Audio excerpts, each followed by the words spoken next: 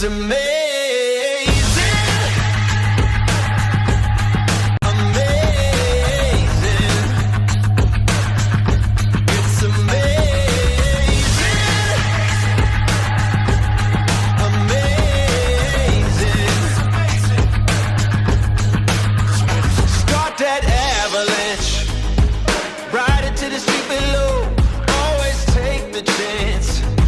If you never do, you'll never know.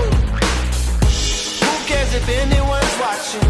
Let them keep talking and talking. Avalanche, start that avalanche. Okay, this is getting crazy. Tigers getting cagey. Feeling something new. It's amazing. All the records breaking. History in the making. Feeling something new. It's amazing. It's amazing.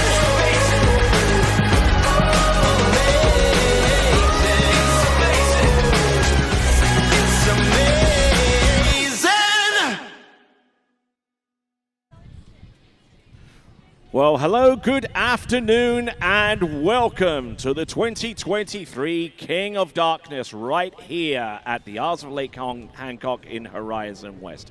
My name's Tony Lightfoot, your announcer for the slalom portion of the events, alongside my good friend from New Zealand, multiple-time slalom champion that he is, and former #1 from years gone by. He comes to us from New Zealand. His name is Aaron Larkin. How are you doing, sir? Good evening, Tony, and everybody else. It's great to be here, and what an event we've already had with the prelims held yesterday and on Thursday, culminating to this evening into what's going to prove to be an extremely exciting finals. I'm certainly looking forward to it.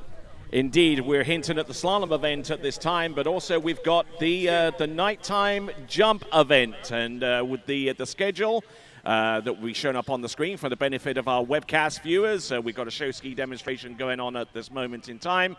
Then we'll go into the women's slalom semi-final, followed by the men's slalom semi-final, and then right after that we've got the women's jump final, followed by the women's slalom final, then the men's slalom final, another show ski exhibition, followed by our junior jump competition, and then the grand finale is the men's jump championship, and that is the events that will take place during the course of this competition. Yes, the King of Darkness, and we're taking a look at some of our booths along the shore side. We've got a number of great culinary options for our spectators right here. We've got representation from our sponsors such as Masterline, such as Action Water Sports, of which you have a very deep connection there with, Aaron. Yeah, no, I certainly do. Yep, I joined Action Water Sports as a boat salesperson nigh on 2 years ago. We sell Mastercraft boats, obviously the towboat to this wonderful event, and of course bar-leader pontoons, both what we would class as being the Rolls-Royce of each of their respective industries. And so if anybody's out there looking for a boat, pontoon boat, wake surfing, water ski boat, by all means come and see us at Action Water Sports. We're out in Polk City, just off of I-4. You can see us from the highway, and certainly happy to help in any way. Yes, indeed. The crown jewels of wakeboarding, water skiing, and pleasure boating right here along the shore side. The Barletto pontoon boats available in freshwater lake editions and also in coastal edition as well, with special galvanizing and other enhancements to ensure that your days out there on the coastal waterways, whether it be in the Gulf of Mexico or out on the Atlantic, go trouble-free. Yeah, no, we got a whole range of boats. The Barletta specifically, as you mentioned, coastal boats. We can do freshwater boats, 20-footers all the way up to 25-footers, ranging from, let's say, $45,000 all the way up to $300,000. So it depends on what your poison is. we've got a boat for you, and also used boats as well. So. And indeed, let's not forget the Mastercraft towboats, our official towboat here at the King of Darkness 2023.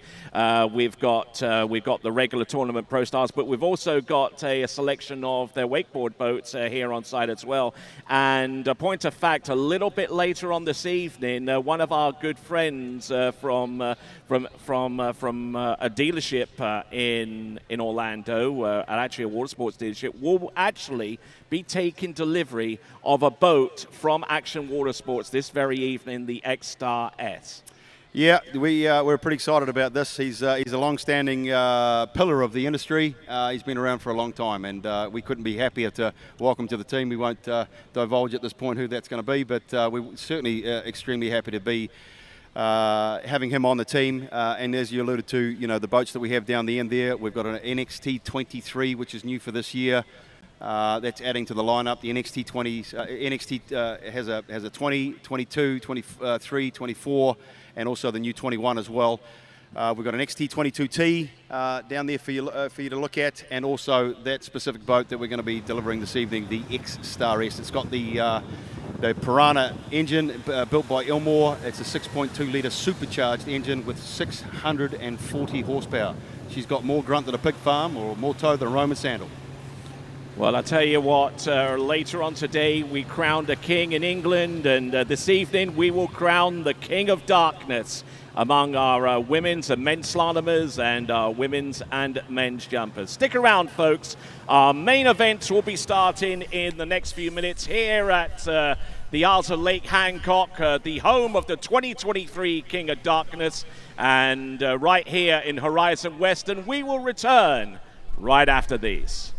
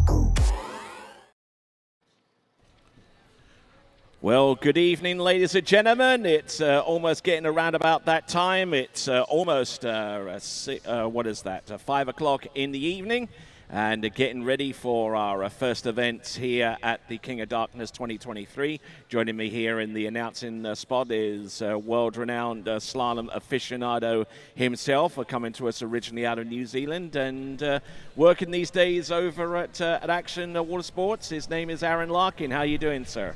I'm doing wonderful, thanks, Tony. It's been a good day. We've had a demo event for Action Watersports where we've been showcasing the Mastercrafts and the Barletta pontoons. Had a great uptake on that, and a lot of happy people have gone home with that experience. So it's been a good day so far.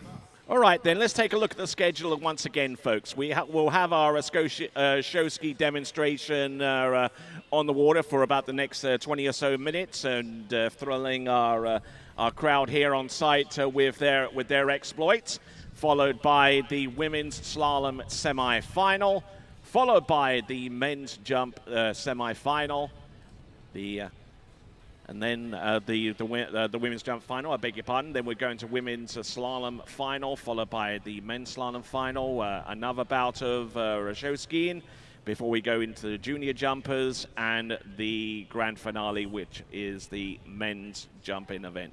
It's part of the Waterski Pro Tour, our worldwide series, connecting the world's top waterski events around the world. This is our second stop of the season, the King of Darkness, and we'll continue to award points to our skiers. And an interesting thing here, Aaron, and I know that you'll love this, being an F1 aficionado yourself.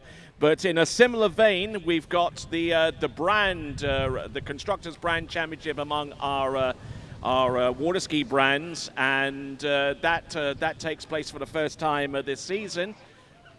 And you can find out more details by going to waterskiprotour.com. But I mean, it'll be the likes of Conley versus Radar, Syndicate versus Good, you know, La Pointe against D3. One or two D3. Yeah. So I mean, you've got some major players in each of those teams, and I mean, you've got the likes of Whitney McClintock, Badrini, and Robert Pagozzi repping Radar, and I know you like Radar because you skied on that brand for several seasons. Yeah, I'm actually still with the Radar brand. I'm fortunate that they still take care of me, and I guess I play some sort of brand ambassador sort of role. But yeah, it's exciting, the innovation that the Pro Tour's come up with the constructors series. It's going to be an interesting add-on to the tour. Indeed, indeed, and we look at the inside of our tent as we check out our show ski action, and the one on the outer and the one on the inner managed to make that ramp trick, but the one on the inside is going to have to work a little bit harder, don't you think, there, Aaron? Yeah, well, better them than me, let's be fair. You know, I've had the jump ramp a few times in my life, quite a few times, but certainly inadvertently never actually tried to do a front flip, even though on a couple of occasions that's happened. But these guys are extremely talented and putting on a good show. And unfortunately, sometimes that, like it does in slalom skiing, jumping and tricking, etc., you know, things don't quite go right. But I'm sure they'll reset, remount, and we're going to see some more exciting action from these three. Now, a little bit of background on show skiing. It's one of the 9 disciplines under the umbrella of USA Water Ski and Wakeboard. There are other disciplines such as tournament water skiing, the slalom tricks and the jump event, barefooting, collegiate water skiing, hydrofoil, ski racing, and kneeboarding, amongst the various activities that go on under that umbrella, you know. So I mean, there's a whole world of choice for you to choose from, and you know, you can find out more by going to usawaterski.org. That is usawaterski.org. And other facts about show skiing as well. I mean, it essentially originated all the way back in the 1940s and 1950s. Whenever you had those athletes, those early innovators ply their trade on Cypress Gardens, which isn't too far away from here.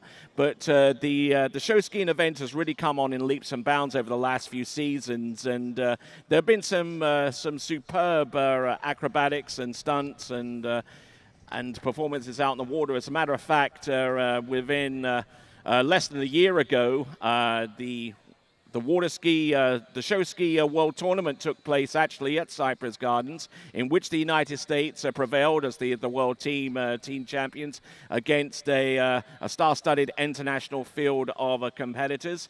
And show skiing in its national form continues to be competed from teams all across the country, not only in Florida, but also some of our Midwestern states, such as Michigan, Wisconsin, Indiana, and such like. And you tend to find more often than most that the show ski teams that do prevail normally come to us from the Midwest, and they have such a strong heritage in show skiing.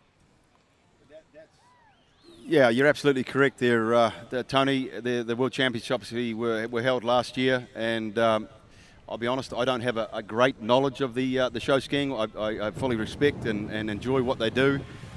It seems like you're an encyclopedia when it comes to that sort of stuff.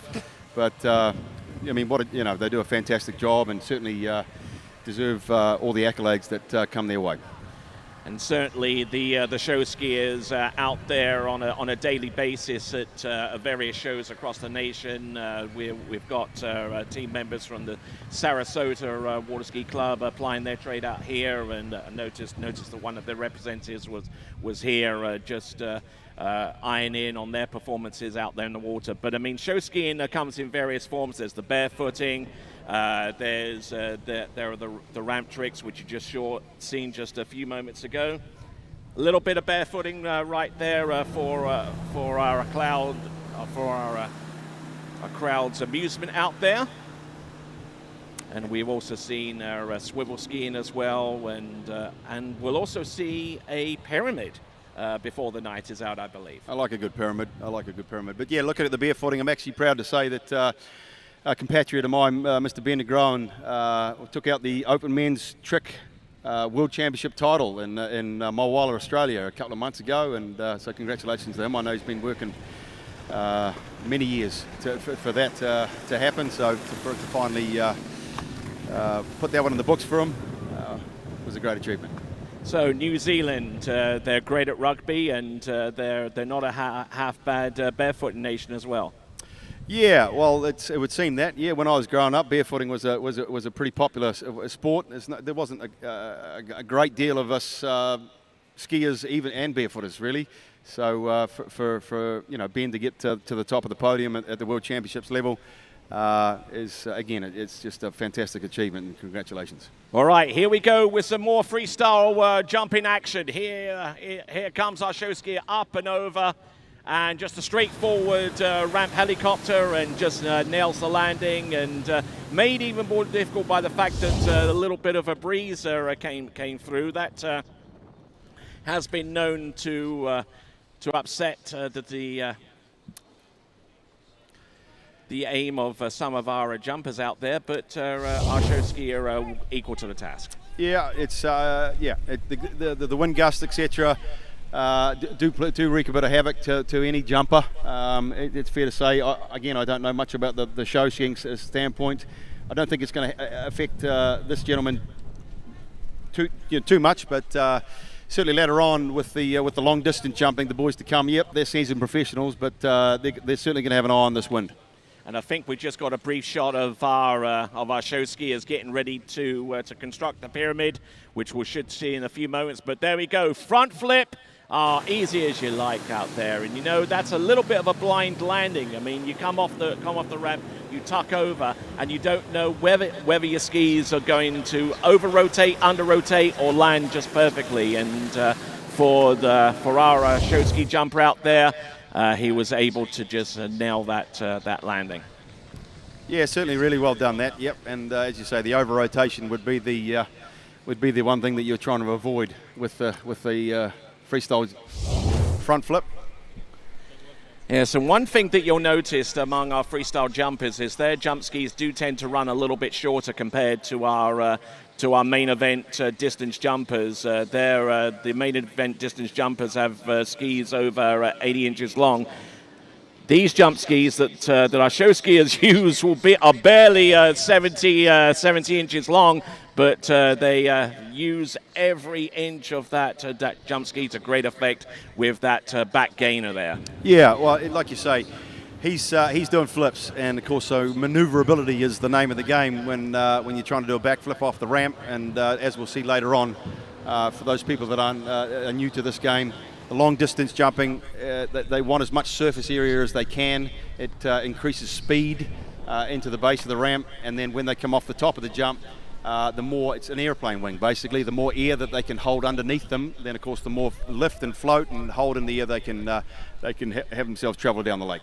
All right, then, and it looks like we've got our specially constructed barge for our show skiers who are about to construct the pyramid. Now, in order to make this happen, they've all got to start off the dock at exactly the same time. Whenever those lines go tight, and there's several of them, you know, so it's a little bit of a knitting needle game at the beginning to make sure that all of the lines are exactly where they need to be for our pyramid act. But when each of those lines go tight, each one of those skiers have to be ready to take that dock start. It's nervous moments. Yep, certainly very technical and very difficult. But like most professionals in their respective sports and activities, these guys are going to make it look pretty easy, I would suggest, and putting on a great show for us. As we're looking at the TV screen for those webcast viewers at home, the great Regina Jaquist, the greatest women's slalom skier to grace the water, and we're privileged to see her again putting on a show for us tonight. All right then, folks, looks like we've got our pyramid skiers out there on the water, all resplendent in their red outfits, and yep, they don't mess about here. They get to work very, very soon as one level gets constructed. Let's give them a big cheer and encourage them along as they construct the pyramid. Here you go. This is nervous moments here, and there you go. It doesn't take them that long. Let's give it up for them, please. Woohoo! That's impressive stuff there, Aaron. That is good stuff. That is, like I say, they just they whipped into shape and got the pyramid done, made it look extremely easy because it's just not, and it's pretty entertaining stuff. And you know, I was halfway expecting them to take the entire length of the lake to get that pyramid situated, but it only took them a few seconds, you know, after they get started off the dock. And you know, that's only possible through months and years of training and getting everything coordinated, you know, because one false move and that thing could come crumbling down quite disastrously. Yeah, well, you can imagine everybody's obviously skiing, and the girls or the boys that are at the top, if they were to fall forward, then of course they're falling into skis and ropes and getting run over, etc. I mean, it's fair to say that the fins on the bottom of the skis aren't your traditional ski fins. They're not the semicircle, the half moon. They're going to be a lot flatter, so the risk of getting run over and cutting the forehead or whatever is minimised, but certainly not something that you want to be, making a habit of. And I think it's fair to say, do not try this at home unless you have some experienced people to train with and instruct you. And absolutely, yep. No, you certainly you want to go and get some coaching if it's show skiing or barefooting or tournament water skiing, any sport in particular. If you're taking it up or taking a liking to it, and I would strongly suggest going and getting an expert to tell you how to do it properly, because it will far and away expedite one's learning curve. And whether it's barefooting, show skiing, hydrofoiling, kneeboarding, tournament water skiing, collegiate water skiing, show skiing, you can pick one of those disciplines to suit what you're into. Check out usawaterski.org. That's usawaterski.org to find out more about the 9 sports disciplines that come under the umbrella of USA Waterski and Wake Sports. All right then, so we are just minutes away from starting our women's slalom semi-finals. Ladies and gentlemen, let's give it up for our show skiers! And there at the same time is showing us the capacity there of the Mastercraft, the Pro Star official towboat of the 2023 King of Darkness, you know, and we're winding down to about 7 minutes away before we bring on our slalom semi-finalist in the women's competition, and then we're going to go into the men's slalom semi-finalist. And you know, some of the world's greatest skiers in the slalom event, you know, are present here. In the women's competition, you basically touched upon our women's competitors. We've got Regina Jacques going up against Ali Nicholson, and Whitney McClintock-Rini against Jamie Ball. Two USA versus USA, Canada versus Canada. Yep. And it's all on. It's race base. It's all on. So what's going to happen out here, folks, with the women's slalom skiers is each bracket, the top seed gets to choose first, and they got to choose either which boat they choose or which driver. Now, what happens is the first person that goes out, the second person must beat that score. If there's a tie, then the first person wins, and they will advance. There is no runoffs in this format. So there is some strategy to it. This is certainly one of my favourite, if not my favourite, format in water skiing, because I believe it's an extremely exciting way to project our sport. One boat's going to go down. The women are going to start at, I believe, 32 off, 13-metre line. One boat goes down. The first competitor runs that pass. Second boat will follow them, and then and so on and so forth until basically the until basically the second person either draws or beats the first person. It's as simple as that. So the only scenario in which they actually continue both of them is after they each run a complete pass. If a particular pass is not completed, then the second skier has to outright beat it in order to advance. Otherwise, the first skier advances. 100%. Yep, that's the way it works.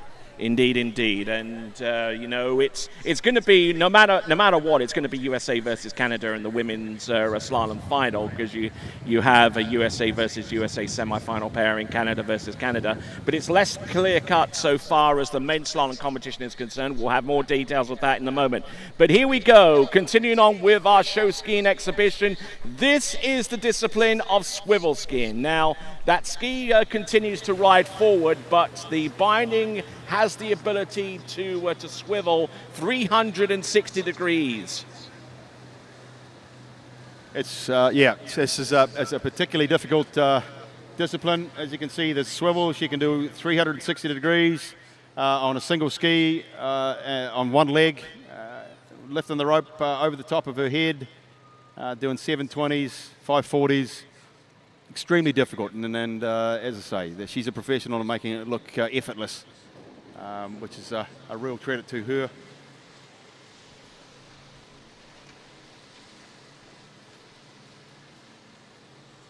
So as she comes back again, let's see what she can do. Obviously, on the one leg, and looking the goods. Give her a good cheer, ladies and gentlemen, as she comes past. I'm sure she's going to appreciate it. There's a lot of hours and a lot of time and energy put into what she's doing right now, and. Isn't she fantastic? So great swivel skiing there, just showing the beauty and the poise and precision out there. Shades of Esther Williams from the 1950s, early part of the 1960s. You know, featured in the film Easy to Love, that was shot entirely at Cypress Gardens, and you know, that was basically a show skiing's coming out party all the way back in the day, you know, and that encouraged a lot of people to get into water sports and water skiing especially. Yeah, absolutely, and this was generally the start of it, wasn't it? You know, so back as you were referencing back in the days of the Cypress Gardens, you know, Betty Bonifay eras, and this is where it all spawned from. Most certainly, with that, as we continue to rock our way towards the slalom event, which will get things started amongst our competitive aspect of what we do here at the King of Darkness for 2023. It's the first slalom stop of the Waterski Pro Tour, and the Waterski Pro Tour will go to various locales around the world. The next slalom event actually takes place tomorrow, all the way in Claremont, Florida, which isn't too far away, and then it goes to places such as the Northern Panhandle in Florida, going to Greece and to France and Italy and all of those other places, around the world, So a true worldwide series, and we look forward to seeing what the slalom skiers can do to put their initial mark on the tour rankings. As we look at for the TV screen, the TV viewers at home, Nate Smith, one would argue that he would be knocking on the door of being the greatest slalom skier to ever put a ski on, battling obviously the late great Andy Mapple. Nate Smith has gone out and run 41 off more times than everybody else combined. Yep, he's certainly one of the greatest out there to ever grace the water out there on a slalom ski. And we'll try and get a little bit deeper into the weeds so far as technique and what it takes to get to this type of level, as we now work our way towards the final acts of our show ski demonstration for your viewing pleasure. And the boat is accelerating up. That can mean one thing and one thing only: barefoot water skiing. Stepping off the ski. There you go. Boat going up to 45 miles an hour, and the skier stepping off the ski once the water becomes solid enough to do so. And I certainly gave that a try back in the day, and it was a little bit hit and miss for me doing step offs on one ski. But there is a far easier way for you to actually barefoot water ski, and that is actually an aluminum bar which you can fix to the side of the boat, and will allow you to actually learn to barefoot water ski far easier and in many ways far safer as well. Yeah, absolutely. Yeah, and that goes across the board with water skiing as well. If it's barefooting or water skiing, that's the way that you learn.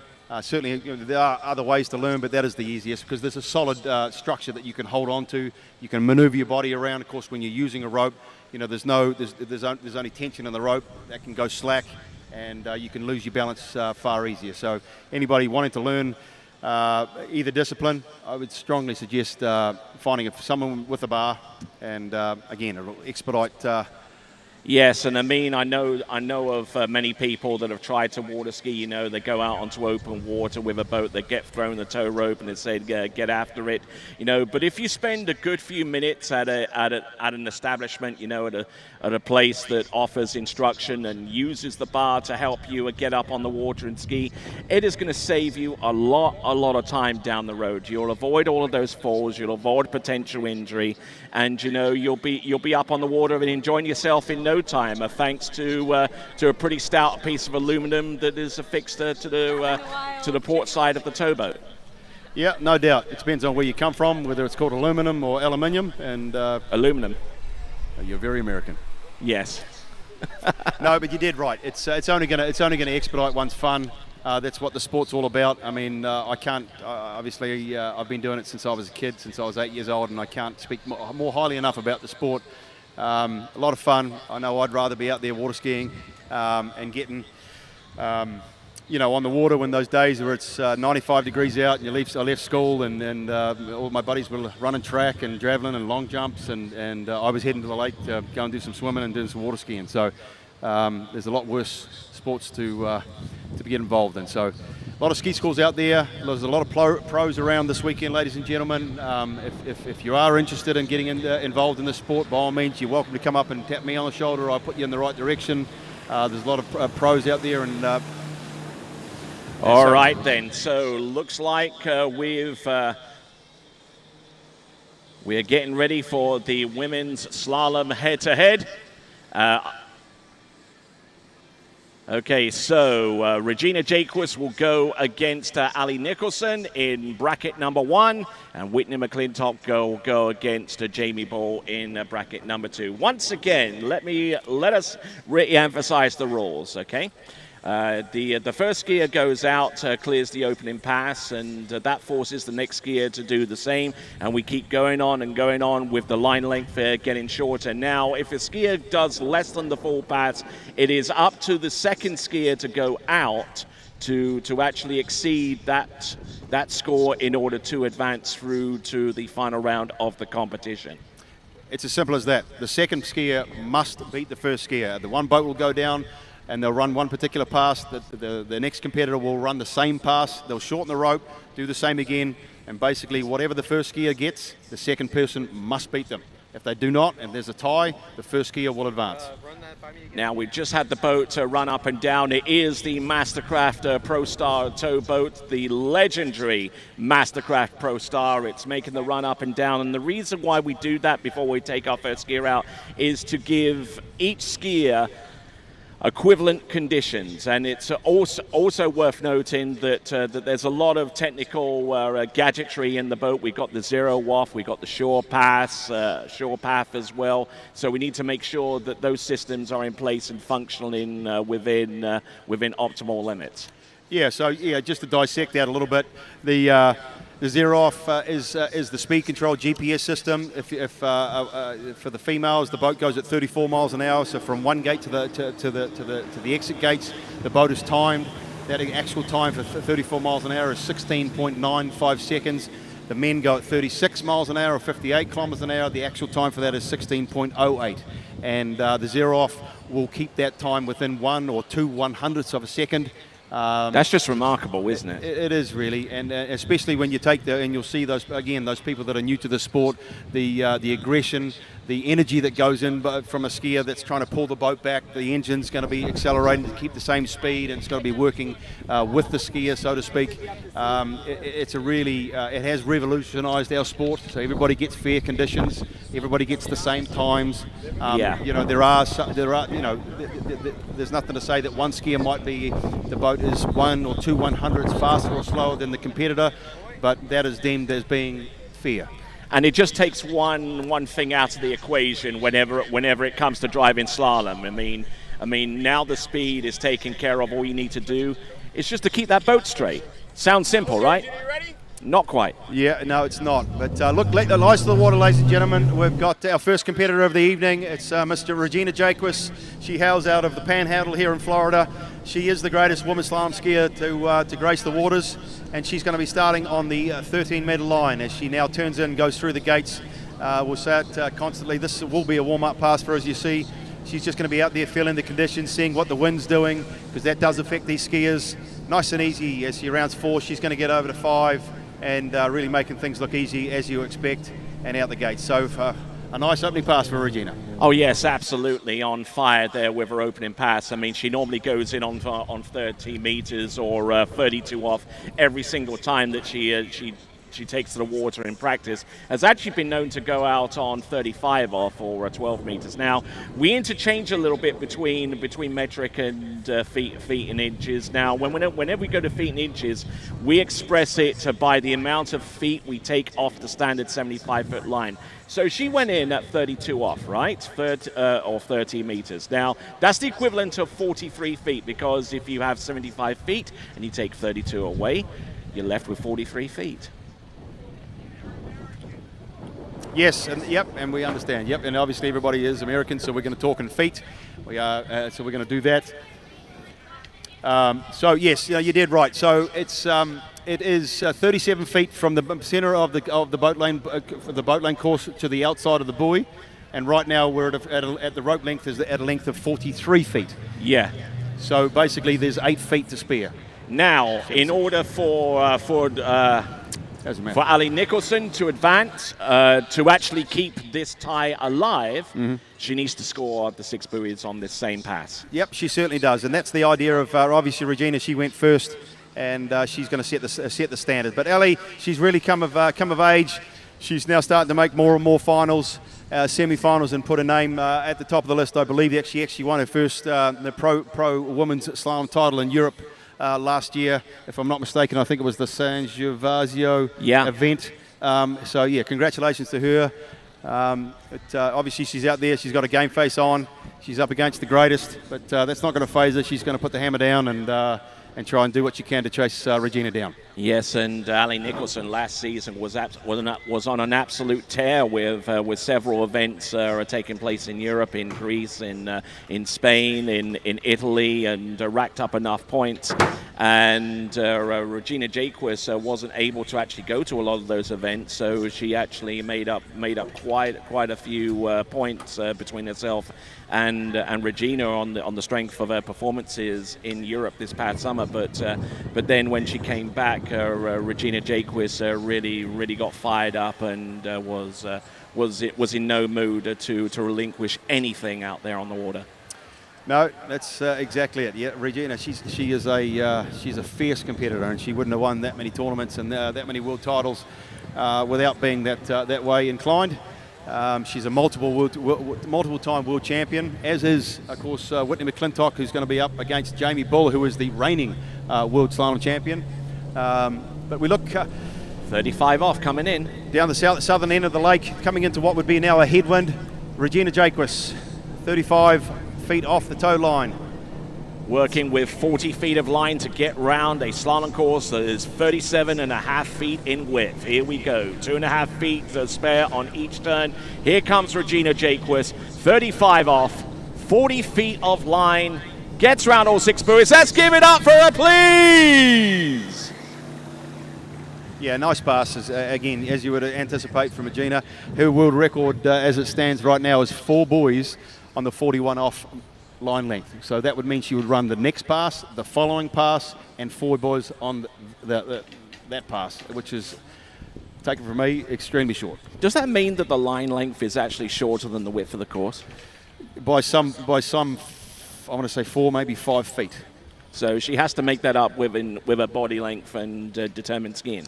Well, yes, exactly. And for someone that's like Regina, she's 5'4", and so there's a lot of arm stretching and a hell of a lot of technique and a lot of sheer grit and determination in that.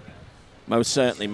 It certainly takes technique, as a combination of technique, strength, and just pure mental brutality out there on the slalom course to get the job done. But we'll take a look at Ali Nicholson as she gets ready to come back into the course. It's a head-to-head slalom competition, which means we do use 2 boats.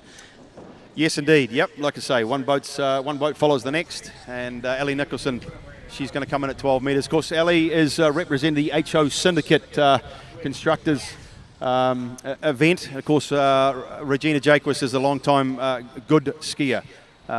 Here comes Ali now from the southern end of the course, 12-metre line or 35 off.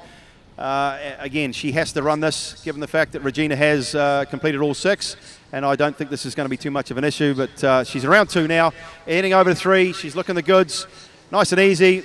She's going to have her wits about her. She's going to make sure she's not going to make any mistakes, and as you would expect, Ali Nicholson around 6. Put your hands together, ladies and gentlemen. Great pass. Coming to us originally out of Gallatin in Tennessee, that is Ali Nicholson. Now, between Regina Jaquist and Ali Nicholson, they both exhibit rather different types of slalom style out there. Ali Nicholson tends to be a little bit more free-flowing out on the water, whilst Regina Jaquist more muscularly inclined and can really pack a punch out there on the slalom course. Well, yeah, and of course, what you got to remember is that if you take note, for those again that are new to this, Regina will have her right foot in front of her left foot. Ali Nicholson has the opposite. And of course, what you can imagine there is that one side, if you're a left foot forward skier, the turns at 1, 3, and 5 would be what you call your heel side turn. So that's the easier side to turn the ski. for Regina, 1-3-5 is what will you be your offside. Her good side turn is 2, 4, and 6. It's a bit like tennis and pickleball, you know. I mean, sometimes you have a different backhand compared to someone else, and Yeah, that exactly. type of But the only we don't have a kitchen involved in slalom skiing. But yeah. So of course here comes Regina Jaquist, ladies and gentlemen. Here she comes from the northern end of the course. This is 38 off, so this is the first line length where the rope does not reach the buoy. She's through the gates and around 1. A little bit of deadline at the back of 1, but that won't bother her. She'll crush 2, and she does. She's over to 3 now, nice and early around 3. Little gust of wind at 4 ball. She's around 4, no problems. Nice and early around 4. She's a little tip rise at 5, There you but really go. no problems. Again, put your hands together. Regina Jaquist through 38 off. 38 off, which means that the line was 37 feet and having to make up 6 inches on each turn there, Aaron. Yep, you'll see. Here comes the slow-mo now. Regina, she is a real technician out there. As you say, she's got brute force, but at 5'4", she's really got to have a good technique, and you'll see it. You know, hard to handle there at 1 because that's probably the windiest buoy on the course, and she pays dividend at 2, makes up for it on her good side. Nice and early, keeps everything moving away from the boat. That means you're going to keep the rope tight, and when you want to make a turn, you need the rope to be there. So she pulls the handle in, makes a turn at 4 ball, gets against the boat to create that leverage and swing out to 5. We didn't quite see it there, but there was a little bit of tip rise at 5. But she's been in that situation many, many times. Gets over to 6 and out the exit gates. Great pass, and that's put the certainly set the standard for Ali. She obviously knows that there's no other way but to get around all 6. And with the ski line actually being perpendicular on each side in order for the skier to actually make it around the buoys in this spot, it means that the deflection angle from one side to the other is a full 180 degrees, and that is quite a lot of force to take on board in about space of 2 seconds. Here we go. Ali Nicholson coming in at 38 off. Well, she didn't get the greatest start, but again, she's off at 2. She's managed the windiest part of the course. She's around 3. She needs to be patient here at 4. She is. She's going to get over to 5. Good skiing here, Ali Nicholson. She's really made easy work of this. And it looks like she's on her game. Ali Nicholson through 38 off. Wonderful stuff there from Ali Nicholson. You know, the winds are starting to pick up a little bit, which could actually cause 1 or 2 problems for skiers out there on the water. But between Regina Jaquist and Ali Nicholson, they are more than equal to the task out there. Yeah, absolutely. I mean, I've said it. We're looking at the replay now. Obviously, buoy number 1, that's her good side turn, and she really did manage it well because it is the windiest part of the course. Nice and patient there at 2. She gets over to 3, makes a good turn here at 3, and then from here, it's all about patience. It's all about staying over the top of the ski, making sure that you get the ski underneath the line, staying on the ski basically, and not doing anything silly. She gets around 5, and from here she knows that she's gonna have it in the bag around 6 and out the gates. Of course, you have to go through the gates at one end, and you have to go through the gates at the other. If you don't, then she's all over Rover. So a good picture there of our current reigning world champion Canadian Jamie Bull. You wouldn't meet a sweeter lady. She's a sweet girl, and but man, when she gets on the slalom course, the fangs come out. She is a real bull. Indeed. And now we're at 39 and a half off. 39 and a half off with this next pass coming up. You can imagine how short that line is going to be. Yeah, this is a challenge, but Regina, she's run this pass more than most of anybody else in history, and I would expect to see none other than 6 boys here. She's around 1, great start. She's going to have to lean a long way over to 2 ball because of the headwind. She's got over to 3 ball now. She's on course. Man, she's early. She's going to get over to 4. Come on. She's going to crush. Oh, look at the power it's involved to hold on to that. She's around 5, and she's going to be all the way over to 6. Oh, Regina, get after Jaquist.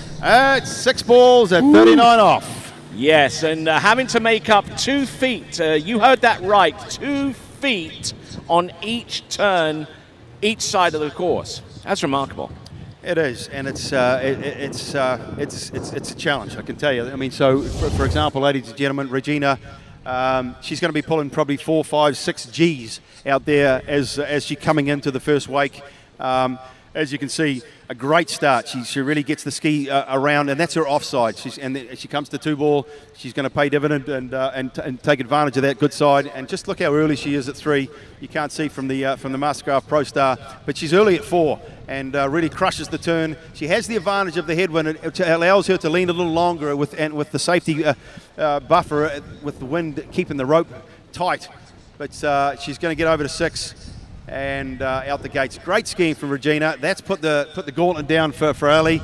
I don't believe she's ever run 39 off ever in a tournament. I stand to be corrected. No time like the present. No time like the present. And, you know, we've got the conditions. The Mastercraft Pro Star is the #1 slalom towboat in the world. Yes, indeed, and she'll be skiing into the headwind, which is quite significant, you know, because she'll be taking in a lot of grunt and a lot of speed into each turn, and she needs to be able to bleed it off successfully in order to get that ski around. Now, here she comes. This is a 39.5 off. She has to make up 2 feet of space on each turn to continue. She's round buoy #1, taking it round buoy number 2. She's still there. She's round number 3. Can she make it outside buoy number? No play on 4. That means that Ali Nicholson, despite her best effort, is eliminated, and that means that Regina Jacquez advances through to the women's slalom final. That's great stuff. Good. That was actually great skiing from Ali Nicholson. I tell you, when she came out of 1 and over to 2, I thought that was the start that she would. She needed to carry on, and unfortunately, she just got a little narrow into 3 ball and tried to turn it and got back on her heel. For those viewers at home, we'll see the replay and see exactly what I was saying. She had a great gate through the gates and over to 1. She has not a bad turn there. She carried a lot of speed at the back of 1 and got over to 2 nicely. She's around 2. A little bit of a stall there. You see she gets stuck on the back foot and unfortunately just couldn't get the acceleration out of the ball. Needed to make it all up there at 3 and just got stuck on the back of the ski. But really good stuff there from Ali. I'm sure she'll be happy. She's run 3 buoys at 39 off a couple of rounds this tournament. So again, put your hands together as she comes up the shore, ladies and gentlemen. Great skiing for Ali Nicholson. All right then, here we go. 41 off. And Regina Jacquez not getting much of anything off that #1 turn. But ladies and gentlemen, let's give it up, please, for our first pairing. Ali Nicholson and advancing through to the women's slalom final, Regina Jacquez. Yeah, great skiing there from Regina and Ali. They got a lot to be proud of. So we're going to see Regina later on, as we've seen time and time again.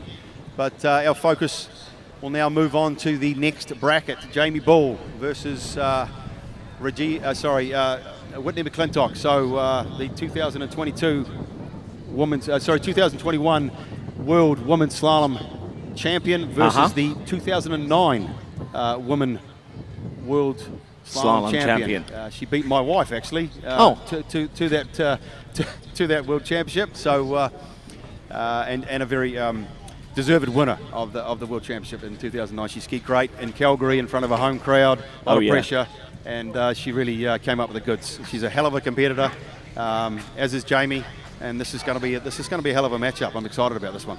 Yes, indeed. We're looking forward to that one. 2 of Canada's best out there, the current world champion, and against a former 2-time world slalom champion and former 2-time world overall champion, actually 3-time world overall champion if my memory serves me right. But these are 2 competitors, stalwarts on the Canadian national water ski team, and a good portion of the reason why Canada is the current world team champions from 2021 there, Aaron. Oh yeah, they've put a lot of time, a lot of money. The government gets behind them. They invest a lot of time in the kids, in the juniors.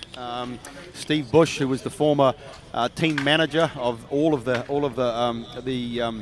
teams, he's now since retired. Matt Reaney has taken over those reins, but Steve put a lot of time, effort, blood, sweat, and tears into it, and it's proven dividend, and that's why Canada is such a strong force in the world of water skiing. All right, then. Looks like we got our towboat making its way up and down, and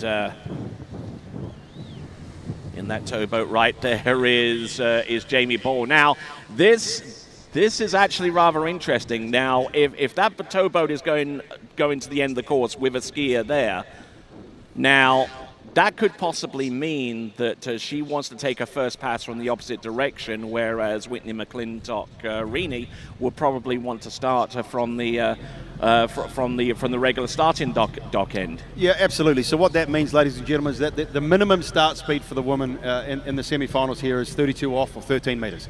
Yeah. So basically, Whitney who's elected as the highest seed in this Jamie Bull's the highest seed in this event. So, as I understand it, so she's Okay, so now I've just got word that what we were just about to explain has nothing to do with it. They're just doing a simulation pass, I believe, because Regina, she fell at 41 off, and there was some time which exceeded the allowable limit that they do need to do a phantom pass, basically meaning, again, like you alluded to, Tony, that the conditions are exactly the same for every competitor. So they're just basically running up and down the lake to make the water the same. Okay, so kind of explain the difference between the two opposing conditions, the headwind and the tailwind, because it's easier to run the slalom course in a specific direction, knowing that all you have to typically do is to pull all the way to the buoy. But conversely, you have to run some passes with the tailwind, and that can prove to be quite arduous, having to slow down that particular speed, but also keep the line tight as well. Well, it's as simple as this. There's an acceleration phase to slalom water skiing, and there's a deceleration phase to water skiing. Behind the boat, you're getting accelerated, you're getting swung across the lake, and then as you see the skis start to swing out and they start to reach, that is the deceleration phase. You can imagine that coming into a headwind with the wind in front of you forcing against your body, it's going to slow you down quicker, which in a turn is going to keep the rope tight, which is going to allow you to make a turn whenever you want to make a turn. With the wind behind you, you don't have that advantage of the blanket of the headwind. It's actually pushing you down the lake. It's harder to slow down. So you have to keep your direction going towards what would be the bank or away from the boat to keep the rope tight. But it's harder to decelerate at the right time. So what you'll find as the rope gets shorter, and for those people that are the novice water skiers, that's why it's harder to slalom when you're in a tailwind, is because you don't have the rope when you want. The rope is not tight when you want to turn. Absolutely, he's one of the greatest names in slalom coaching, Mr. Aaron Larkin out of New Zealand, and explained that very, very succinctly indeed. Here we go. This is Whitney McClintock-Rini, opening pass. This is going to be 32 off, or 43 feet of line total, 43 feet to run a course of 37.5 feet in width. Plenty of space, but anyone that has ever tried to come off the dock on a 32 off to run their opening passes will tell you that a little bit more to it than that. Oh, absolutely. I mean, it is, and a lot of people, I mean, these guys are professionals, and making 32 off look easy to a novice skier it's kind of mind-blowing. But this is a warm-up pass. They're just out there feeling what the boat's doing, what the water conditions are doing, the wind, the gusts, etc. But like I was saying before, the brackets, I put you up the garden path there a little bit earlier. It seems that Whitney scored the highest score in this bracket from the preliminary rounds, so she would have elected. She had the choice of boat or go first or second, keeping in mind that second has to beat the first. So she's gone out and elected to go first, which means that Jamie has to beat the score. So she's going to set it. Jamie's got to beat it. Yes, absolutely. This is the essence of a head-to-head slalom skiing.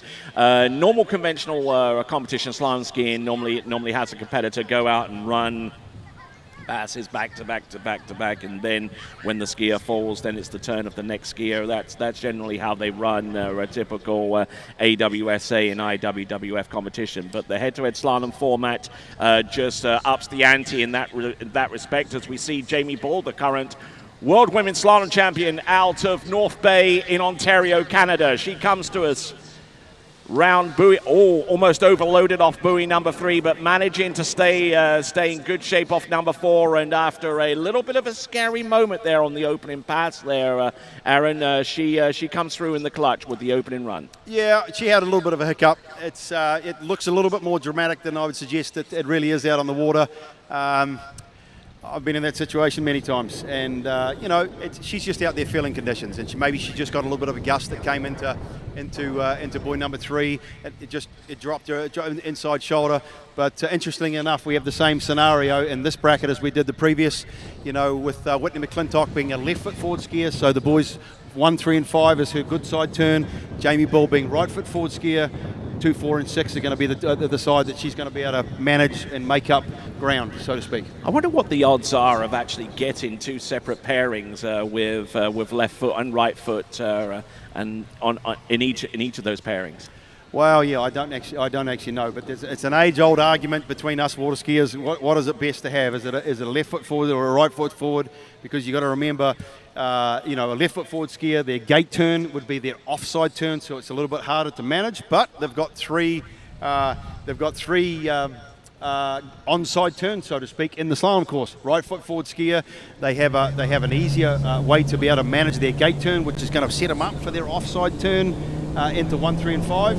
But they have less good side turns to make mistakes up with. So, but here she comes, Whitney McClintock. She's also using the one-handed gate, 12-meter line, 35 off, into the headwind. She's got no problems as she rounds 1. She's over to 2, very, very early over into 3, just keeping the rope nice and tight, controlling things, keeping her wits about her, staying still over the top of the ski. Nice turn at 5 and over to 6. Great skiing, Whitney McClintock. Yes, and that was at 35 off, which leaves her with 40 feet of line to get round a course that's 37.5 feet wide, 2.5 feet of room to spare on each turn. May sound a lot, but I mean it is pretty much a humongous task to go out there to do on one's second pass. And she has such fluidity and such efficiency of motion out there. We're looking at the instant replay, and for the benefit of our folks along the shore side, it's the big screen across the lake, and you can take a look at just the efficiency and movement, as I explained once again, with Whitney McClintock-Rini, and that certainly makes her one of the very best out there on the water in ever. Yeah, no, absolutely. She again, consummate professional. Her technique is honed with thousands, tens of thousands of hours of practice, and she's doing it behind the Mastercraft Pro Star, which is as I say, the #1 slalom boat in the world. It's powered by the 6-litre Ilmore engine, 380 horsepower.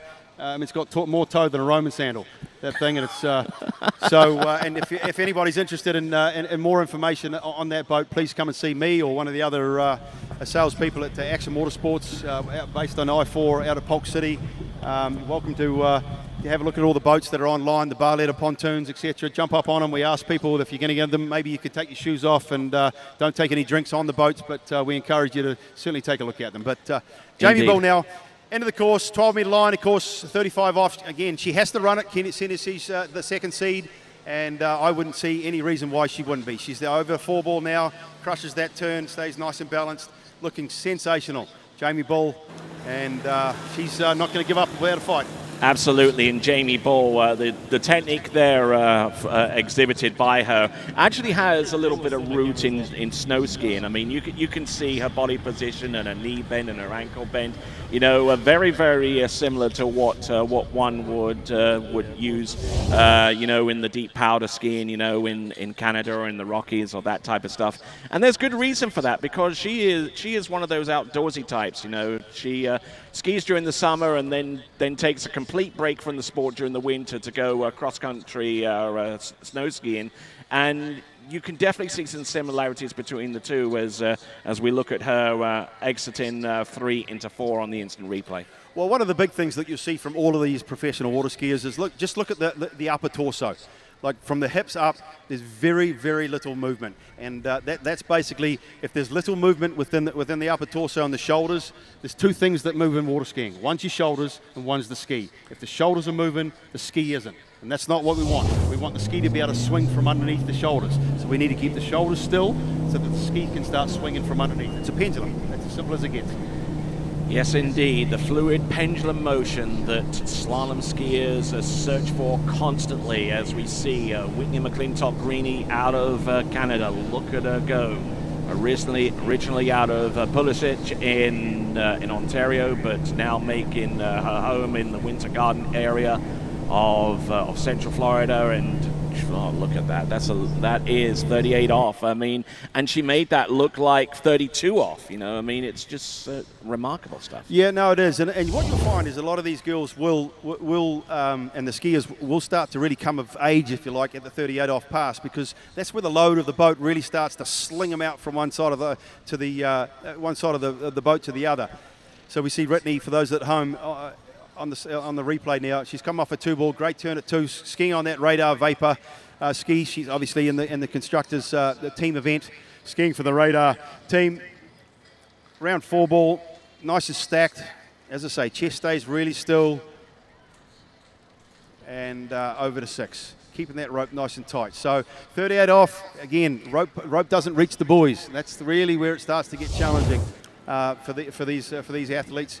There's a lot of reach, there's a lot of technique involved, managing loads. You know, these girls are going to be managing, let's say, 500, 600, 700 pounds of pressure when they're crossing behind the wakes. And that Mastercraft Pro Star is slinging them across out to the ball. So here comes Jamie Poole now. She knows what she has to do. She's got to get around all 6. I wouldn't anticipate she's going to do anything less than that. She pulls out for the gates. Right foot forward skier. Through the gates now and over to 1. She's going to have that tailwind. She really tight line at 1. Really good start. She's crushed 2 ball nicely. She's going to get over 3. She's around 4. Looking good. Over to 5 now. And she's going to work hard and get over to 6. She doesn't need to. Yeah. Good stuff there from Jamie. Really, really technically sound. And the one thing, insofar as a technique is concerned, that is present between the two competitors from Canada here, Whitney McClintock-Rini and Jamie Bull, and I'd like to pick your brains on this one a little bit, is how much they carry the handle with the back arm coming off the second wake into these turns, because that is critical to the success at this point. Well, it is, and back arm pressure is just a reference to the shoulder that's furthest away from the boat. You know, so what happens is if you can maintain that pressure as you pass the second wake, what it enables you to do, what it basically tells you is that you're moving across the lake. You're not moving down the lake. So now you're moving away from the boat, which keeps the rope tight. So the idea, the essence of short line skiing is to have all the pressure in your upper body, very little in your lower body as you're coming through the second wake, so you can release the pressure from your feet, allow the ski to start moving from underneath your shoulders, maintaining that pressure, and the ski will swing out towards the shore, and that's what keeps the rope tight. All right then, folks, continuing on this pairing, the Canadian National Women's Slalom record holder versus the Canadian National Women's Slalom Under-21 record holder, Whitney McClintock-Rini versus Jamie Bull. This is 39.5 off. It's 34 feet of rope to get round a course that's 37.5 feet in width. All right, here comes Whitney McClintock now. Through the gate, she's around 1. She's got a great start. She's over to 2, nice and early. Again, into that head one, using that to keep the rope tight. She's a little bit back at 3, but she's over to 4, no problem. She's going to use a bit of strength all the way to 5. She's around 5, and she's going to get all the way to 6, is she? Yes, she does. Put your hands together, ladies and gentlemen. Immense strength, immense power, you know, and sometimes it doesn't go your way, you know, perfectly so far as your technique goes, and that is where having a little bit of experience and strength comes into play, Aaron. Oh, it certainly does. I mean, but again, you know, these women, they're going to be in the gym 5-6 days a week. They're going to be training, you know, slaloming, I would imagine. Let's say they're going to take probably between 6 and 10 ski rides a week, I would imagine. There's a lot of strength involved in that. It's a physically demanding sport. I mean, as far as I understand, it's the fastest accelerating sport in the world. You go from, let's say, when the line picks these girls up around the ball, they're going to be doing, let's say, 32 miles an hour. By the time they get to the second wake behind the boat, which is 37 feet, they're going to be doing 65 miles an hour. And they're going to be pulling, you know, 600-700 pounds of pressure and probably 5-6 Gs. There's a lot of torque on the body. Absolutely. I mean, Max Verstappen and Charles Leclerc can't even accelerate that fast in their great pieces of machinery in F1. No, I wouldn't anticipate so, and I stand to be corrected in that. But I was told that by a pretty intelligent person, far more intelligent than I was. So anyways, Whitney McClintock, she's run 6 buoys at 39 off. Jamie Bull, who hasn't yet run 39 this weekend, her best score has been 5 on this pass. She knows exactly what she needs to do. She has to run this pass or she is eliminated from this year's competition. She's going to pull out for the gates behind the beautiful Mastercraft Pro Star. She's trying to pick a spot. She's done it now through the gates now and around 1. She's a little bit narrow, slow start there for Jamie. She's going to have to make it up on her right side. She has done. She's going to get around 3. She's got a slow 3. She's going to be all the way to 4. Oh, unfortunately not. 4. Just inside 4. I believe that's an unofficial call that comes to the judges. But ladies and gentlemen, she gets off. By all means, please put your hands together. That's a gallant effort from Jamie Bull. Yeah, give it up for Jamie Bull, please. Okay, so Jamie Bull by the By token of her actually making it round 3 buoys here at 39.5 off, sets herself up for a 3rd place finish that will put her ahead of Ali Nicholson based upon their tied score and the superior seeding that Jamie Ball had going into this women's slalom semi-final.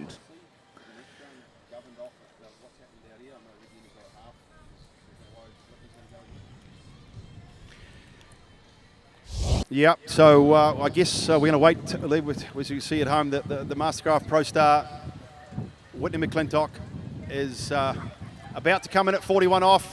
So what's going to happen now, ladies and gentlemen, we saw Regina Jacobs win her bracket with a half a buoy on this line length. And of course, here comes Whitney. She's going to have to get 1 buoy. That's going to put her in the top seed to again choose whether it's the boat or go first or second. Indeed. Here we go. Whitney McClintock-Rini pulls out for the entrance gates. Now she needs to get to the wake.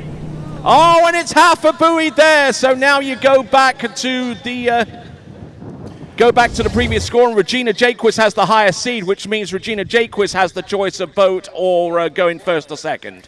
Yeah, we just look at the slow-mo replay there. Hard to do, super hard to do. Tailwind, 41 off. Hardest pass of the part of the course is a little ripple. Very difficult to keep the line tight. And she turned, there was slack rope and fell into the inside. Ladies and gentlemen, let's give it up, please, for Canada's Whitney McClintock-Rini. She advances through to the women's slalom final, where she will take on the might of Regina Jacquis from the United States of America. And we will see that women's slalom final a little bit later on in the proceedings as we continue on with the 2023 King of Darkness. Now, take a look on the screen, folks. There is your men's head-to-head semi-final. Thomas de Gasperi against the world champion and world record holder Nate Smith of the United States. And then an all-British affair between Will Asher, former world slalom champion, and also another world slalom champion, also from Great Britain, Freddie Winter.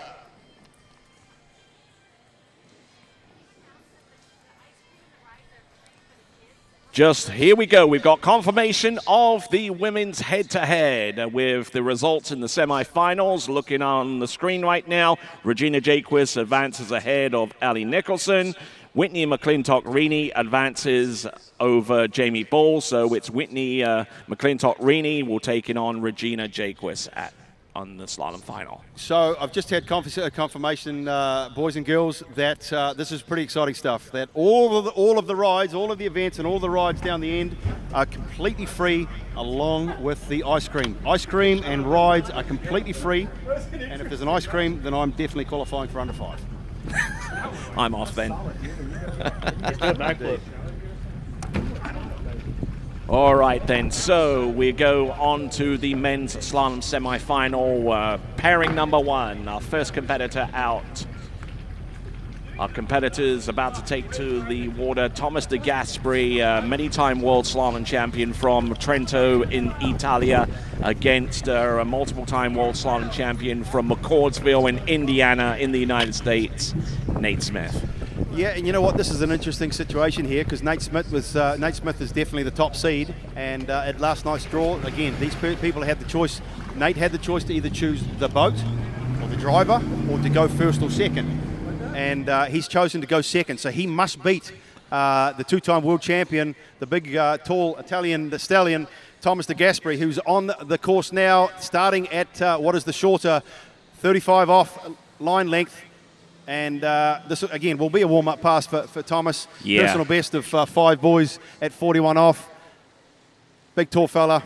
Round 5, over to 6, and out the gates. Absolutely. Great skiing there. And bear in mind that you saw the women just a few minutes ago. They were slaloming at 34 miles an hour, or 55 kilometers an hour. The men, by contrast, will be skiing at 36 miles an hour. And that 2-mile-an-hour difference, although it seems insignificant, you know, just really adds to the difficulty of the slalom event.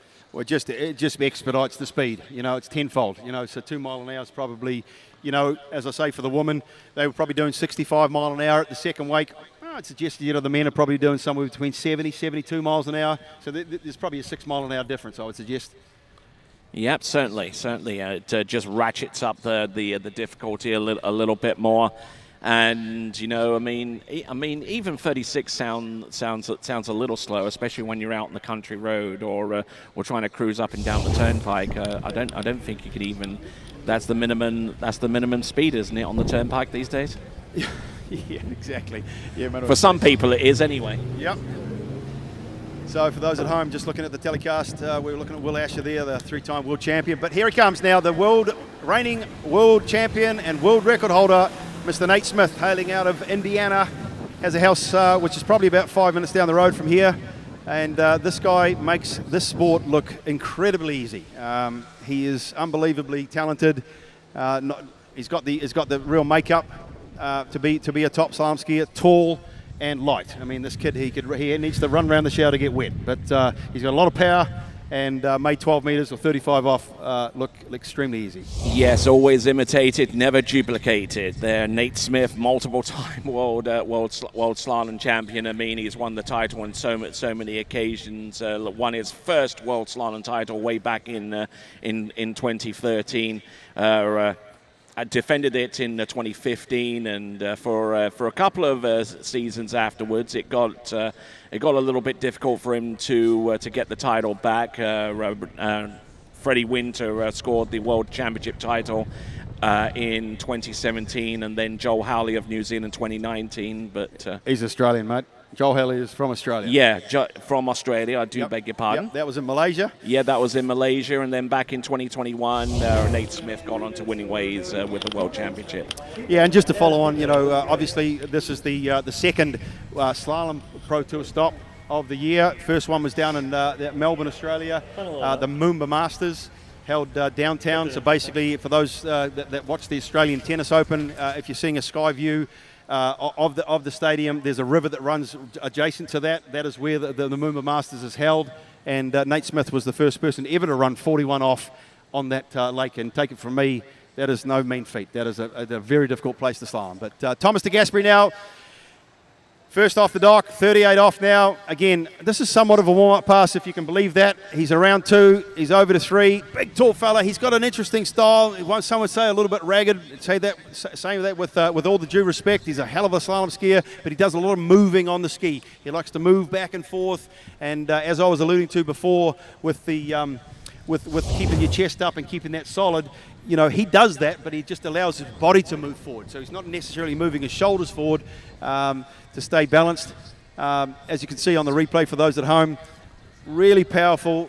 Again, being 6'5" is no disadvantage to him. He's got that additional reach, but of course that means his center of gravity has changed. He's got a lot of core strength, and uses it really to his advantage. 38 off, looked easy into the headwind, and it should be. He'd be disappointed if it didn't. So round 6, and we'll await Nate Smith to come in. Yes, and so far as Thomas de Gasperi is concerned, he is 9-time European slalom champion, and for good reason. He is just very, very consistent out there, season after season, year after year. So protected. And, it was certainly an emotional filled situation last season, just a few weeks before the European slalom champion. He certainly had a family situation that certainly took a lot of his focus away, but he was still able to get through to his 9th European slalom championship title. That's Thomas de Gasperi. Now, Nate Smith, let's see what he's got in store for us. For the next run. Yep, 38 off, again, into the headwind. You'll see, just watch how early Nate becomes. What I mean by early is how much time he has before each buoy to reach and make a turn. He just seems like he's got all the time in the world, and this is something that most novice skiers wouldn't have at 22 off. He just whips himself across the lake. He's in sync with the boat, keeps the line tight, makes a turn when he wants. There's no load, there's no pressure, or very little and such. So, 38 off, 6 buoys, nonchalantly runs the entire pass, and now we're at 39. This is where the business starts. under the strains of that famous Louis Armstrong song, he has all the time in the world on that pass from one side of the course to the next, with that second pass of 38 off. Now, bearing in mind, from 38 off and shorter, the rope does not reach outside buoy's width. At this stage of the competition, at 38 off against a course width of 37.5 feet, you know, you have to make up 6 inches on each turn, which doesn't sound like a lot, but I'll tell you what, it really separates the men from the boys. It certainly does. Yep. No, this is where the money's made. You know, 39 off. It's amazing how the progression has advanced through this sport. You know, when I was growing up through the sport, if you could run 38 off and get a couple of boys at 39 off, then you were on the podium. Now, as I was skiing, it was, you know, if you could run 39 off and get a couple of boys at 41 off, then, you know, you were on the podium. Now you have to run 39. As we watch Thomas Gaspari now, tailwind. Offside turn at 1. It's bumpy at 1, but he's got a pretty good start. He's going to have to crank 2. He does. He's on time. He's back in early at 3. Little slack line over at 3. He's going to get over to 4. Needs to crush 4. Little tip rise, but he's over to 5. Lots of strength to get over to 6. Oh, and he's no. inside. Inside a 6 ball. Oh, my word. Unfortunately, there was just too much tip rise there at 5 with that tailwind, and he just bit off more than he could chew. He's going to be disappointed with that. It's not very often you see Thomas Gaspari miss 39 off. No, I mean, you can typically bank your house on the notion that he's going to at least get halfway down 41 off, which would have been the next pass after this. But let's have a look at the instant replay for Thomas de Gasperi. Now, the first half of the course seems to be business as usual. Good extension around that number 3. And then into number 4, looking good here. But it just takes a momentary lapse, doesn't it, Aaron? Yeah, it certainly does, and this is where it came up. He had a little tip rise out of 4, and then unfortunately, he would have just been trying to be patient at 5 and trying to allow the ski to come up and into the line. He was just a little bit too far back, so the tip of the ski didn't engage. It didn't bite into the water, tipped him further back on the ski. Line was slack, had nothing to go on, and of course, he just, as the terminology is in slalom skiing, he just hung himself out to dry because there was nothing there for him to then get on and accelerate to get over to 6 ball in time.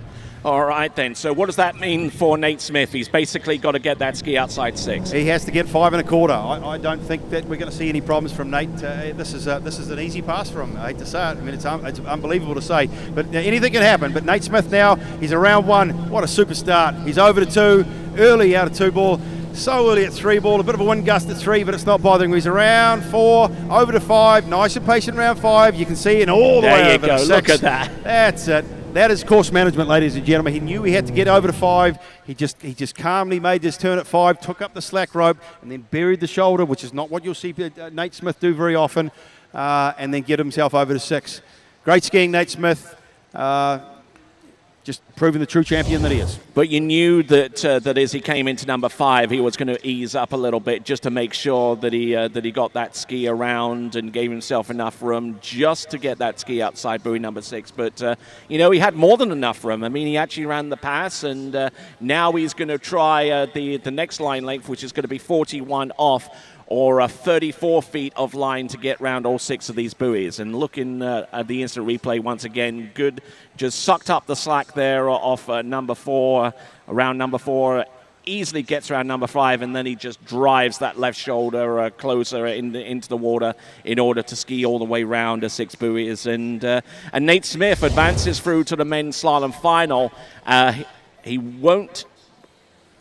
And it looks like Thomas de Gasperi is going to be skiing into the dock. But ladies and gentlemen, here is your opportunity to give him a big cheer. Multiple-time world champion Thomas de Gasperi.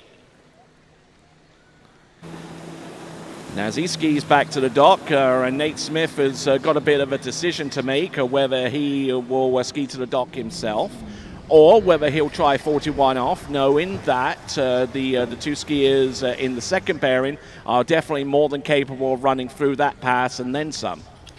Yep, it's all about seedings. Head-to-head slalom is all about the seeding. So, you know, it paid dividend. Nate Smith, he picked it like a dirty nose, so to speak.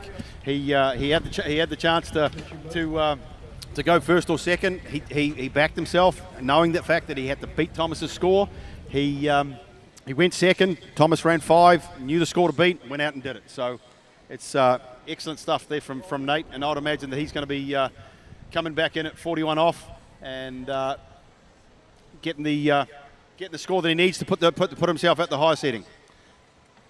All right, then. So Nate Smith, we're going to be coming in on the next pass, and you rightly say, so far as seating is concerned, it is definitely advantageous to have the choice of going either first or second, depending upon where your tactical proclivities lie. But here we go. This is 41 off here. Nate Smith. Off. There's only 12 people in the world that have ever run this pass, and Nate Smith has run more times than anybody else combined. He's crossed over one, but he's got over to two. He's going to get over to three. Works hard. No. Inside three. Yeah, I'm not sure if he got that outside of three or not, but put your hands together, ladies and gentlemen. Nate Smith, the winner of pairing number one. Pairing number one. Let's just see Nate now, for those people at home, on the instant replay. Into the headwind, pulls a little short to one, and that's why he gets stuck over the tip. You see the ski just shuts down, and then, of course, his chest comes forward, and then there's no speed to get him over to two. Extra load, harder to hold on to. Tries to make it all up at two, but then, unfortunately, couldn't do so. I believe he did get outside of three. He S-turns, and, of course, he's got to get back inside the boat lane boys to score the full three boys. So the official score, Nate Smith, that will take into the final, will be three boys at 41 off. So great skiing there from Nate Smith, but now that is the supplementary target now for the second pairing, because if they get to that line length shortening, it is going to be beholden upon them to actually score more than three in order to get above Nate Smith so far as the seeding. But it is a pairing. It involves two British skiers that have definitely revolutionized the sport of slalom skiing. One of them, one-time world champion. Another of them, multiple-time world champion. It is Freddie Winter versus Will Asher. D3 versus Syndicate. Oh yeah, and these two here have had some ding-dong battles last year at the Travis Grand Prix. They both ended up running 41 off, which is the first time any pairing's done that in a head-to-head or a final, so to speak. But here's Will Asher, a good mate of mine, lives on the same lake, and has been around for a long time. 40 years old, is a veteran of the field. But you'd never guess it. He's out like there like a spring chicken. Starting at 35 off now. He set the European slalom record in that head-to-head final that I referenced. Two boys on the 43 off line length. And again, just making things look very, very easy. And was certainly on a tear last summer in a number of Pro Tour stops across Europe, especially the likes of the Kaiafas battle in Peloponnesia in Greece and San Gervasio, and a whole host of venues across the world as part of the Waterski Pro Tour. And we'll be visiting quite a few of those sites once again. You can go to waterskiprotour.com to find out more, and also check out the brand battle, the brand constructors battle that's currently taking place amongst our major manufacturers such as D3 and the Syndicate and Good and Connolly and LaPointe and Radar.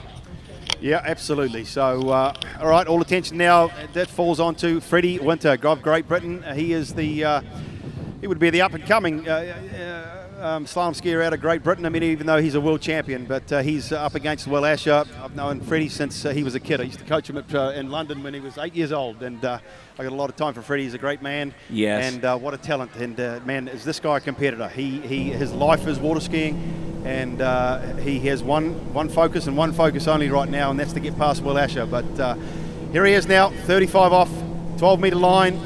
He's around one. And over to two. Again, you know, this pairing here, both right foot forward skiers, so you're going to see some similarities with both their good side turns, 2, 4, and 6.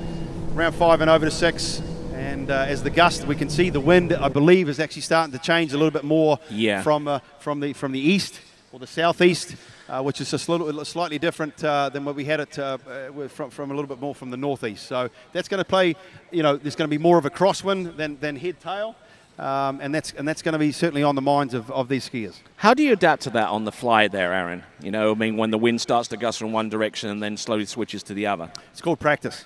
I mean, at the end of the day, you just can't practice in calm conditions. You've got to get out there and you've got to ski in rough water. Lots of people don't like it, but there's only one way that you can learn how to do it, and that's to do it in those conditions And here's a classic example of that with differing wind conditions. It's changing, it's gusty. Things change on the course, and there's gusts, and you've got to pull longer and pull shorter. And you have to do it on the fly. And I certainly go along with you in that one because, I remember my experiences back in the day training with a coach named Paul Seaton, in England, where he'd take me on the back lake where the conditions were rolly from one side to the next, made me ski in the rain, made me ski in the cold, but I tell you what, it made me tougher. Oh, yes. And here's one guy that doesn't shy away from skiing in rough conditions is Will Asher. He's done it thousands of times, hailing out of Lincoln in the Great Britain, but is now a full-time resident here in the US and has been for years. But he's through the gates, 38 off into what would be the tailwind now as it switched around. And he's over to 3. He is the innovator, or certainly the head innovator, if you like, of the HO Syndicate team. He takes a lot of the team members under his wing. Round 6, out the gates. He's the designer of the HO Syndicate Works 1. Yeah. Puts a lot of time, a lot of effort. He's one of these quirky dudes that likes a lot of change, doesn't like sticking with a lot of stuff. If he's not changing things, then something's wrong. And he's the longest tenured skier on one ski brand out of all of the competitors that are currently skiing pro. I mean, he's been on the Syndicate since 2005. Yeah, I remember that Chris Sullivan, who was at that point was the head team manager of the Syndicate, but signed him. Smart move. Smart move. What a signing. As we look at the replay, Will stays very balanced over his ski, works hard behind the boat, and makes easy work of 38 off, as you would expect. But Freddie Winter, sorry. We're going to see Freddie Kruger later on. He is, yeah. He's going to be waiting down behind his home boat. Freddie is sponsored by Mastercraft. He has a Pro Star over at the boarding school there with Travis Moyes on the east side of town. Wonderful ski school and facility over there. If anybody's on the east side and looking for lessons, certainly go and see Travis and Freddie. Freddie does some work over there and some coaching. So Freddie, he's going to come on course again. Ladies and gentlemen, second skier must beat the first skier. So Will's already got 6 buoys and is sitting in the water. And here comes Freddie.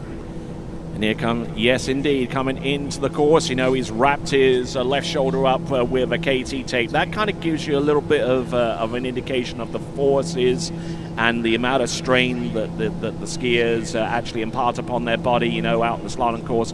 Freddie Winter getting through that pass of 38 off for 38 feet of line, in terms of making that pass. But I'll tell you what, some great skiing there from him. Seems to have it all under control in there. And I actually got the chance to speak with him yesterday as part of the TWBC podcast, and he was quite pleased that he made it through to this final, and the conversation turned to other things, And check out the TWBC podcast on Spotify, on Google Podcasts, and Apple as well. And can't help but be impressed by what you've seen there in 38 off there from Freddie Winter. Yeah, no, great skiing. He had a little bit of a tail slide at 5, but nothing to be frightened about. These guys know what they're doing. They stay balanced over, and it was a technically very sound pass. Especially, with the wind swirling, it's changed directions. It's going to be, it is a tailwind or tail crosswind that's pushing them directly from buoy 1 to 2 on their second pass. For those at home. So Will Asher now, he's elected to go first, and Mario Pigozzi hits the accelerator on the Mastercraft Pro Star. The Ilmor 6-litre engine fires into life, 380 horsepower, and Will Asher now pulls out on course, 39.5 feet off the line. 10.75, he's around 1, he's got a great start. He's over to 2, a little slack rope there at 2, but nothing to worry about. He's around 3, looking good, over to 4 ball, looking really nice tight turn around 4, over to 5, and what a pass. Really good stuff there from Will Asher. Seems like he's got his juices flowing and feeling pretty good out there. Yes, indeed, skiing behind that Mastercraft Pro Star, and you rightly mentioned equipped with the Ilmor 6.2-litre engine. Now, for those of you race car fans out there that recognize the name Ilmor, yes, it is that same company that's managed by one Roger Penske, who produces those race car engines. And what gets done to them is they're marinized and then they're delivered to Mastercraft. They're installed in the boats, and certainly one of the most powerful and efficient engines out there on the water. Well, they actually came out last year with an industry-breaking 6.2 litre supercharged engine, which produces a mind-blowing 644 horsepower. What? And we have that boat, we have that engine in the X-Star S, which is somewhere along the side of the lake down here. So again, if anybody's interested in one of these boats or getting more information about it, or even jumping on a boat and having a look at it, please come and see anybody, myself, or one of the other sales guys at Action Watersports, either at the dealership or just outside of Polk City, or in Polk City off of I-4. You can't miss it. We can't miss it. You can see it. But here comes Freddie Winter now. Let's get eyes to the water. This is 39 off. He's got to run this pass. This is the business end of the competition. He's around one, slack rope out of one. He's got a bit of work to do at two. Crushes two ball. He's going to get back on time out of three. He's back on time, ladies and gentlemen. This is how good these people are. He's around four. He's going to get over to five, and he'll get from 5 to 6. Man, that's some good skiing after that one ball there from Freddie. He would have skipped a little bit of a beat there out of one ball. Yeah, almost lost the ski a little bit round number 2 ball, but he just relaxed a little bit and used the experience gained from so many rounds of practice, so many competitions. We're looking at this with starting off with the entrance gates now. He turns the ski, keeps his chest up all the way through the edge changing phase, takes the snap of the line, going from one side of the course to the next in a flash, 180 degrees of deflection, and brilliant looking pass there, Aaron, as we get ready to welcome Will Asher back into the course, and certainly Freddie Winter providing some stout competitive action at this time. Absolutely. I mean, that's just the measure of the man, having a start like that, which was subpar, and he would freely admit that. Freddie, especially, coming into what would be somewhat of a headwind. But to manage the course, well enough so that by the time he got to 3 ball, he was back on time and early, is a testament to his mental fortitude and his skiing technique. So, Will Ash is going to be sitting down there. He's going to be focused. He's going to, in my opinion, he's going to want to get to 3 ball, and probably, if not more, 3 ball's the number, and force Freddie Winter to get to 4.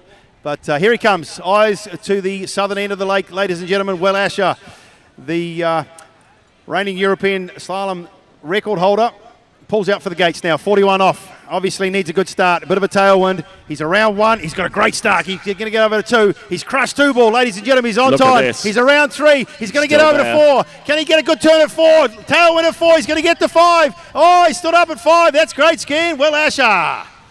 Oh, well, I tell you what, it's going to come down to the wire here with Freddie Winter to take on the course on this next line leg pass of 41 off 10.25 meters. That is unbelievably impressive stuff. Will Asher, tailwind skiing, and I tell you, I guarantee he's probably going to be sitting there kicking himself, because as we can see for those at home on the replay, just look at the start he gets. Just look at the way the ski keeps running through the turn. It's all about speed, which reduces load. He gets the inside. He's early as he comes over to 2. Manages that, crushes the ball at 2 ball. Works hard, keeps his direction going over to 3. This is where things start to get a little bit bent out of shape. But he's over to 4, all the way over to 4, needs a big turn at 4, and just gets stuck on the back of the ski.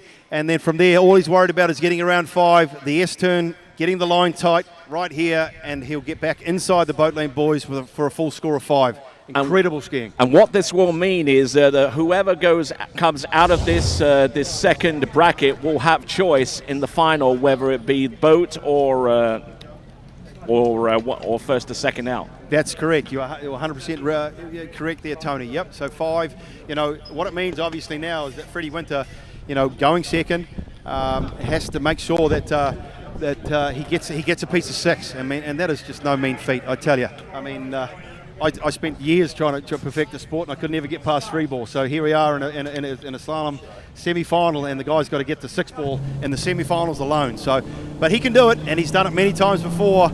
As I say, last year at the Grand Prix, these two both ran 41. So if anybody can do it, it's Freddie Winter, and he's on course now, 41 off. The wind seems to have died down slightly. He's through the gates and he's around 1. He's not a bad start. He's going to have to get a big 2. He's going to have to get this. 2 ball. He's going to get over 3. He's around 3, and it was all or nothing. Blew the tail out. But put your hands together, ladies and gentlemen, for Freddie Winter. He put his work on the line, and unfortunately came up short today. But Will Asher, congratulations to him. he has advanced to the next round. So the matchup that I would suggest you a lot of people would certainly would enjoy is going to be Nate Smith and Will Asher. Yep. Absolutely, absolutely. It's going to be Syndicate versus D3 in the men's slalom final. Some great action here among our slaloming athletes. So we just look at the replay for those at home there. Freddie, he just doesn't get the start that he needs. Unfortunately, just a little bit too far back. He kills a bit of speed, which means he's got a lot of load. He's going to have to crush too. And unfortunately, again, he's just a little bit too far back, and it's an all or nothing turn, and just blows the tail out, and he's swimming. So great skiing from Freddie, even better skiing from Will, and we'll certainly look forward to the final later on. Okay, and what that score does for Freddie actually gives him third place ahead of Thomas de Gasperi. So he comes away with a third place money ahead of Thomas de Gasperi, but the money that is awarded to first and second still up in the air, because we've got the men's slalom final, which will take place later on, and there is your final pairing: Nate Smith versus Will Asher. You see that up on the screen right now. That concludes the semifinals of the slalom skiing. So we got Good versus Radar in the women's slalom competition, and D3 versus Syndicate in the men's slalom final. We're gonna take a little bit of a breather right here, but when commentary returns to air, we'll have Zach Warden in the chair along with Kyle Eade, and all that to come right after this. Do not go away, folks. The 2023 King of Darkness continues.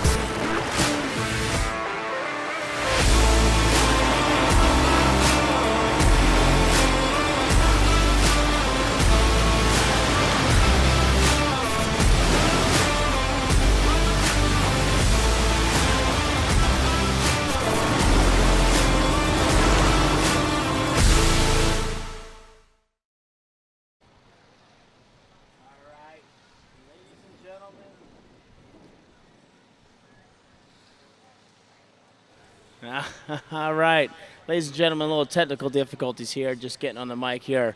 Sitting here with my good friend, Mr. Kyle Eade. Excited to prepare you guys for some jump ramping tonight. Right behind us, we got the kids out there, the future of the sport out there showing us what it's all about, where we all started out at. So give a little shout out to them when they come on by. Yeah, Zach, great to be here at the King of Darkness 2023.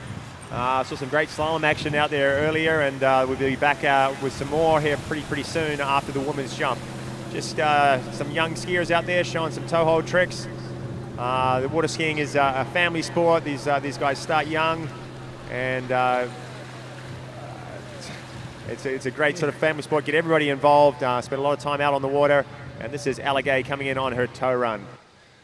Kiwi, this is something impressive. This is better than my toe run when I hit my peak profession of toe tricking. And I think I could speak for both of us that we were never very good at this one. Coming from the guy with 2 hand passes. Yeah, hand tricks was the way forward for me. But now the young girls do pretty well with the toe tricks. Allegay, young girl from right here in Windermere, and her sister, Anna Gay, current former world champion, world record holder. Yep. And following in her footsteps, Allegay. And that's her dad in the boat, Russell Gay, doing it for Masterline, one of the sponsors for this event here tonight. It's good to see the crew out, and these juniors, this is where, like I said before, this is where we all started at and where we all came from. I remember I was maybe 5, 6 years old getting, brought around to some of these events, and it was fun to get on and do some stuff. So it's fun to showcase it in front of a pro athlete event and have some forerunners like this to go out there and show where it starts and where it can end at, and if you put your time in there. Yeah, big moment for these young skiers too, getting to ski in front of a bit of a crowd, sort of getting them pumped up about it. And hopefully in the future they'll be skiing in front of audiences and doing it on the professional side later on. Absolutely. We just saw up on our board there the schedule for the event. Obviously we've been through the Slalom prelims. We'll have a quick recap of that. There's Zach, the guys coming through, Nate Smith and look like Will Asher. Huge scores. Will Asher 5 at 41, Nate Smith 3 at 41. And so that's going to be a big duel. There was a big duel last year. Those two were battling it out at a lot of events. And Whitney McClintock and Regina Jacquis will be coming back out. That's going to be after the women's jump final, but I'm excited to see that. No, it feels like we're back in the glory days almost. I mean, it was a Whitney Regina head-to-head thing for a while, and I know Whitney, a new mother a couple years ago to Zane, and so took a little time away, but now she's right back into peak form. So it's good to see someone battling for the top there between those two, and then Nate's been on top for the last 10 years, and Will always pushing it and right there with him. So I think we're excited for a good battle for slalom finals coming up. We got women jump finals coming up, top 6 women in the world going out here to show you guys what it's all about. And we got a whole show for you guys tonight. Yeah, got a bit of everything. Got the top slalom skiers in the world. They were skiing off on Thursday. We actually ended up running some of the prelims of the jump on Thursday as well to beat some of the weather. It's obviously some trick demonstrations right now, but yeah, the best slalom, the best jumpers in the world coming up here very shortly. I think I'm excited to watch them jump later. There's some big scores that came out of the prelims, man. I looked at them like, man, I don't know if I would have made that cut. I tell you what, that was some exciting jumping. Yeah, all of these guys. The good thing was they're all grouped close together. No one was really out too far in front. Joel Pollan's our top seed, I guess, going into tonight in the men's anyway, 226. But right behind him, Freddie Kruger. And then I think it was Steve Critchley. I think there was maybe Jack Critchley and Taylor. Maybe 5 feet separating our entire top 8 that we're going to see tonight. So I mean, it's anybody's ball game for later tonight, and it's going to be one heck of a show later. And I'm excited to sit here. As much as when we out there on the water, it kind of feels better to sit here, and I'll talk about it for a little bit. Yeah. As exciting as it was competing, Dak, sitting here watching, we get the best seat in the house, really. But both of us been there, done that a few years back, and now enjoying watching it from this angle. Yeah, we got our token, we got our badge. Speaking of another individual, I just saw a little boat drive by, and I saw some gray hair in the driver's seat. I think that was our friend Scott. Oh, yeah, exactly. Yeah, you got Scott Ellis, who was... He's been around a long time, but he's now behind the wheel of these Mastercraft towboats. And let's talk about them for a little bit. They're one of the main sponsors tonight, Mastercraft Boats and Action Watersports. Tonight, Fin Jump, the Mastercraft 6.2 litre boat, provides pretty much the best possible pull for jump right now. Super strong, and sends these skiers way down the lake. A ton of horsepower, Zach. That was always a fun one, man. I knew I had a good boat coming into an event. I was super excited to go far, and obviously the the scores that happened during the prelims, they're going to be a testament to what we see tonight, and it all has to do with the engine sitting in the bottom of that boat, and we're excited. Yeah, looking back at the results over the last, sort of 4 or 5 years, it's always the longest jumps of the year have always been behind these Mastercraft 6.2s. I think Freddie Krueger's had it for a while. I think Brian Dodd got him last year, had a 240, but it's always been behind these 6.2-liter boats, providing the power and performance out there, whether it's slalom, whether it's jump, or even tricking. Absolutely.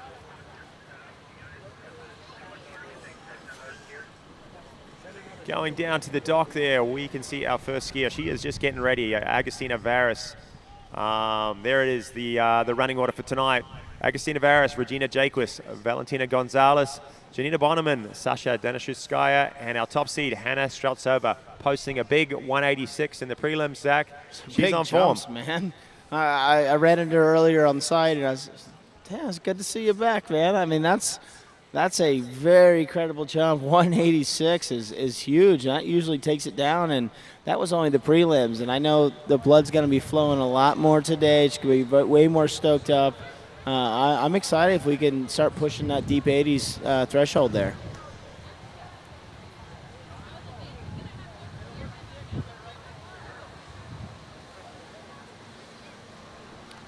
All right.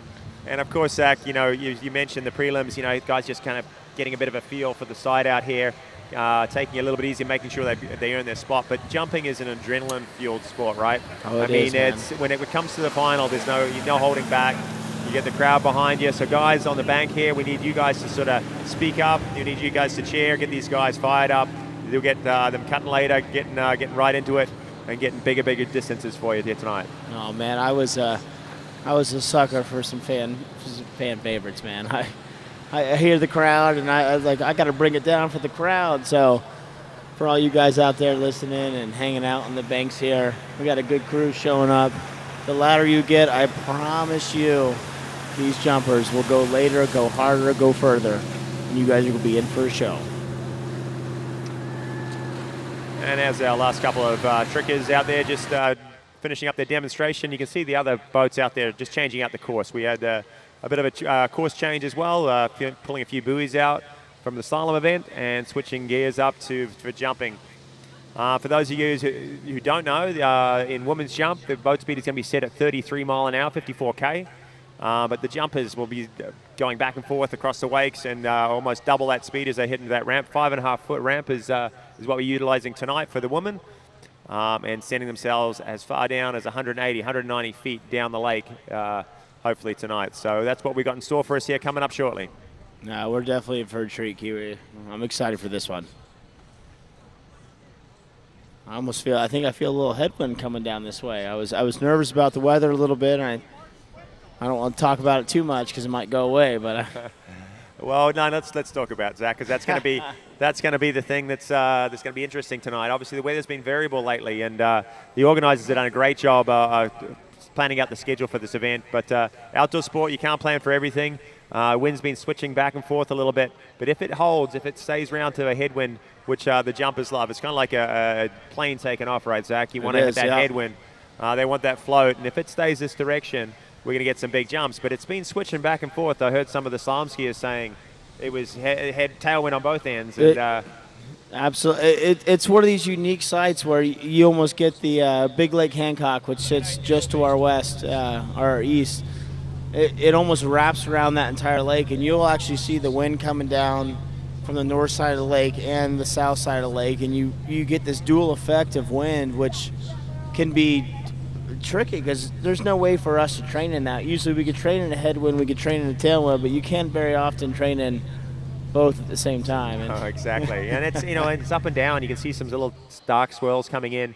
But that's not all bad. Like if the wind picks up a little bit and you catch a gust, you get up on top of it, it carries you down the lake. And so it could provide some little variability into it, I guess you'd call it. No, that was always one of my big things I looked at when I was coming down the lake, because we get about a minute rest between each jump. By the time it takes the boat to go down and we do another one, And I was always looking around, and I had guys asking me on shore, like, what are you looking at? I'm like, I'm looking for wind gusts. I'm trying to figure out what is going on with this site, because each jump could be different with what Mother Nature throws at you. And you got, you only got about a minute to prepare. And when you commit to what you're getting ready to do, that's where you're starting at. And you got no other option. Yeah, it's funny you mentioned that, Zach. I think that probably marks the biggest difference between good jumpers and great jumpers is the adaptability. When they go out at a new site, to be able to adjust and get their timing, get things figured out in 3 jumps. You only got 3 shots at it, and you've got to make some fine-tuned adjustments to get that big jump down the lake. So these good guys can figure things out pretty good on their first one, but they're always watching to see if things are changing and what they need to do to fine-tune it and get the most out of that jump. Yeah, absolutely. I can't tell you how many times I took my countercut and we'll tell you a little bit more about it when the skiers get on the water, but there's a 700, a 600, and a 500-foot buoy. Those are buoy references for us to do our cuts at. And I would pull out to those, and I would look down the lake, and I would see a little black swirl coming down the lake, and I'd say, I got to bring it down just a little bit more. I got to make a quick adjustment on the fly. And, you do your best to adjust, and right now the conditions are very favorable, but they are also inconsistent at the same time. So I'm excited to see what some of these jumpers can adapt, learn on the fly, and make things happen. No, for sure.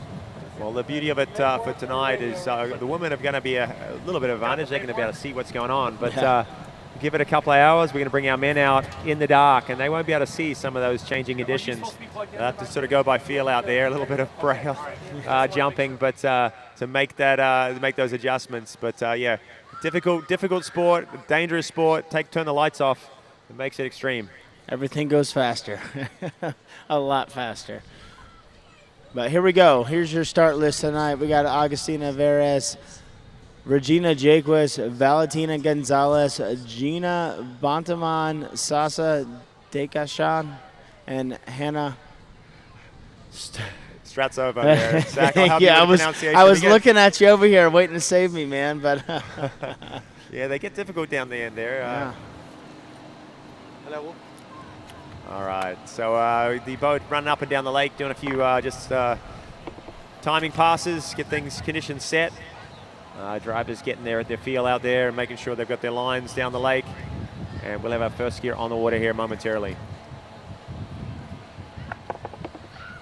As we saw that start list there too, we also saw the brand of skis they were skiing on. I've seen that's a bit of a thing for this year. There's a bit of a manufacturer challenge in the slalom event, and obviously we're kind of noting it in the jump event there too. Obviously 2 major brands in Waterski jumps right now. Goodman skis, which you can see on the dock there. Ron Goodman building them up in near Washington, Bellingham, Washington, and D3 Skis, who's one of our sponsors here, I guess. They're the other ones that to build the top quality line jump skis. So those 2 brands will be fighting it out as well. No, it's been it's been 2 of us. We saw a couple drop off here and there, and Goodman and D3 have been instrumental in the development of water skis, and especially jumpers over the last couple of years.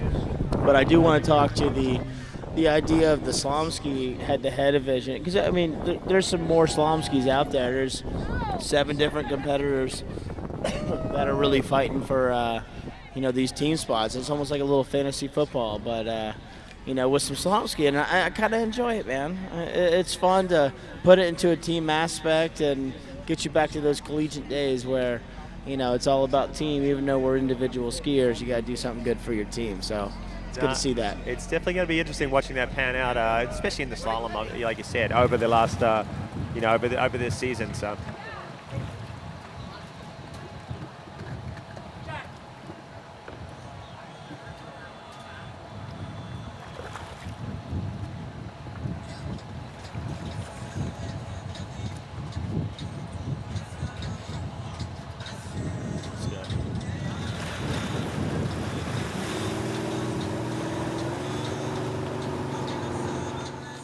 Okay, our first skier leaving the dock, Valentina Augustina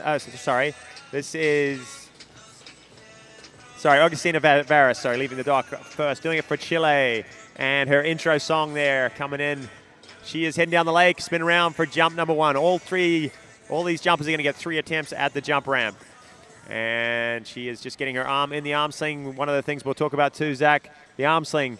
As these skiers cut to the ramp, you'll see their right arm is trapped close to their right hip as they cut to the ramp. What's that for, mate?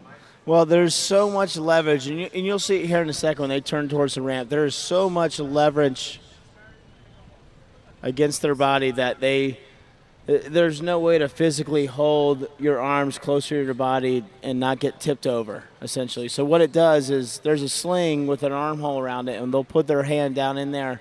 And what it does is it transfers all that load from your shoulders where your arms are, and it transfers it down to your hips. So all your pull is coming from a lower center of gravity. And you'll see it here, cut down or counter cut, nice and wide. You'll see that right arm locked into that sling.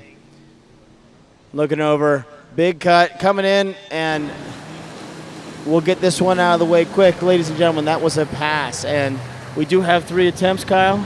Yeah, and so attempt doesn't look like. Yeah, so three attempts at the jump ramp, and it doesn't. She doesn't lose anything for passing on her first jump. It's only her best jump that counts. Oh wow, yeah. And let's hear a little bit from Agostina in her interview. Hi, it's Augustina Varas. This is my first ever King of Darkness, and I'm super happy to be here, and I hope I can have all the support behind me to really get after it tonight.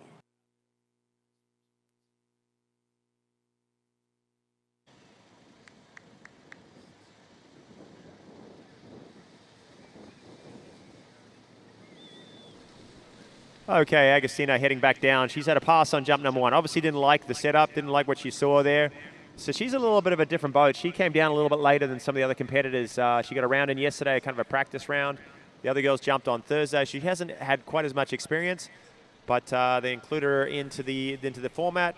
And she's one of the top junior jumpers coming out of Chile. She's moved into the under 21 division now and shows a lot of promise coming up through the ranks. So it's exciting to see what she can do here today. And you see Regina Jaquist on the dock getting ready. She's going to be our second competitor. And women's jump final, 6 competitors here doing it for you tonight. Now, it's good to see some of these more skiers coming out of Chile. I mean, especially in the women's division, you saw Valentina kind of pave the way and start setting precedents for women's sports coming out of Chile. And now to see Agostina here coming in for jump number 2. It's pretty cool to see it coming for a Soul Girl and coming back in. Jump number 2. Let's see if she can get over on this one. She does. Good looking kick there. Kiwi, what do you think? Where are we sitting at? We cracking into those 150s yet? It's always difficult to judge that first one. You got to get your eye on a little bit. I'd say that's up around mid 150s. She didn't really go for it on her second one there. Just wanted to get a bit of a feel. But I'd say mid 50s for jump number 2. Sorry.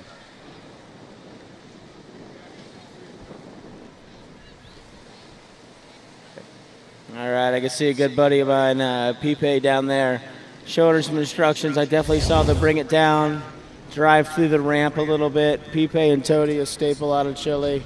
Some of our good buddies, pro jumpers, sitting down here, checking the wind. I see him looking at it. It's a little bit tail.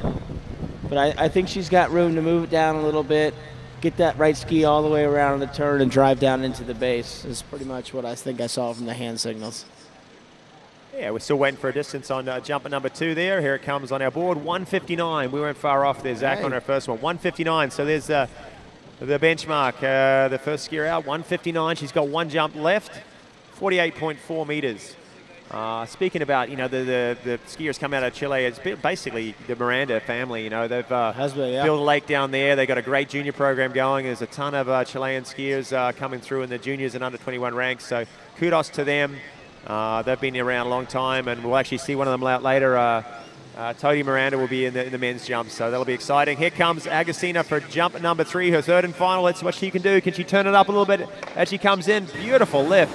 Gets right out over the front of those skis, and I think she's added a few feet there, Zach. That was a good looking jump, Kiwi. I like the way she came off. Tip stayed low for a little bit. Just, got that early climb in the lift, and, I think that might be pushing that low 60 mark, and I see the boys down there giving a little round of applause, and, You know, you never know what happens in jump. You know, we've both been there. We've been the first ones off the dock, and sometimes you got to set the pace. It's difficult. It's difficult to be the first one off. You don't know kind of how things are, what distance it's going to take. We're thinking around mid 60s there. 165. 165. Yes. Good looking jump out of Augustina. That's going to throw her right in the middle of the works there, right in the middle of the list. Looking back at the results from the preliminary round, we had a couple people. Hannah was way out there with a 180 something, and Sasha was back maybe high 160s, but there was a group of them right around 160, 165. So that's a handy third jump, a handy first score for Agostina. And next gear, Regina Jaquist. We saw her out there. She's double dutying it tonight. She's was out there slaloming. We'll see her back shortly against Whitney in the head-to-head, but she's also a top jumper. Hasn't jumped as much. We'll speak a little bit about that. She's had a knee injury a little while ago. Got back into things last year, had a strong end of the season. But jumping is, she hasn't been on the water quite as much, but she's got a ton of experience, probably more experience than any of these skiers out there. But she can go out and post one in the 170s pretty handily, pretty easy. Well, that's one of the things. Kiwi, at least you and I got to stick to a single event later in our careers, but Regina, obviously dominant in slalom. We just saw her. She punched her ticket through to the finals, and now here we are watching her in the jump finals. And guarantee if there was a big trick final, she'd be right here in the mix as well, trying to throw down. And that's how she's been over her entire career, and it's very impressive to see the legacy that she's put down. Future Hall of Famer, absolutely. So it's a joy to watch Regina come out here and ski, and this is someone that I've known for the last 32 years of my life. Making you sound old there, yeah. Zach. Yeah, now obviously we know her as a slalom skier, but first and foremost, she was an overall skier, came through the junior ranks. Like we saw those little kids out there before, she was one of them, came through in the tricks and was a very strong overall skier, tricker back in the day, but then found her forte in the slalom, but always kept at it in the three events and posting big overall scores. And, you know, with the Worlds later on this year at the Travers site coming up in October, she'll be focusing on all three events all year long to make sure she has a good shot at that overall title come October. No, absolutely, and someone's dedicated. And here we're going to see our first three-quarter cut. This is when actually you'll do only a single cut to the ramp, pulling out on the right side of the boat, coming across. Here she comes, driving in the base, and like we saw from Augustine earlier, Regina just not quite liking the look of that. But Kiwi, I know you can speak to this. A lot of times that jump one, that might almost be a feel out for us. We get out there, what is the condition? What is the wind? What does this boat feel like? And we make our adjustments and we make it count on jump 2 and 3. And we saw that from Augustina with a jump 3 of 165. And yeah, so Agostina kind of worked through it, didn't she? She passed on her first, kind of found her form on her second, and then really punched one out there on jump number 3. Hopefully Regina's going to do the same. Looking back over our shoulder there, Zach, the wind has kind of switched around. It is a bit of a tail breeze, so it does push you into the course a little bit. And, you know, you've got to make some adjustments down on the 600. You mentioned she's doing a three-quarter, so not getting quite as wide, but you can still take, you know, you still get up on the boat on that three-quarter and punch one down the lake. Let's see what she does on jump number 2. We're going to hear from her in her interview in just a second. Hey, I'm Regina Jaquist. Thanks for coming out tonight at the King of Darkness. I hope you're cheering loud for us and getting parched, so make sure you go get your beverage at the beer stand. Okay, yeah, speaking of that, guys, ton of food trucks around, drink trucks, get your refreshments, get settled in for a fantastic evening of entertainment. It only gets better and better from here as we go through these seeds. Obviously in seeded order, so our top seeds coming out last. Regina in the first round, I think she went something like 156, took it pretty easy to secure a spot into the final. She came out in the second round, she had a practice second round, had posted out a 165. So she's fully capable of getting down around that mark that Agostina created for her on jump number 3. Let's see what she's got. Pulling out now, it's nice and strong on that towboat. Setting up, waiting for the last possible moment. And a strong cut into the bottom here. Can she get her lift? Yes, she does. Yes. I think that's going to be a good look at jump. When she came back by the lake after jump number 1, I saw Jack down here giving her a couple tips saying, hey, you know, check the wind, look at it, maybe back it up a little bit. And so it's always good, you know, even when you're on the water, you could always see what you think is everything you need to see. But it's always nice to look over to the shore and have a second pair of eyes on what conditions are happening. And if you've ever seen some hand signals coming from some shore, if you don't know anything about water skiing, you never know a world about it. But it's pretty good to see that, and looks like a good adjustment here. We'll wait for the score. Oh, she wasted no time, Kiwi. I'm struggling. Wow. 178. Both fists have gone in the air. I mean, that's a huge jump. That is incredible. That was right out of the blue there. I don't think she's been up around that distance for quite some time. Man, But hey, I tell you what, you know, you put her the pressure on, you come to a night event, and she brings it down. She was definitely late. You can see her sort of scoop up the handle a little bit there in the turn, a ton of speed. What I love about Regina's jumping, she always gets her lift. She's got that characteristic she's so lift. consistent. Very smooth through the ramp, and it just kind of almost misleading. It looked so easy for her. Oh, look at this, Kiwi, pulling out for a double on jump number 3. She's already put a huge jump out there, 178 on jump number 2. Let's see if she can capitalize on the momentum with a 178. Doing her double cut. Can she do it? Oh, not quite there, but you know what? At the end of the day, 178 on a 3/4. That is huge. That's an impressive jump, man. That's thrown a cat amongst the pigeons here in this event. Coming out second off the dock. You know, I think the other girls are kind of expecting her to maybe punch one around the mid-60s, maybe low 70s, but 178. It's huge. Man, what a performance from Regina. Pass on jump number 1, 178 on jump number 2, pass jump number 3. I mean, if that wasn't a mic drop, I've never seen one. But, you know, we got 4 great more competitors to come behind, and all this did was light that fire. And I've been there before where you got someone going off before you and they set a big marker down that you didn't think was possible, and it makes you want to go harder, it makes you want to go later, it makes you want to hear the crowd more. So if you guys are out there and you guys want to see that 178 get taken down, I suggest you get a little bit louder, because these next 4 competitors on the water are going to give you guys the thrill. Wow, so Agustina setting the pace out there, 165. We were like, yeah, that's a pretty good start to this event. Regina turning it up a notch. So, and hold my beer. Yeah, really. Vale Gonzalez, our next skier, another skier from Chile, going out. You know what? You know, she knows it's possible out there. She knows conditions are good, even though it's a bit of a tail breeze. She knows things are set up well. Their boat's pulling strong. Everything's set up here absolutely perfect. You know, the guys, the organizers behind this event, the officials that they bring to it, are best in the world. So conditions, everything's great here for some big jumps, and Regina showed us it's possible.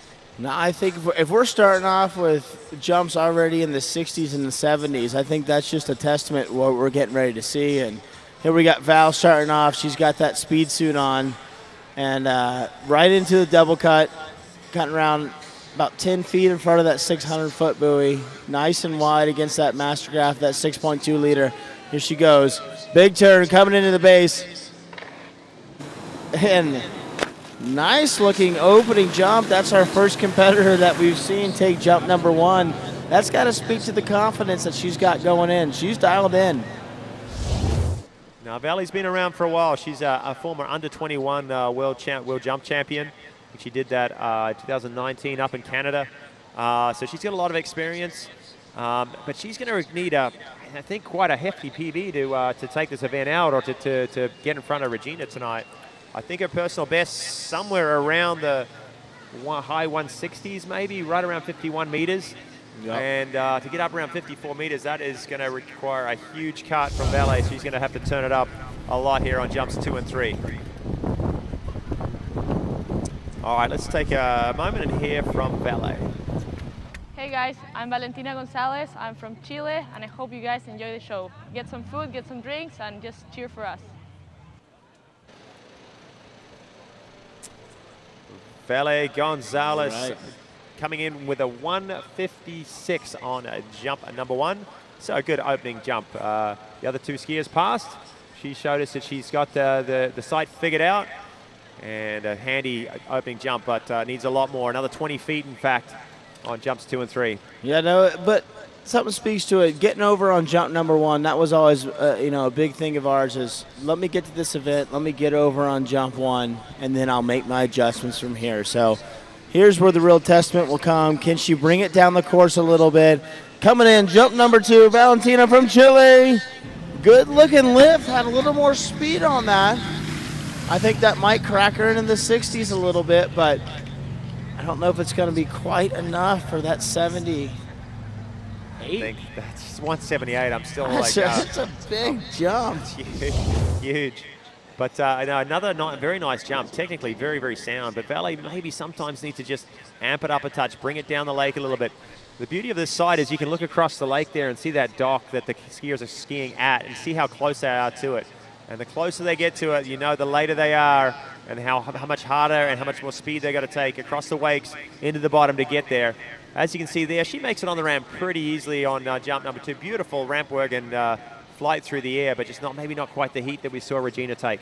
Yeah, and I think, nothing. I think Regina might have surprised herself with the heat she took at that jump. And Valentina right now consistently building, but if she's going to put pressure on Regina, like we said, it's going to take a big cut later in the course. I want to see her turn around that 600-foot ball down there and bring it down, take a little more heat into that turn, a little more speed, and get that same kick that she had, but the intensity level coming into the base of the ramp's got to be taken up a little bit. For sure. She's got 1 jump left, guys. Get behind her as she comes in for jump at number 3. Hopefully she leaves nothing out there. She's just got to go for it here on her 3rd and final. She's got a 160, but that's not enough to get her into the lead or even ahead of her country woman, I guess you'd call her. And I know she wants to get ahead of Agostina. She comes in here on jump number 3 and probably around the same hole there, I think, Zach. I don't think she got quite the lift. Maybe a little more speed. But Valet going to be sticking right around here. She knows it. You see her sort of bow her head down there. You see a little frustration there. On the landing. 160-ish. She's going to be her longest, I think. Yeah, right back in that same ballpark. I don't think it's going to quite knock off Regina Jacquez in the first spot. But valiant effort, taking all 3 jumps. And like I said, we haven't seen the last of Val. She's really been stepping her game up in the last 5-6 years. And, ramp works great. We could take a little more speed at her. And you can tell a little frustrated there. 164, 50 meters on jump number 3, consistently building. Valiant effort from Valentina Gonzalez, hailing out of Chile there. So just falling slightly shy and sitting into 3rd spot right now, 164, but improving every single jump. That was a good set there from Valet. And moving on now to Janina Bonneman. A little bit of a dark horse in this event. She's a very, very handy jumper. She's had jumps in excess of 180 in the past, over 54 meters, so she can do it. She's been out with a bit of injury off and on over the last year or so, but she's getting back into form. She was in the slalom event earlier, slalom pretty well, pretty handily. She's a great overall skier, tricks up around 10,000 points. As we mentioned, can jump in excess of 180 feet and runs into 38 or down 38 as well. So what sort of form she's in? I know it's early in the season. This event is very early on for our competitors. They've had an event down in Australia. The Moomba Masters was on in March. So a few of those guys sort of get training in early and head down there. But a lot of these guys, this is the first kind of major event in the States so far this year.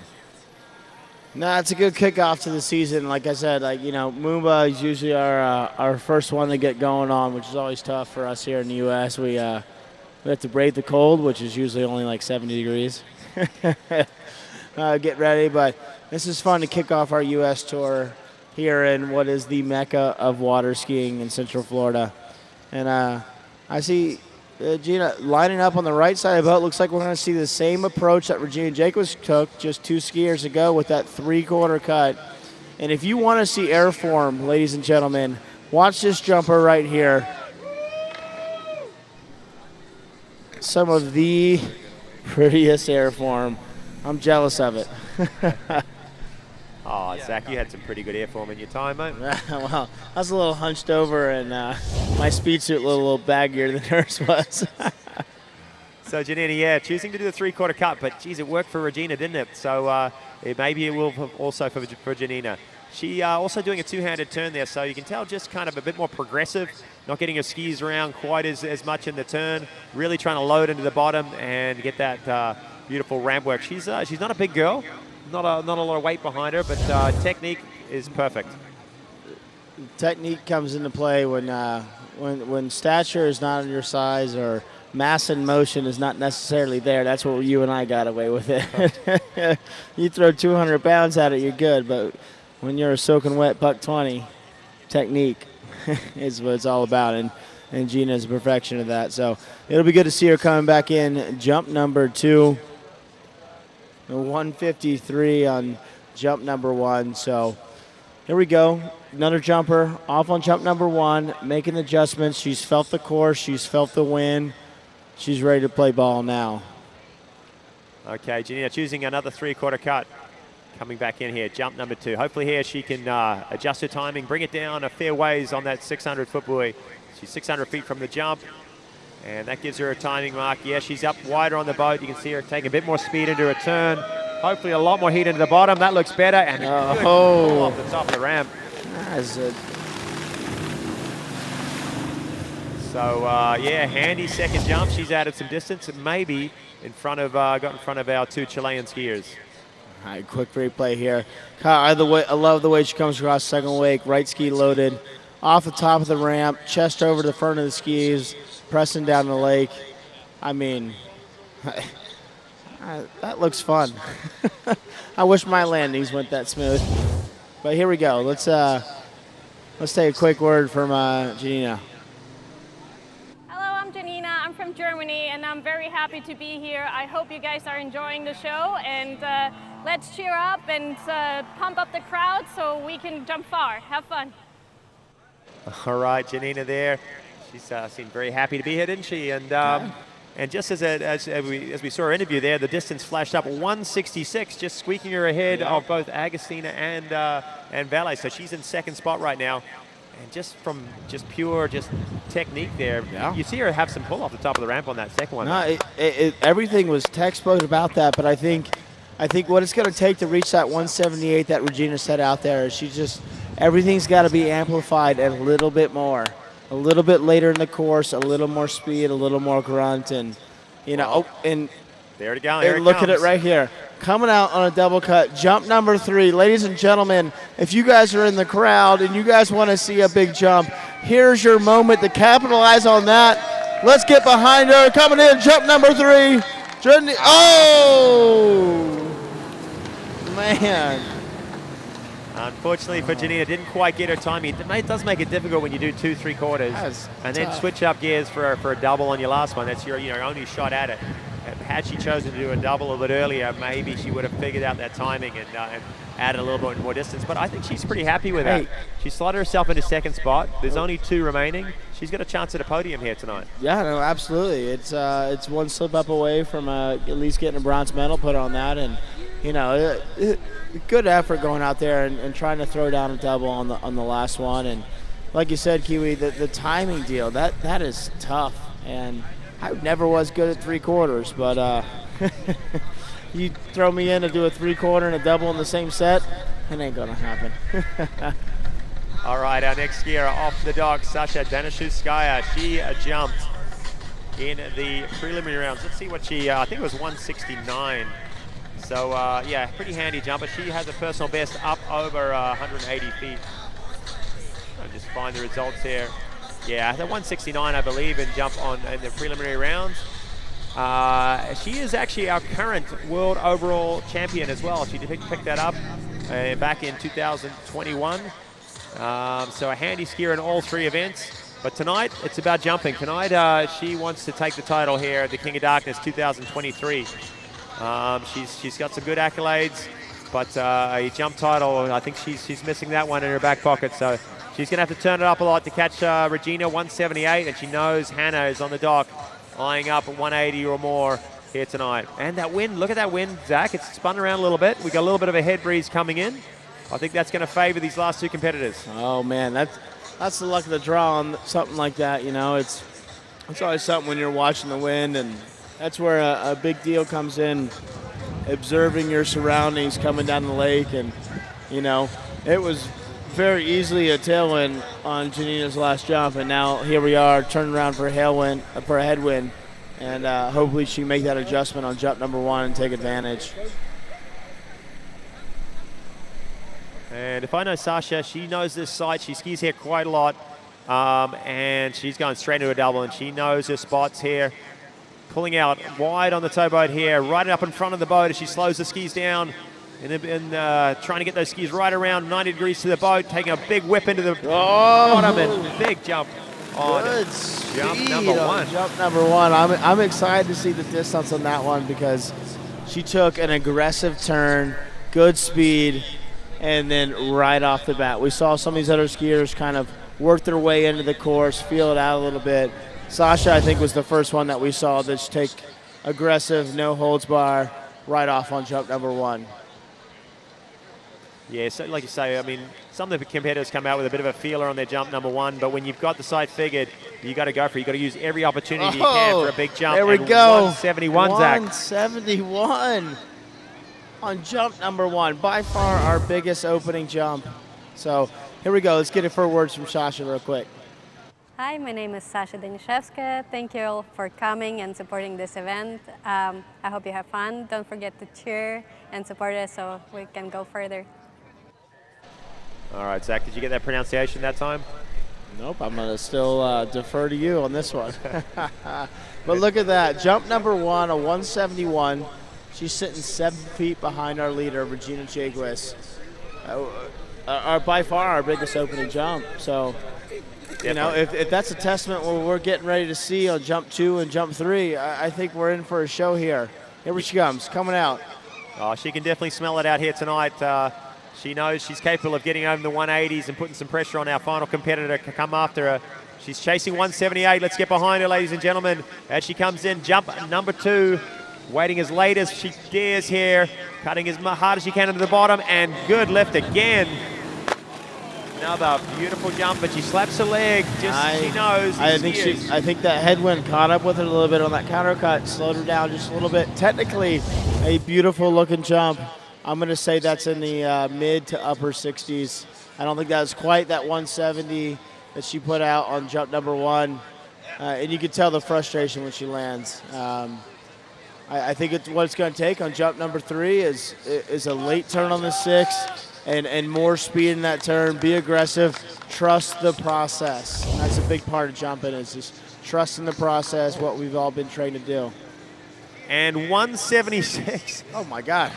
Zach, I got to get a better angle, man. I've been way off. I mean, I was watching her into the bottom that time, though, and she didn't have much room to spare. She was close on the corner, so maybe a little more speed, a little more pull than we were aware. And although she's not happy with it, she saw her slapping the leg there. That's 176. It's got her. She's very, very close. She's in second, and that's a handy jump. But she knows, obviously, she's got more. All the things you mentioned, she can address, and hopefully 180. Here we come. Oh, man, I must have been out of game for a while, but I mean, I guess technique at that point showed through, and a hell of a result. So let's see what she can do. She's consistently building. 71, 76. Let's see if she can put over a 180 on jump number 3. Ladies and gentlemen, she is 2 feet from their lead. 2 feet, ladies and gentlemen. Let's get it behind her. See if she can find another few feet to get in the lead. And over 180 feet. Here comes Sasha for jump number 3. Sat back a little bit on the ramp. That's not going to be it. So that movement through the ramp, Zach. Obviously, there's a few ingredients for a big jump here tonight. The speed, getting wide on the boat, getting the angle, and getting the speed into the bottom. That's number 1.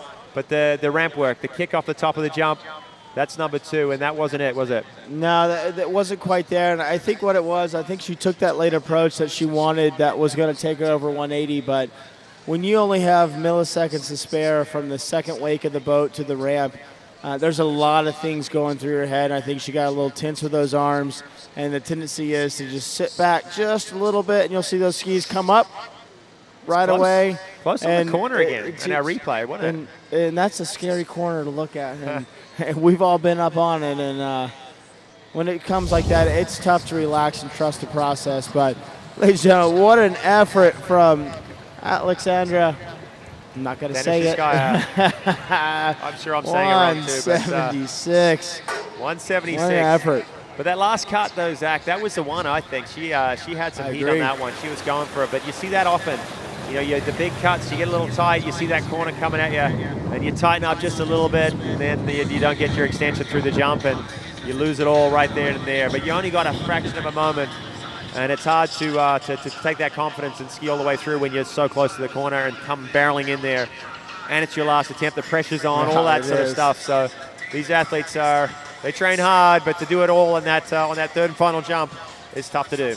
Well, speaking of pressure on, we have our top seed of the evening. This is where I look at you. I'll say the first name, you say the second. We got Hannah Streltsova, yes, she's our top seed. Posted a 186 in the prelims. 186. She's been a very dominant jumper over the last few years, improving steadily. She's also a top overall skier. She's won a lot of big events, the Masters. There's a few that have eluded her, thanks to Jacinta Carroll from Australia, but unfortunately, Jacinta can't join us over here right now. She's back in Australia. I saw a photo of her earlier with her feet up on the couch watching this event. We're going to say hi to her. She would love to be here, but difficult to travel all the way from Aussie right now. But Hannah, she is our top seed tonight, and I guarantee she's going to be pushing to win this title on jump number one. Here she comes. A lot of speed. She's a strong jumper, but again, not getting that lift. I think what it was, Kiwi, I think she was a little bit early. I think she was testing that wind out, and it's almost one of those ones when you have, doesn't look like a lot of time, but sometimes when there's too much time coming at the base of the ramp, that gives a lot of opportunity for body movement and sitting back, sitting forward. That one, she's sitting here coming across the wakes, and you'll see here on the replay, waiting just a little bit too long to hit that ramp and kind of dies off a little bit and sits back, drops that left hip, and at that point, not able to kick it. And I know there's going to be some coaches on the shoreline saying, hey, why don't we just bring it down, drive a little more into the base. Let's hear from Hannah here real quick. Hi, my name is Hannah Streltsova, and I'm defending champion. I'm excited to jump this afternoon. Make some noise. All right, guys, you heard her. Make some noise for her on jumps at 2 and 3. She is the defending champion, and she's coming back in. She's got 2 more opportunities. 150, not going to cut it, not going to even get anywhere close to the podium, but she knows what she's got to adjust. That timing's so crucial, Zach. It is. Can't be too late. You're looking at the corner like we saw with Sasha, and she didn't get a lift. Can't be too early. You lose your pull. You have too much time, and you don't get over your skis and get the pull through to take you down the lake. So.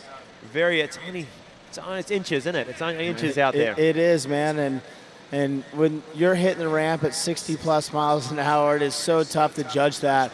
But here we go. Hannah, the athlete that she is going to make the adjustment on jump number 2. Here she comes into the base. Oh no, guys. And hopefully rescue team's going to get out to her quickly. That was a hard crash, Zach. She's waved. All right, I see stuff. a wave. I see a wave.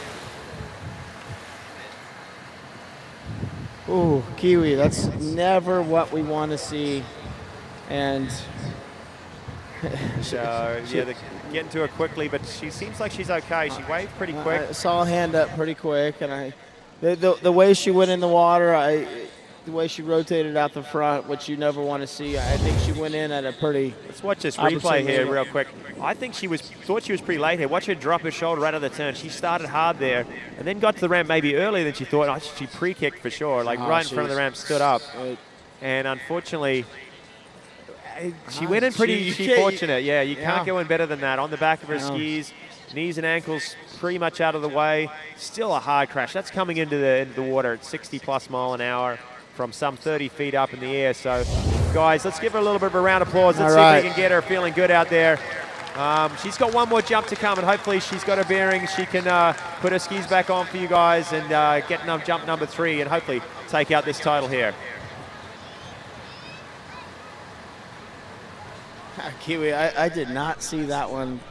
Coming. I thought she was going to bring it a little bit of the course, and usually with the aggression that she takes at the ramp, usually you would expect to see what we call a crush, sitting back a little bit.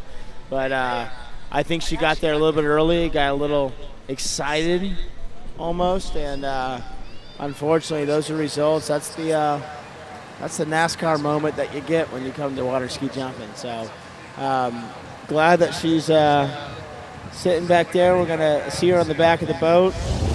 Seems to be okay. Let's watch it again here, Zach. Let's just watch this replay again and see right into the bottom. Yeah, I think she was a little slack line almost. Yeah, she was a bit panicked in the turn. Got down. Often when you start hard like that, you get popped up a little bit at the wakes. Right here. That's there it was. About 10 feet before that ramp. Got a little too amped up on it. Yeah, that's a big no-no for jumpers. We've all done it. We get excited. We've got a lot of speed coming in. You're like, okay, it's ready. We're time to kick. And you do it that fraction of a moment early, and you're just a little too tall into the bottom, and there you go. But good to see her getting her skis back on. She has got one jump remaining, and right now Regina Jaquist sitting in the hot seat. She is on top of the leaderboard with 178. Sasha with 176, and as of right now, Hannah does not have a great score on the board. She needs to get back on the water and post a big one to try and catch those two girls. Guys, she's doing it here for you guys tonight. We've got Jay Bennett, her coach, on the bank, giving her a few tips there. She's going to be now is a time to get loud. It is right now, ladies and gentlemen. You don't know what it's like to come back from something like that. Put your hands together for Hannah. She's got a third and final attempt. Let's get loud. Let's push her down the lake. Get back on that horse.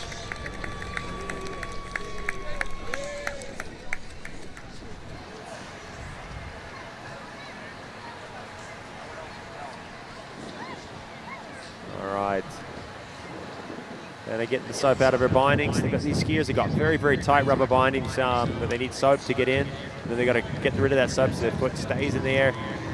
But getting back on that horse, that's a big horse to get back on, Zach. It is. I tell you what. And I wasn't going to mention it while she was just sitting in the water, but that wind just swung around a little bit too. We got a little bit of a tail breeze coming along, which is not going to kind of help things. It maybe not hurt, but it's definitely not helping. No, not necessarily, but I think she was a little early on that jump, and this maybe will be a little unseen motivation to bring it in the course a little bit. And I wonder what the words of advice was from her coach there. Just maybe stay a little calmer in the turn, kind of trust the process like you're talking earlier. Exactly. Stay calm, which is extremely hard to do when you're facing the 60 miles an hour coming out of 1 foot window, you know. It's tough, but, you know, if anyone's going to do it, she is your top seed for a reason.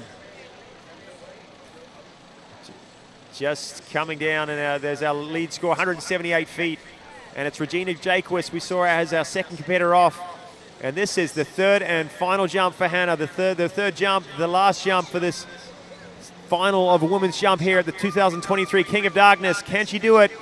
It's going to be a fairy tale ending if she can.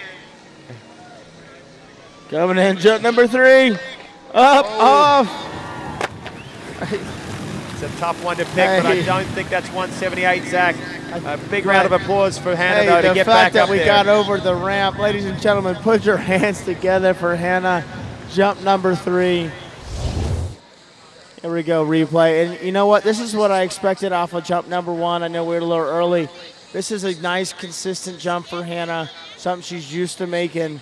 But nothing is like coming after what she just did with that up the front, and then to come out and follow up with a pretty looking jump like that. We'll have to keep our eyes on the scoreboard over here to see what that jump was. It's going to be interesting to see where that jump puts her. I know it's something she's not going to be happy about her. 169, so our winner is going to be Regina Jaquist. Ladies and gentlemen. Feet. Oh my goodness.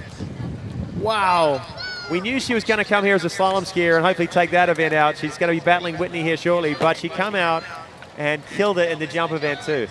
Man, and as much as I can't say that I was necessarily expecting that. What a performance, Regina. It's good to see her back on the jump side of things, because what an athlete she is. And to come out here with a 3/4 cut and throw down a jump in the upper 70s is damn impressive. And there's our podium rounding it out. Regina Jaquist at number 1. Sasha with a magnificent 176 for a second spot. And Hannah Streltsova in third with 169. So our women's jump finals done and dusted for 2023 King of Darkness, and a new champion, Regina Jaquist. Love to see it. That song,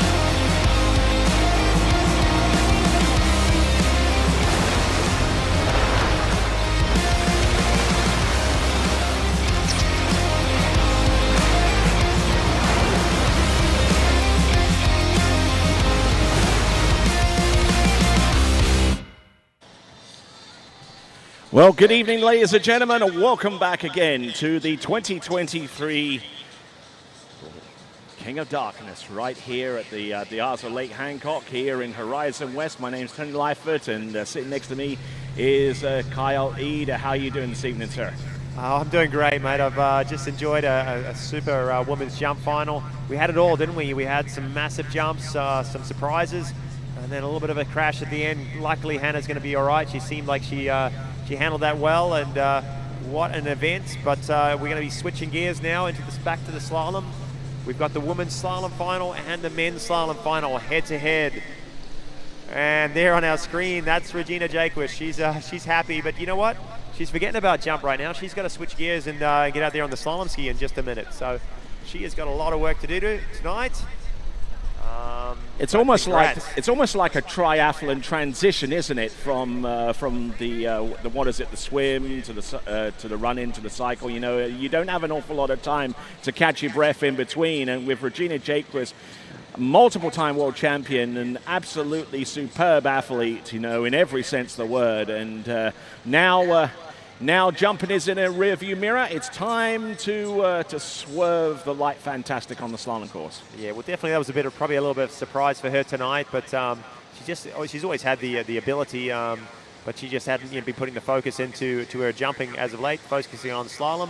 But yeah, this is her main event coming up shortly. She is the world record holder, and I can't wait to see this matchup between her and Whitney McClintock. You know, those are the two leading women's slalom skiers right now. You know, they've both. Whitney went on and she's had a child recently, so she had a bit of a break off and on.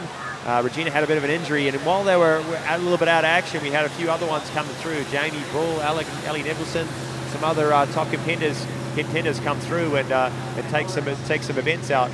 But those two are back and stronger than ever, and we're going to see them here in just a minute.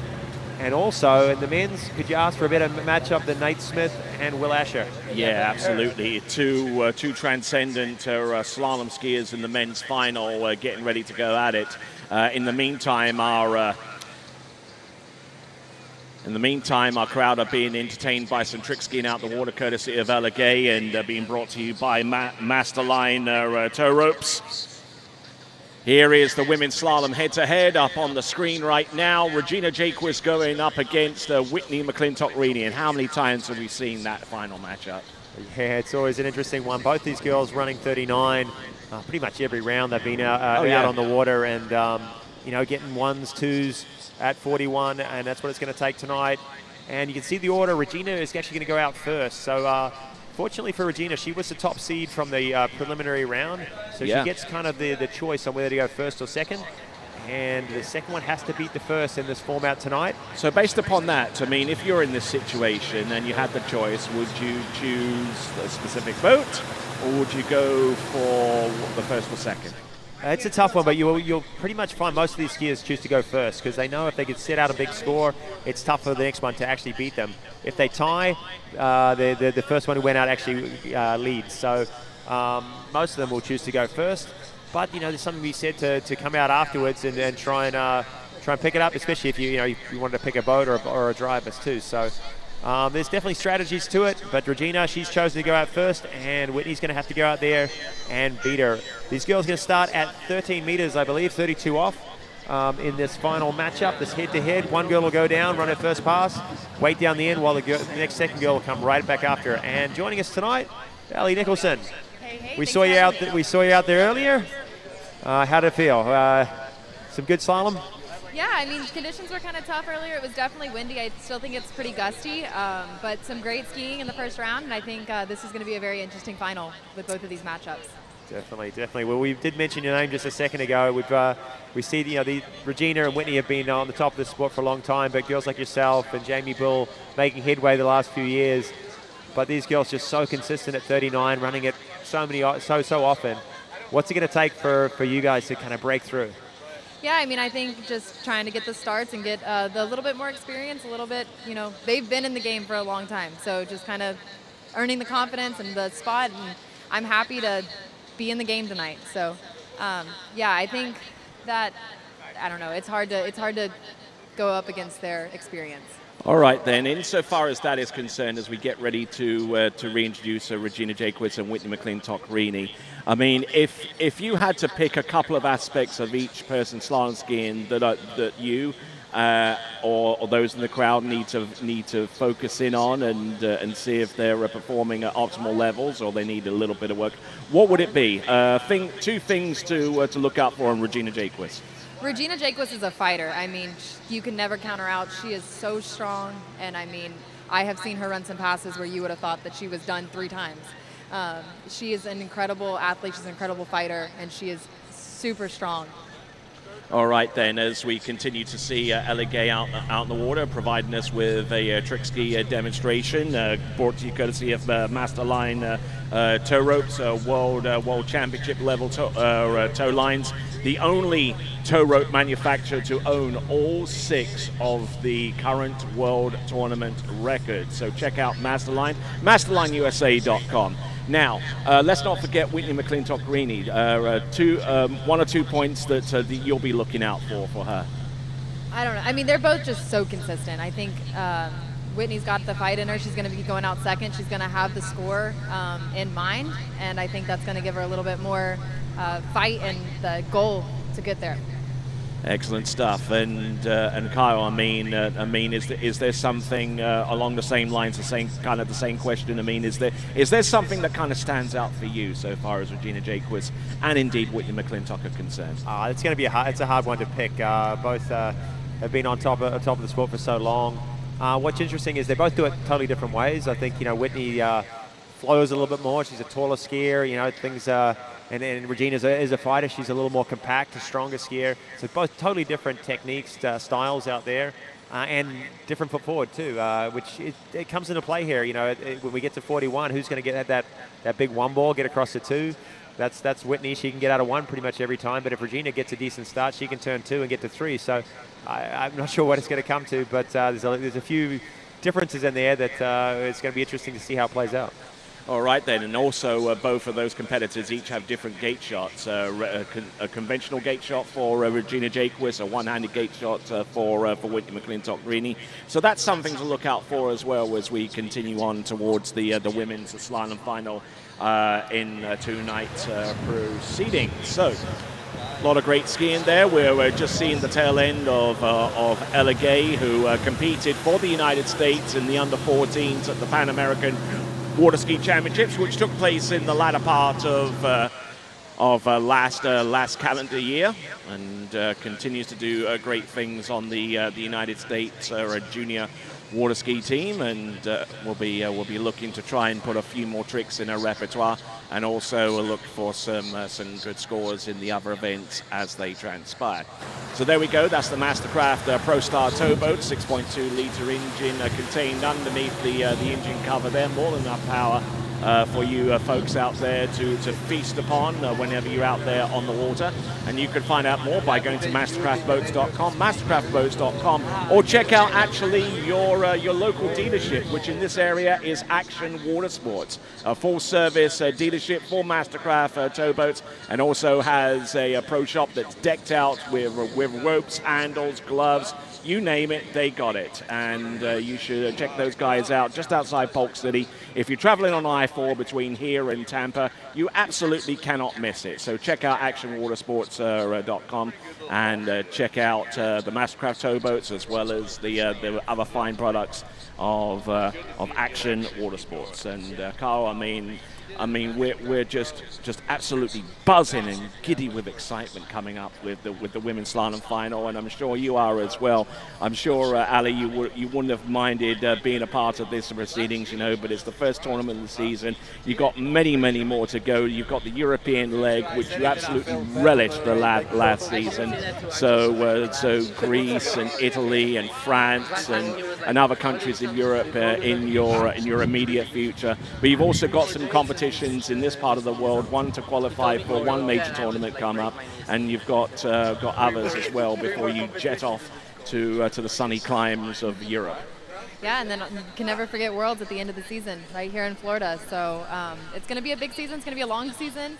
Hopefully we can stay healthy and keep the scores climbing up. And how do you feel about Team Syndicate's prospects in the Brand Constructors Championship? Are you a member of that team alongside Will Asher and Jamie Bull? I like our chances this year. I will say all three of our team made it into the finals. So Team Syndicate is going to be looking really good after this event. But I like our chances for the year. All right then, and the Team Constructors Championship brought to you by TWBC, the Waterski Broadcasting Company. They've got the prize on offer for the year-end Brand Constructors Championship, a little bit like the Constructors Championship in Formula One along the similar lines. And we've got Syndicate going up against the likes of Connolly, D3, Good, LaPointe, and Radar, all being represented in this season. And I know this is a new element to tournament water skiing, and it's something that we will be keeping an eye on from the jump all the way through to the finish in the latter part of this season. Yeah, for sure. It's interesting to see. There's a lot of those ski manufacturers have got big, strong teams. Where we're seeing Whitney there get on the dock, get on the back of the boat. She's doing it for Radar Skis. They've got a number of top skiers in this. HO Skis, Ali and Jamie doing it for them. And Good, we're going to see Regina Jaquist. She's our first one out tonight. She's doing it for Good. And it's going to be some bragging rights at the end of the year, definitely. Yes, indeed. Yeah, I think it adds a little bit something fun for us and to kind of just something new. So I'm really excited that TWBC has contributed that to give us something exciting for the 2023 season. And indeed, the next event after this one for our slalom skiers is basically starts at 7:45 tomorrow morning with the Swiss Pro Slalom, and that will take place as the second major slalom event of the season. Yeah, So, we're getting a long weekend this weekend with King of Darkness and Swiss starting early tomorrow morning. But I love it. I'm excited. Yes, indeed. So it is going to be a 32 off start. She is elected to go first. A little bit of mind games here, I suspect. Yeah, like we were saying earlier, the one out first sets the pace, and the one after has to beat her. So Regina Jaquist coming in, and 32 off, walk in the park pretty much for these skiers. But you find your rhythm, you find your tempo, you place on your ski, and she'll be making some adjustments, especially as the light fades here tonight. Things just getting a little bit darker out there, but no problems for Regina on pass number one. So curving and swerving out there for Regina Jaquist on the opening pass. Now we've lost a little bit of light within the last few hours. The sun set down. From your experience, I'm sure that you have slalomed quite prolifically a time or two when the sun goes down in dusk. But how does that affect your reckoning out there? I mean, I would say this is probably later than a lot of the girls normally ski, but this is the time that my family, I grew up skiing, and so I love it. I definitely think it is going to get kind of dark as it gets on, as it keeps moving. For the men, it might be kind of interesting. Yeah, so sunset slalom sessions are always enjoyable, aren't they? And as we see this replay, Regina going around number 6, we're going to hear from her. Hi, I'm Regina Jaquist. I'm excited to be out here tonight under the lights at King of Darkness Slaloming, and I will also be jumping later tonight. So look forward to hearing you guys cheer all of us on. All right, good to hear there from Regina Jaquist, and now we turn our attention to Whitney McClintock-Rini coming to us out of the Canadian province of Ontario. Here she comes. Entrance gate number 1, good hard snap of the line. Look at how smooth this is right from the get-go. And for all of you a little bit new to slalom, the boat speed set at 34 mile an hour, 55 Ks. And she has to go through the start gates, around all 6 buoys, and through the exit gates. To complete the pass, she gets 6 buoys added to her score, and the line is shortened to the next shortening, which this will be coming back at 35 off for these girls, or 12 meters of rope. Let's hear a little bit from Whitney McClintock-Rini. Hey guys, I'm Whitney McClintock-Rini. I live in Claremont, Florida, and I'm super excited to be here skiing in the finals and make a lot of noise because we're super pumped you're here to watch us. All right, a current resident here in Lake County, yes, Claremont in Florida, and she won't have that far to drive for the next event after this one, but we are at the 2023 King of Darkness right here, and it's being pulled by a pair of Mastercraft Pro Star towboats, each with 6.2 liter Ilmore engines, providing more than enough grunt for the slalom skiers. Now, obviously there are a lot of engine combinations out there. I mean, you can actually slalom with something a little bit less powerful than that, but in order for the slalom boat to run smoothly and to run efficiently, you really need that additional little bit of power, and 6.2 liter Ilmore certainly gives that and then some. Yeah, for sure. You want a boat that's got some good strength to it, and these Mastercraft Pro Stars definitely provide that solid, consistent pull. Same pull every single time through the wakes, and it helps you accelerate across, get early on the buoy, as we see Regina Jake was doing here, making short work of 12 meters, 35 off. And in that picture, you can see the light is definitely fading a little bit, and you can see the lights glistening off the water. Beautiful shots as Regina comes around number 6 and adds another 6 buoys to her score, and throws the gauntlet down to Whitney, who's going to follow. Yes, a great work out there from Regina Jaquist in the dusk of the conditions here in Horizon West and Ali. So far from what you've seen from Regina Jaquist, it's pretty much business as usual. Yeah, definitely. I mean, she's just finding her groove right now, feeling out the wind. I think it has gotten a little bit nicer, kind of getting a view at the light and everything and getting adjusted. Absolutely, just getting into good, efficient timing from one side of the course to the next. But just look at her. I mean, she stands at well under 6 feet tall, but yet she is able to get from side to side very, very efficiently indeed, and using great strength and tenacity to do all of that. And I mean, Regina Jaquist, I mean, we see her out here weekend after weekend, applying her professional talents out there, but she actually works as a compounding pharmacy during the week. I mean, that's her bread and butter. She does this basically as something that she does for the weekend, and try and earn a little bit of pocket change as one of the finest pro skiers ever to compete. Well, yeah, she's definitely got things figured out. She's got some life balance going on there, and you see her on the water. She definitely knows how to execute when it comes to tournament time. And as we see, this is Whitney coming back in. She's following suit, 12 meters, 35 off. And again, pretty easy passes for these girls. For most skiers out on the water, this is a difficult pass. It's short. It's almost shorter than the distance from the middle of the course out to the buoys. So these skiers have to reach, extend to get around that buoy. Ali, have you been out at night before in a slalom competition? What's the differences for you? Like, what are these slalom competitors as the light fades? What's it like? I was going to say, I've skied at dusk a lot, but it definitely feels a lot faster. As it gets darker, it's going to feel faster. And for the men going 36, I think it's going to start to feel fast as the light goes down. We're also starting to get the stadium lights warmed up a little bit for the night jump, so they're starting to turn on. That's another kind of visual that we're not used to seeing as slalom skiers. I think that actually makes it more difficult, to be honest. It's sort of in between dark and light. You don't really know. There's sort of glistening off the surface a little bit. It does feel fast. I mean, I've done it in jumping a lot, but not so much in slalom. But what do you do? You just trust your instincts a little bit? I think you just have to trust it. I mean, I know that they've practiced, just trying to keep it business as usual for right now.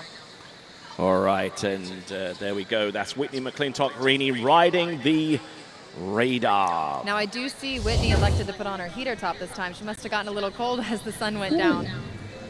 Yep, a little bit of comfort there as she sinks into the water and gets ready for her next pass, which will come after we see Regina Jaquist attack this run coming up at this time. This is 38 off. That leaves 37 feet of line. Skiing against a course, it's 37.5 feet in width from the center of the boat line out to the buoys. That means that she has to make up 6 inches of turn, 6 inches of deficit, and she does all that to great effect. Let's give it up for Regina Jaquist.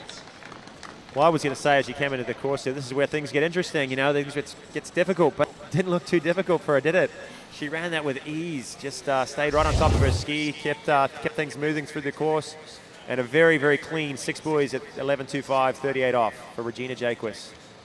And I mean, the one thing that really kind of strikes me about Regina Jaquist, and I've seen this for years, is her line efficiency right from the get-go. When she pulls out for the entrance gates, there is absolutely no slack in the line whatsoever. She seems to have a really, really good sense of control on that. And that is critical to getting the good start, because you get that one chance outside of the course to get a head start on the remaining buoys, and you need a tight line for that.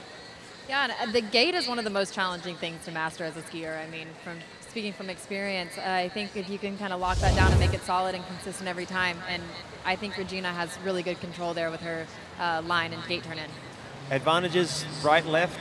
She's a right foot forward. Do you think that's a little bit of an advantage on the gate? I do think right foot on the gate. I mean, everybody says the lefties get 3 onside turns, but I definitely think the right-sided gate is beneficial. And here's a lefty right here and now. This is Whitney McClintock-Greeny, multiple-time world champion, not only in slalom but also in the overall competition, and also a single-time world women's trick champion as well, way back in 2009, and using that experience to great effect there. Let's give it up, please, for Canada's Whitney McClintock-Greeny. All right, both sets of boats sitting down there. They're going to wait for about 45 seconds, 1 minute, let the water settle, and coming back in for the money pass. These girls have run 39 off every single round they've been in. I think 2 at 41 has been the highest score so far this weekend. They've both achieved that. We saw them both get half at 41 in the semi-final head-to-head earlier. Who can step it up? Who can run this 39 for a 3rd time this weekend and then make their way down 41? It's going to be up here in just a few moments. Regina doing it first to put the pressure on Whitney to follow. So waiting for our boat for Regina Jaquist to make it into the slalom course in the women's slalom final round. You know, earlier on today, a new king was crowned, you know, in Westminster, and we will be crowning the kings of darkness so far as the slalom and the jump in. Are we calling it Queen of Darkness as well? Or? Yeah, we have to go along with that. All right, Queen of Darkness, we'll do that too. Yeah, definitely. Keeping it PC. Regina, she's got to be riding a high right now. She's just won jump out here. She's the Queen of Darkness jump champion, and she's about to sort of see if she can stamp her name on the slalom title as well. As she comes around the turn island down the bottom end, coming back, this is 39, 10.75 meters, and she has got to be on. She's skied a lot this weekend. Hopefully she's got the energy to pull it out one more time. Skiing behind that Mastercraft towboat being brought to you by Action Water Sport. Here we go. This is Regina Jaquist. Gets a good strike on number 1. Gets settled in. Look at her go. Drops the head there a little bit, number 3. Oh no! She stood up at Broken 4, on 4. reaches for 5. Oh, and that has opened the door. It has, isn't it? Wow. What happened, Ellie? What do you think? She was going away pretty good. Dropped the head a little bit at 3. Yeah, as soon as Tony said she dropped the head a little bit, it kind of looked like it was going sideways. I'd like to see the replay again just to see. It's definitely, the wind is swirling a little bit. I actually think we're looking at a little bit more of a tail breeze there for that pass, but let's look at this pass once again. I mean, for the first half of the course, this was basically business as usual so far as Regina Jaquist was concerned. Gets the good sweeping turns off the first couple here. And into number 3, everything looked pretty dialed in. But coming into number 4, she kind of dropped her edge, and then she loosened off that edge, and then inside number. She did well to get round 5 then, didn't she? Do you think she got round number 5? The scores are coming through. It's 5 at 39. So that's what it's going to be, won or lost here tonight. It's not at 41. It's going to be at 39. Maybe the light, maybe the wind is providing a bit of a factor here for these skiers. But a killer start. 1 and 2 was great. 3 a little trouble. And 4 just maybe the light just stopped her there a little bit at 4. Snuck around 5, and still a handy score to beat. That's tough. She came into the dock and she raised her hand. She normally raises it in victory, but she knew that she has opened the door for Whitney McClintock-Greeny. Now, in order for her to take the Queen of Darkness women's slalom title, she has to get a piece of 6. She's got 2 buoys so far. She's good to go round buoy number 3. Here's the 4th one. She now attacks 5, and if she can get round number 6, winner, winner! She was all over that pass. Yeah. And a little scream there from the back of the towboat. Yeah. You know, in this type of competition between herself and Regina Jaquist, wins for Whitney McClintock-Greeny don't come around all that often, but I tell you what, when the opportunity presents itself, she grabbed it with both hands and just absolutely pummeled it. Wow, huge round of applause there for Whitney McClintock-Greeny.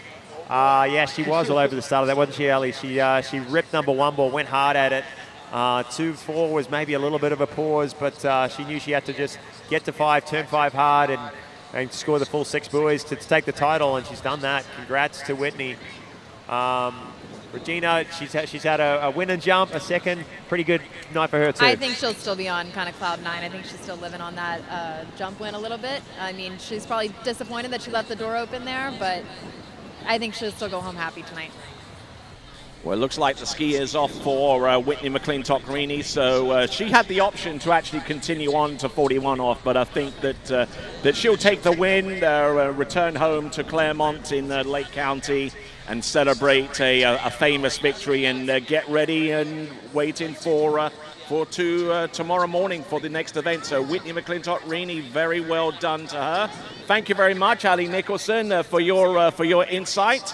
We're going to have Aaron Larkin back in on the announcers booth very, very soon. As a matter of fact, he has stepped in here. I'm being surrounded by Kiwis tonight. What's up with that? Here we go. Hey, no stopping the action. We're straight onto the guys. This is Will Asher, and the guys going out tonight, they're starting at 35 off. There's no warm-ups here. It's straight into a pretty tough pass. 12 meters, 35 off, and 6 buoys for Will Asher. Aaron, welcome. Yeah, well, thanks very much. Will Asher making obviously 12 metres 35 off look easy, and interestingly enough with the seedings, Will's gone out first, meaning Nate's had the pick and he's put him out first, and that's some gutsy stuff, meaning that obviously Nate has to beat him. Yeah, so who had the choice then? It was Nate did. As far as I understand it, I think Nate had the highest seeding. High seeding going into the semi-final head-to-head, but then obviously Will had a higher score in that head-to-head matchup. So I thought maybe that would give the option to Will. Yeah, Will has the choice. I thought the same thing. I talked to Will in the break, and he thought the opposite. So I'm just going off of what Will told me. So we should probably know this, but we don't. Yeah, because Nate in the previous round scored 3 at 41, and Will Asher scored 5 in his victory. So Will actually has the choice now. Well, that would make sense, because in this day and age, if you're not going first in a final and putting the pressure on, it's a pretty rare occurrence. I thought you were going to go with a Ricky Bobby quote with that Ricky one. Bobby, if you ain't first, you're last. All right, here comes Nate Smith now. He's going to match it, 35 off. This guy is just, as I said earlier, he is just a pure technician. Makes it look ridiculously easy. As your rounds 1, over to 2 ball, good turn at 2. Super light on the line. There's not much to him, and that reduces load and helps him keep direction, keeping that rope tight. And he's around 6, and Kiwi, as you would expect, piece of cake. Yeah, no brainer there for Nate Smith. And talking about that Constructors Championships, it's going to be pretty tight between these two brands. D3 there for Nate Smith and HO for Will Asher. So these two guys will be leading that challenge. They certainly will. So as we watch the slow-mo, the replay, Nate, as you can see, doesn't really load the line a whole lot. The idea is basically to load the line at the same force, if you like, as the boat is giving you, so that you don't overdo it and get unloaded. And Nate's obviously amazingly good at that. The space that he creates before each buoy to give him the time, it slows the sport of slalom water skiing down dramatically, and that's why he's the world record holder and the world champion. Just makes it look way too easy though, doesn't he, Aaron? Oh mate, if I can sleep like that, then absolutely forever duplicated. Forever imitated, never duplicated. Another guy that makes it look pretty easy, Will Asher though, but definitely look at the size of him. He's got some arms on him. He's a strong guy. He works hard behind the boat there and can hold on some huge 2-4s as we saw just there. That's 38 off. A little break at number 3, but no problems for Will Asher. He's got the power to get back on top of his ski and complete that pass easy.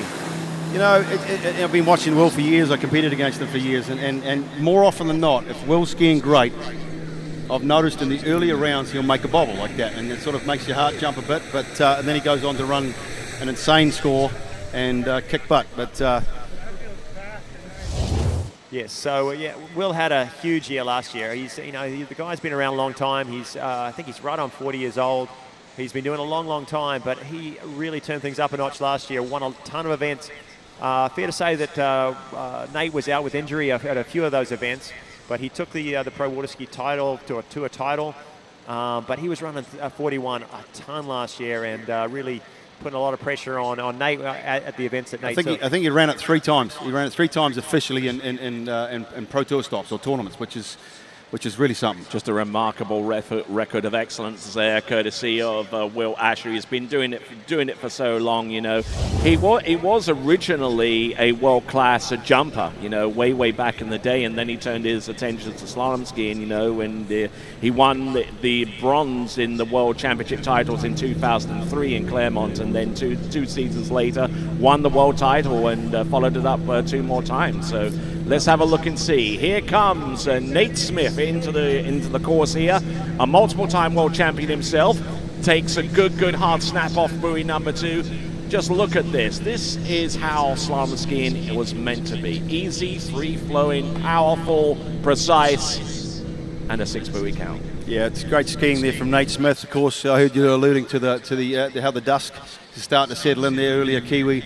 That just basically means everything's going to happen real quick. It's going to up the tempo when you're out there skiing. Instead of it making it feel like the boat's doing 36 miles an hour, it's probably doing more like 37, 38 miles an hour. But we watch the replay again from Nate. You just see how level and still his upper body stays throughout the whole pass. The ski's going to rotate from underneath him. Again, doesn't move his shoulders, swings out from underneath the handle, makes a good turn on his onside.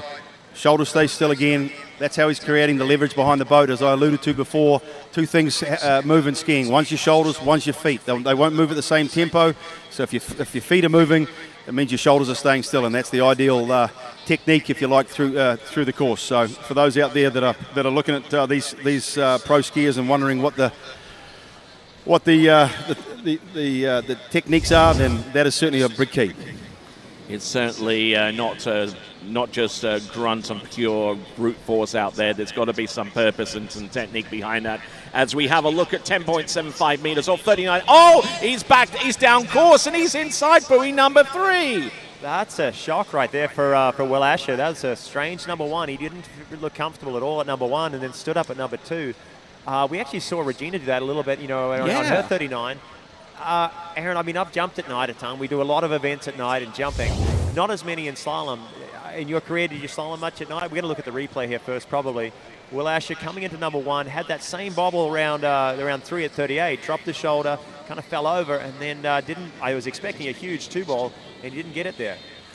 That's night skiing right there. You don't see Will Asher do that in the day. That is just the light has taken him by surprise. I think he might have come up just a touch narrow, and he couldn't get around the ball and make a turn. So that kind of spooked me a little. That kind of spooked me a little bit as well. I mean, like several years ago, I skied in like the Spanish Masters on a river in Spain, and whenever the light started being like energized and that kind of stuff, you know, you just lose your bearings, you know, because you've got another distraction you've got to deal with. Yeah, I was not very good at it. So here comes Nate Smith now, ladies and gentlemen. He's got to get a piece of 3. I'd expect this is going to be a walk in the park for him. But a 2 1/4 will take the win here. Nate Smith on course, 39.5 off. Needs a good start. He's wheelied a little bit at 1, but that's a cautious start. He'll rip a turn out of 2. He's going to get over to 3, and there is your champion. He's going to continue. He's going to get over to 4, all the way over to 5. Works hard to get over to 5, maybe a little down course, and he gets to 6. So Nate Smith, your champion. And we pretty much knew he was going to go all the way on that pass. And you can see him at 1 and 2, though, Aaron. He took it pretty easy. He was going. He didn't want to make any mistakes. He saw Will have some trouble. He didn't know what was happening. I guess he thought maybe there was some issues with the light. So he took it pretty easy, 1 and 2. Then once he was outside 3, he said, okay, I can get through this. And a full 6 buoys, 39 off, and a new champion, King of Darkness 2023. It's Nate Smith, followed by Will Asher there in 2nd spot, and Freddie Winter, another Englishman, in 3rd. And I mean, I just have to admire his control out there, especially off number 2. He did that thing that Wade Cox dubbed as being the safety check around buoy number 2. Just eased up a little bit, knew that as long as he got a piece of number 3, he was the victor here. But now he's won the event. Now he's just going to turn the screw just a little bit more and try and get as far down this next pass and maybe a little bit beyond. And I tell you what, he's skiing here for your viewing pleasure, folks. I mean, he could take a ride into the dock right now, and we wouldn't hear the worst of it for him. No, this is Nate. He's putting on a show for you folks. So as he comes down, he can hear you out there. He really can. So if you can put your hands together, make some as noise. He goes past at 41 off. You have those people that don't ski or slalom have just no idea how difficult what he's about to do is. So hopefully we can see him run 6 buoys. He seems to do it on a regular basis, and let's see what he can do now as he turns in for the gates. 41 off, Nate Smith. He's around 1. Behind him, he's folks. got a great start. He's over to 2, maybe a little narrow, but he's good on time. He's around 3. He's on time out into 4 ball. Big turn out of 4. He's going to get over to 5. Nate Smith. He's around 5. Oh, he's going to run. Look at this. Off in the dark. Oh. Whether it be bright sunshine or the dusk here in Horizon West, it's a 6 buoy count at 10.25 meters or 41 off. Sensational stuff. And he takes a ride back to the dock. Well, that's great skiing. Kiwi, I mean, there's just the superlatives that kind of run out for the guy, don't they, really? I mean, he's just a freak. Yeah, definitely. This guy can get it done on the slalom course. He's been doing it for years. He's run more 41s than everyone else combined, is what I heard. I think you said earlier tonight. And there's another one that he puts in his back pocket. Clean pass, 41 off. He's going to call it a day there, though. He's finished. But we'll give a round of applause for Will Asher as he heads back down. He had a good attempt out there, had a little trouble at his 39 pass, so a little bit of few surprises for Will, and then we saw Regina have a little trouble too. But our champions, Whitney McClintock, Rini and Nate Smith, King of Darkness 2023 slalom champions. Fantastic skiing all the way through. So the United States at this time coming through with 2 wins so far. Regina Jaquist in the jump event. Nate Smith, the victor in the men's slalom competition. And I tell you what, and Canada winning out in the women's slalom competition. Yeah, and of course, looking to the Pro Tour, the Pro Tour standings, I said I don't know what they are officially, but we look at the on the scoreboard, ladies and gentlemen. Obviously, Nate Smith takes out Will Asher. We go back to the previous brackets where Nate took out Thomas de Gasperi and Will Asher took out Freddie Kruger. So again, Nate Smith first, Will Asher second, and Freddie Kruger in third. And you asked, and you've got the Pro Tour standings right now. After one complete event, Nate Smith takes the lead with 52 points, ahead of Freddie Winter on 33, Thomas de Gasperi on 25, Robert Hazelwood on 20, Robert Pagozzi on 15, Stephen Neveu on 10, JT on 8, Dane Meckler on 4, Jamie Calhoun with 3, Adam Sadamaya on 2, and Corey Vaughan with 1 point. And that is the Pro Tour standings in men's slalom. And so far as the Brand Constructors Championship is concerned, D3 take the lead on 85 points, just marginally ahead of Radar Skis on 80 points, Good on 69 points, and Syndicate by HO on 58 points. And those are your top 4 right now in the Brand Constructors Championship. All right, then, we've got the grand finale taking place in a few.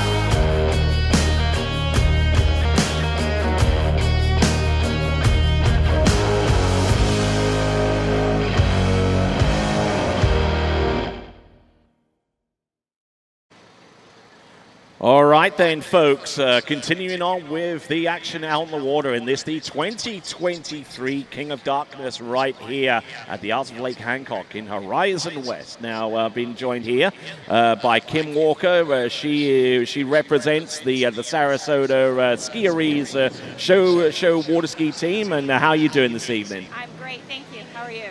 I'm doing pretty good. We're going to take a quick look at what we've got going on the water. Our towboat is making its way back to the dock to pick up our show skiers. Now, tell us a little bit about the genesis of the Sarasota Skiers. They're generally regarded as one of the top water ski show teams in the nation, competing in the National Show Ski Association Nationals, right? Yeah, absolutely. So we're the Sarasota Skiers. We compete and practice and do our shows down in Sarasota, Florida, on the bay. We're one of the only water ski teams that actually ski on salt water. So that's pretty exciting, right? We went to nationals in 2017 and won nationals then. We have one of the world's best jump teams, that is the Skiers. And as you can see it coming across the water right now, we're actually joined by the Cypress Garden team. Oh, nice. Right, these ladies out there are showing us their ballet skills. They're doing a toe hold and a toe turn there for you now. Ooh. So we came together for this event to join you guys. We're so excited to be here. Fantastic. Yeah, and we came so that way we could show another part of water skiing, the show ski world. Okay, and for those of you that are wondering how on earth are they able to turn backwards whilst the ski goes forwards, it's a swivel ski. That's right. So they have those bindings on those skis that they can do a 180, and then you can remove the pin, and they can do a complete 360 on those bindings. Oh, nice. Yes. So those ladies like to ski usually nice and slow behind the boat, and they take, of course, hours and hours of practice to get those skills. What kind of speed are they running at? So everyone likes to swivel a little different. So usually it's around 15, 16 miles per hour. Is their ideal speed, and they usually are very particular about it too. Excellent. So some great free-flowing action there, and looking absolutely stunning out there on the water. The representative skiers, the show ski swivel skiers from Cypress Gardens, joining up with the Sarasota Skiers show ski water ski team. Yes. Now, and we have one young man here, Eli, who's representing the Tampa team. So we actually have 3 teams represented here today. kind of a bit of an all-star team, I gather. That's what we tried to put together. It's a little bit of all the all-stars and give you all a taste of what you would see if you came to a ski show. So our ski shows are typically an hour-long show. Usually they're themed. And then you get a little bit of everything. Here is the Sarasota Swivel Ladies. I see a little bit of competition here, it looks like. Oh, absolutely. All of these teams, Tampa, Cypress, and Sarasota, will all compete against each other in our Southern Regional Tournament, which is the last weekend in June. That's down in Cypress Garden. You can see these ladies have their bindings completely open on the 360, and they can do complete overheads, so their bindings will turn completely around for them, just like that. There you go. There you go. Let's give it up for them, please. Beautiful out there, and just very smooth with the 360-degree spin overhead with the swivel ski action. And all 3 of these ladies have actually competed nationally, and they have also competed in the Worlds, and all competed professionally. Yes, and as a matter of fact, thank you for bringing that up, because last season the World Show Ski Tournament took place at Cypress Gardens, didn't it? That's right. Steph, who's in the pink, she absolutely represented, she skis with the Skiers, but she absolutely represented Canada at the tournaments. Okay. Yep. Just look at that. Looking beautiful out there with the swivel turn. So let's give it up for them one more time. Woohoo! Don't forget, folks, we've still got a lot of great action to come. We've got the U14 and U17 jump, along with some barefoot action. But the grand finale is the men's jump final, and that will take place coming up soon here at the 2023 King of Darkness. So let's focus in on some more show skiing and the Adagio doubles. That's right. So this is Nick and Ella here competing. They're actually the reigning Southern Region champions for Adagio doubles.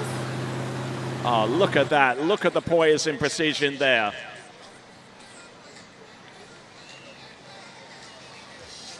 This is actually my daughter Ella, who's out here with her partner Nick. A great activity for all the family. Absolutely. And a little bit later, you'll see my son out here also. So it's a complete family event, that's for sure. We have people on our team as young as 4 and well into their 60s. All right, then, whilst this continues on with the Adagio doubles, let's check in with Phil at Action Watersports.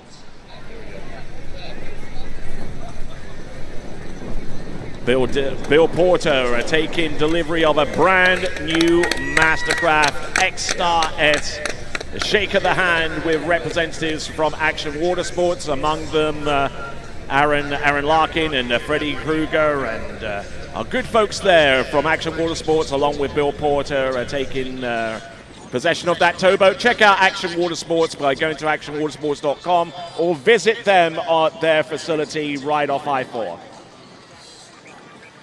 Okay, so a call for all of our junior jumpers in the U14 and U17 to make their way to the dock, please. The U14, U17 jumpers to make their way to the dock. And Kim, a great-looking performance there with the Adagio doubles. Not the easiest of feats to accomplish out there. And now we've got the double Adagio. That's right. This is called handle doubles. So this is a little bit different. The men are hanging onto the actual rope versus Diageo doubles, which the rope was actually around his waist. So he had both hands free.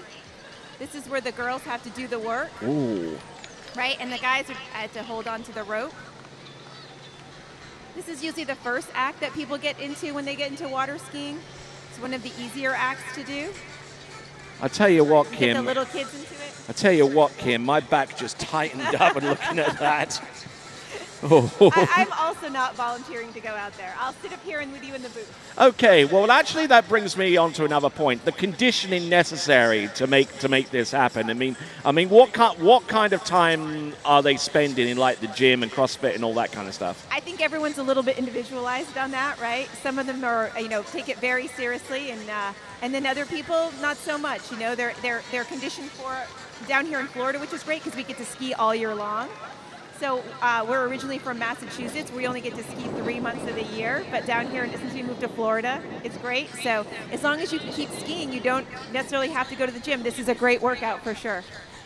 And I tell you what, I mean, show water skiing, is competitive at national level, extremely competitive at national level. I mean, you get teams from Florida, from the Northeast, out towards the West Coast.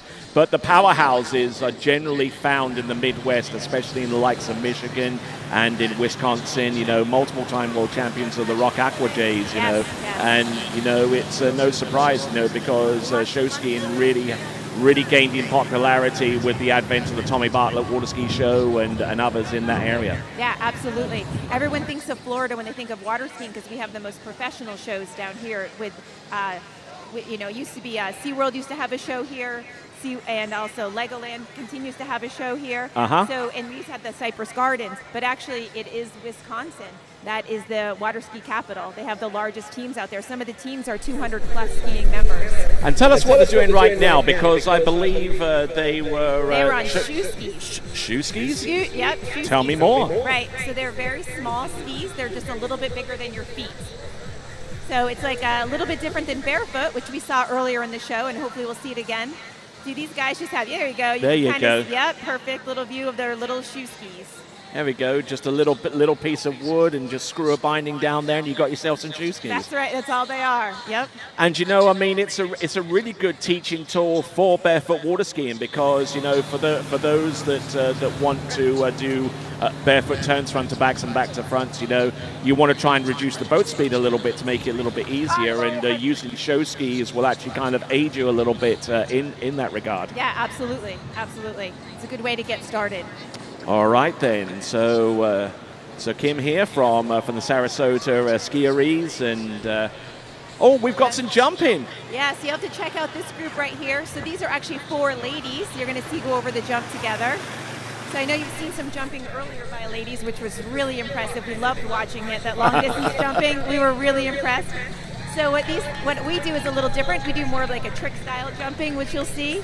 So these ladies, as the first time that four of them actually are going over the jump at the same time. And as you can see, that ramp is not that wide, so everyone has to stay in their lane and maintain their space. Yeah, So that must require an awful lot of discipline. it does, and it's a little scary for them too, but these are our bravest ladies. So the three of them are from Sarasota, and we have one other one on the other side who's been doing some long distance jumping, and she decided to come out and join us today, which was great.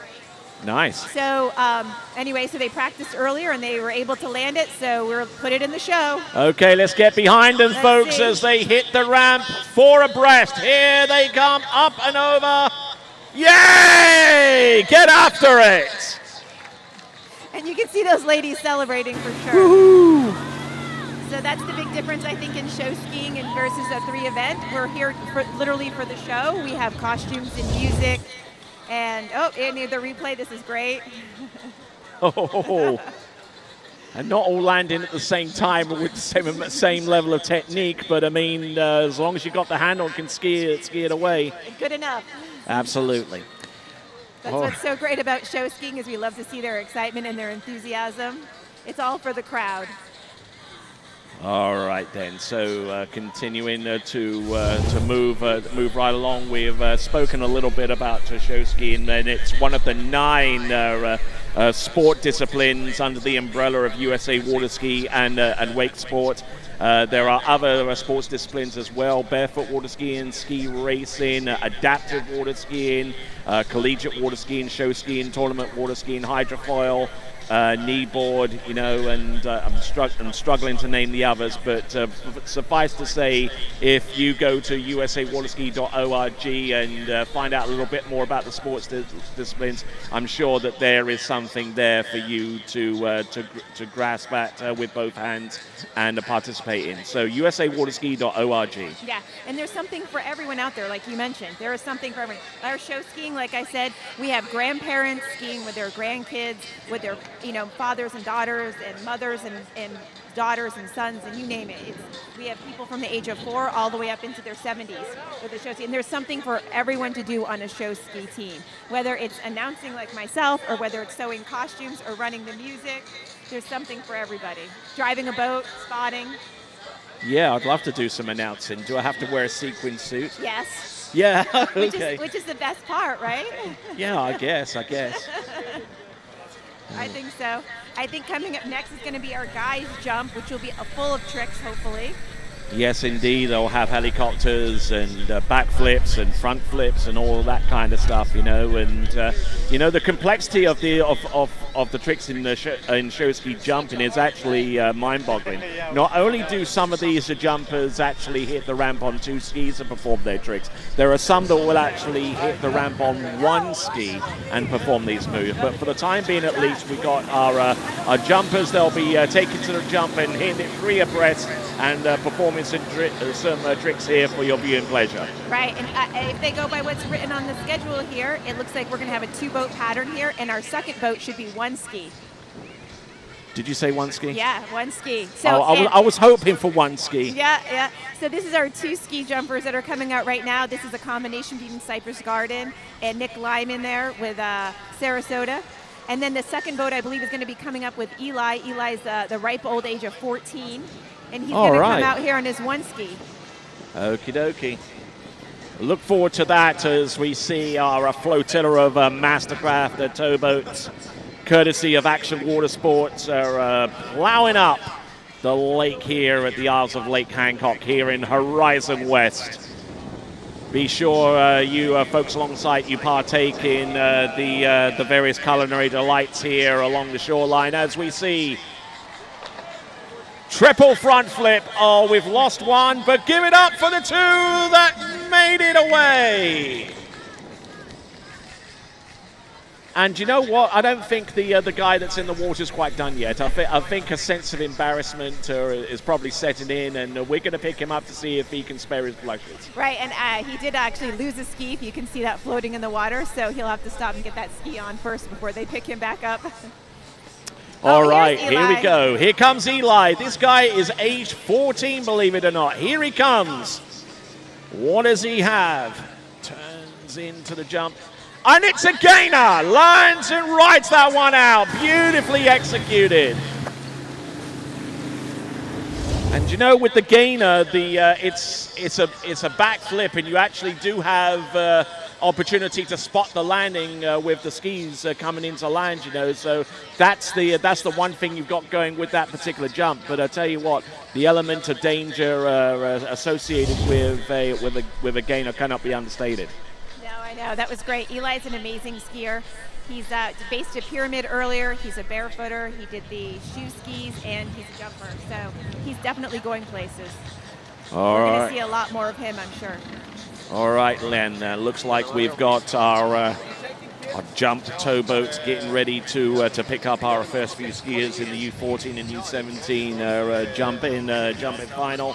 We got Mario Pagozzi, international boat driver, coming to us out of the Dominican Republic. He will have the honor of pulling our U14 jumpers there at the dock. And Kim Walker, some great show skiing, courtesy of the Sarasota Ski Arees, the Tampa Waterski team, the Cypress Garden Waterski team, among others.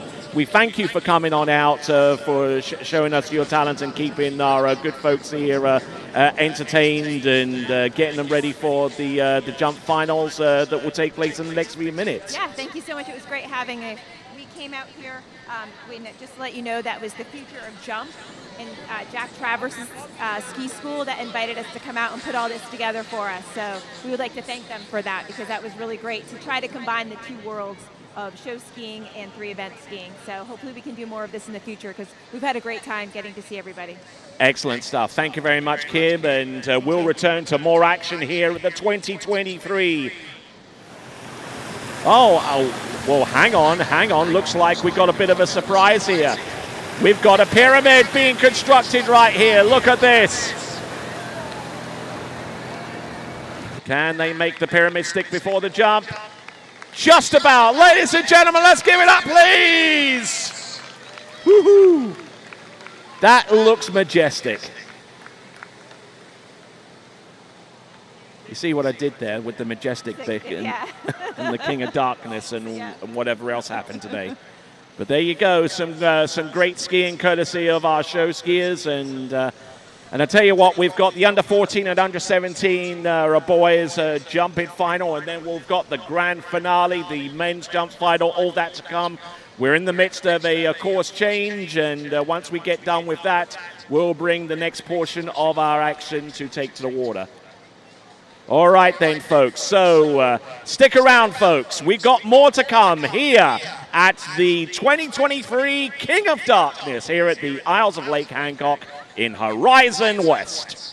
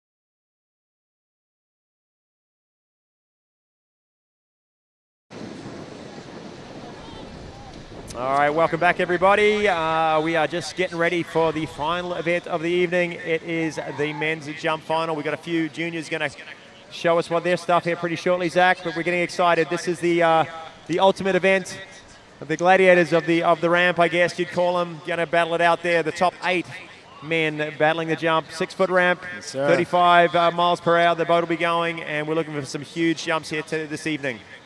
If I'm looking at the precursors correctly with the way these guys put scores down going in, we're in for a heck of a treat tonight.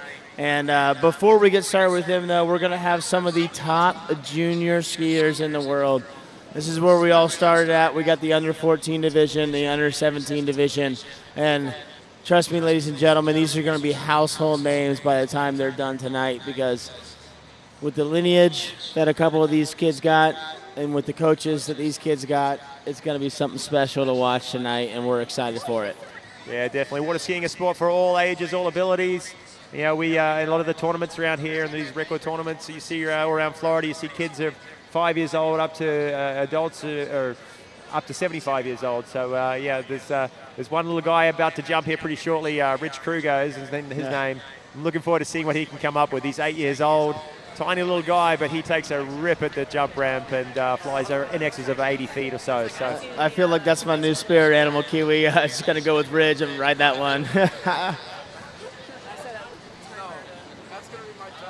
But it is cool to see these juniors out here. I mean, we didn't start getting a taste of night jump until maybe towards the tail end of our careers, and night jump is something like you just can't explain it. We don't get to go practice it because we don't set this up every time when we're at the house. And you get the first taste of night jump when you're there, you're in the field, you're ready to go. So it's pretty cool to see these juniors have the opportunity to go out there and showcase their skills under the lights in front of leading off some of the top 8 jumpers in the world. And not to mention in front of the big crowd we got here tonight, getting the atmosphere sort of amped up a little bit, get these guys pushing a little harder, trying to get their personal best, so the biggest jumps out there for you guys tonight.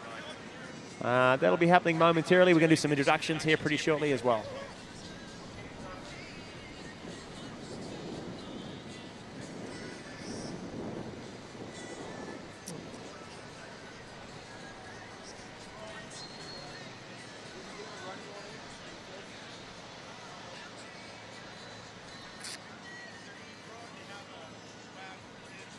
And in the back of the boat right now, we're going to introduce a few of our kids that are jumping tonight. Making their way down. We got Ridge Kruger, as we mentioned. He's our little 8-year-old that's going to be out there. We got Dash Kruger, his brother, who's going to be doing it for us. Young Brett Ellis, the son of the rocket man Scott Ellis. We got Jaden Eade and Sergey Danishevskaya as well. They're doing it for the under-17s. I hear a couple familiar names in the background there. But ladies and gentlemen, if you guys want a little piece of swag, get yourself down to the water's edge, because these kids got some shirts. They got some swag. You guys want to pick up a little King of Darkness for you to kick home. These are the ones to take advantage of. And you're right, you do hear some names there. You hear some Kruger. There's later on, Freddie Kruger will be doing it. He's second last off the dock. He's been around the sport a long, long time, and now his kids are involved and doing extremely well. Ridge Kruger, like we mentioned. Dash Kruger, his brother, posted over 100 feet in the prelims. And young Brett Ellis, he's been having a ripper of a tournament. 118 feet he launched. They're doing it in the under-14s. And we got a couple of guys out there, Jaden Eade and Sergey in the under-17s. So here they come. All right, ladies and gentlemen, come on, kids, get yourself down here to the announcer's booth, because I know they got some swag coming off this boat. Oh, there you go. I see some shirts flying, ladies and gentlemen. Come on down here. Get yourself a piece of this swag. This is the future.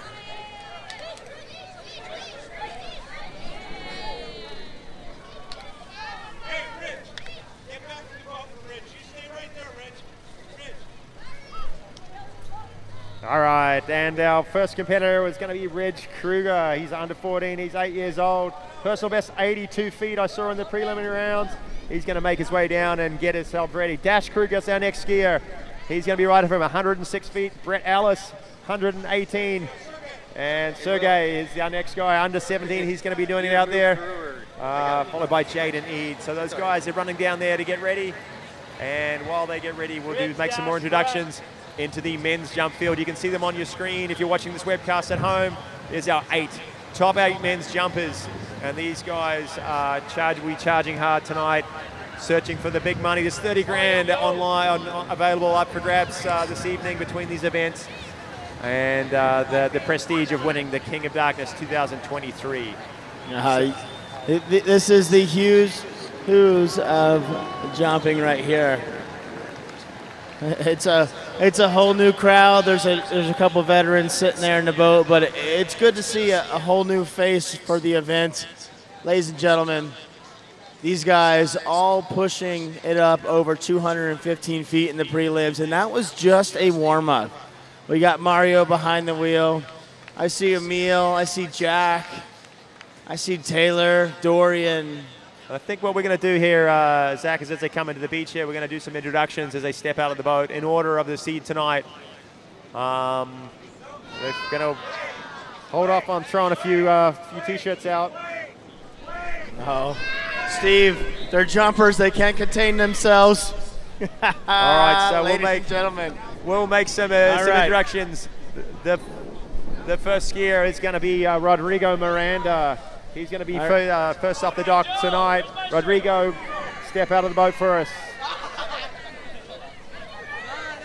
All right. Following Rodrigo, Emil Rodrigo, let's get Rodrigo out the boat first. There we go. There we go. There's Rodrigo Miranda. He's been doing it a long time. The Miranda brothers from Chile. There he is. Following next, another Chilean skier, Emil Ritter. He was our seventh seed going into the final. We got some back-to-back Canadians getting ready to come up, with the first being Connolly Panett. Connolly Panett launching a 215-foot jump in their preliminary rounds. And right after him, Dorian Llewellyn. He's the current world trick champion, top overall skier as well. He had a huge 227, not in the correct round, but made it through in that 5th spot. Following him, Taylor Garcia, the local boy, 222 in the preliminary rounds. Yes, sir. Hailing from England. We got Mr. Jack Critchley coming in. And Freddie Kruger, I think do we drum roll? Oh, drum roll? He's done this a few times. Oh, there he is, Mr. Freddie, the Nightmare Kruger, and your top seed tonight, the young gun on the stage, Mr. Hulk Joel Poland.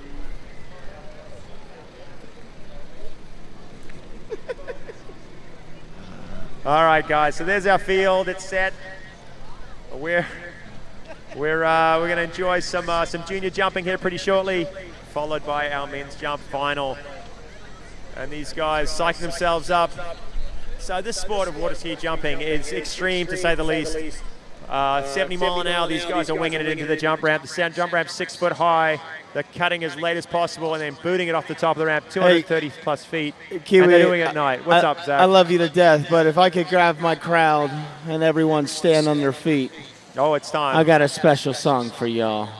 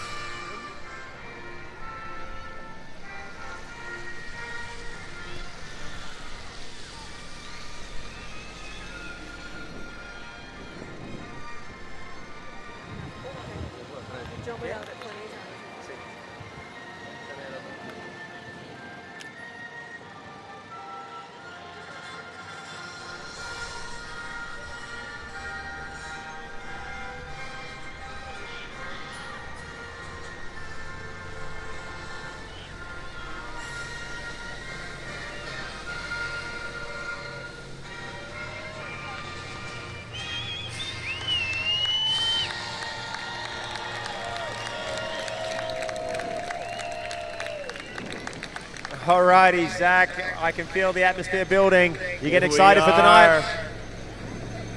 There's nothing like it, man. Okay, our junior jump start list. There it is. Ridge Kruger will be heading it out, as we mentioned. The young little 8-year-old Dash Kruger following him right up. Brett Ellis and Sergey Danishevskaya, followed by Jaden Eade will be our last one out there. 5 of the top little jumpers from around this area, this Florida region. And they'll be excited to get out there and see what they can do on that jump ramp before we send out our top pros. I'm not going to be the one to call the elephant out in the room, but I see a lot of last names on that board. I think I saw yours. I saw the Nightmares. I saw the Rocketmans. I think there's some lineage there. Yeah, definitely. As we mentioned earlier, it's a family sport and it's generational. You know, your kids get involved. You're doing it. It's a sport you can do with the kids, and that's what we love about it, right? Kiwi, on a scale of 1 to 10, if your kid goes further than you ever went, let's say he goes 70.1. I know we're going to be excited, but are we still not quite excited? Where are we at? A little annoyed, maybe. I don't know. Well, I think he's already pretty much got me in slalom. So yeah, my kids are tall like myself and more of the slalom build, and they're learning how to jump. They're getting some size in jumping too, but slalom's been their thing, and I think they're already picking me in slalom, but jumping won't be too long too. I mean, I'm looking at the dock down there. I see Karen, I see Freddie, I see Scott. There's more of a fanfare on the dock getting these guys off there than I've seen in a while, man. Now, I know, so Freddie Kruger, when he learned to jump, he was young. He was like 6 or 7 years old, but I have a feeling Ridge has got his mark when he was. For sure. For sure. I don't think Freddie was jumping 82 feet when he was 8 years old. No, I thought I was peaking, and I went over the ramp for the first time when I was 8 years old, so he's already got 82 feet on me, and I thought I did okay, but he's a gentleman sport. And is that a speed suit he's got on? He may, dude. He might need it to go break 100 here tonight. Hey, I am excited for this. I heard about some custom-made D3 jumpers that were sitting under this guy's feet. So I'm excited to see these things take a rip tonight. Looks focused, looks determined. Are you talking about Freddie or are you talking about Ridge? I see Freddie on the dock there. He's determined. I think Freddie looks more nervous than Ridge does. Ridge's excited to put on a show, and here's Freddie pacing. Yeah, Freddie's probably more nervous about Ridge jumping than he is for himself later on tonight. Look at this little guy. He's probably like all of 50 pounds, and he is going to take a heck of a rip at it. I'm excited for this because, ladies and gentlemen, I guarantee it 10 years from now, when the sport evolves, this is going to be a household name. This entire crew is going to be involved, and we may still be sitting here announcing, talking about them, but they'll be in the pros.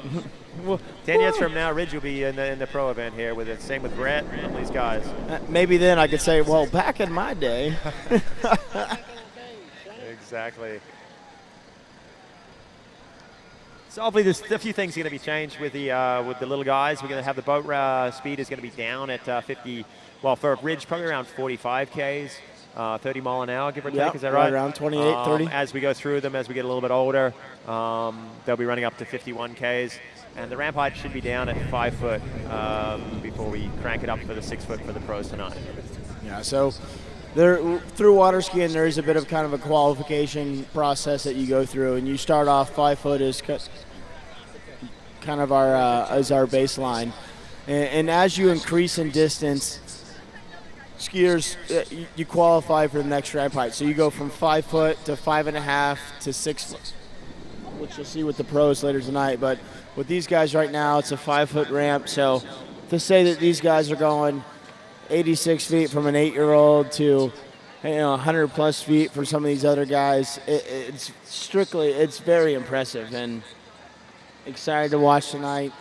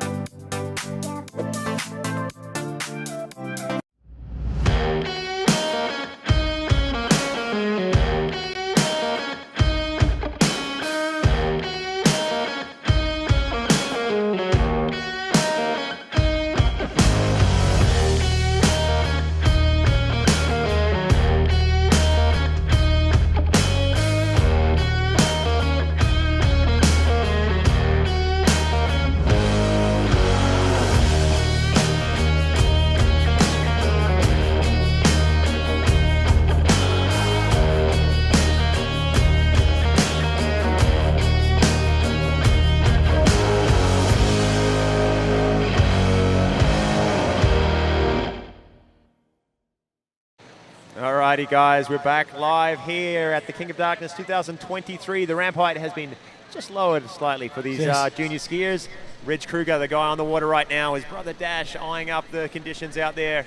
They're pretty pumped, jumping at night. A few of these guys have done it a couple times before, but like you were saying earlier, Zach, they don't get many opportunities. Our pros don't get many opportunities. That's the hard thing about night jump. You know, it's hard to find the setup and get the lights. The lights seem different every single event you go to. So it is tough to practice in. So you got to figure it out as you go. It is. I don't think I skied my first night jump tournament till, well into my career, and it was just as an LA night jam with Jay Bennett out in Louisiana. But ladies and gentlemen, Mr. Ridge out there. Looks like a 3/4 cut. Pulling out nice and wide here. He gets pretty wide on the boat here for his first jump, and taking a big old turn at it. Nice speed into the bottom, hits his left. Look at that boot off the top. This guy can fly. Did you see where he hit the ramp? He absolutely launched that one. I can't wait to watch this replay, ladies and gentlemen. That kid came in inches away from that bottom right-hand corner, which is the money spot. And the fact that he's doing it at night, put your eyes on the screen. Loaded, jumps to wakes just like that.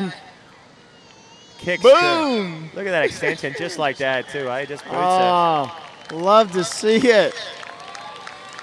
A round of applause there for little Reg Kruger, and we've got a distance of 59 feet. Oh, 82 feet. 82 feet. Screen the splashlight board over there needs to be updated, but 82 feet. I think that's a personal best there for Reg Kruger. At night? Jump number 1. Let's see what he's got for jump 2 and 3. It's like that one time his dad beat me at night jump. That one time? We called him Daymare for a little bit, and then he got focused. Then he figured it out, didn't he? Yeah.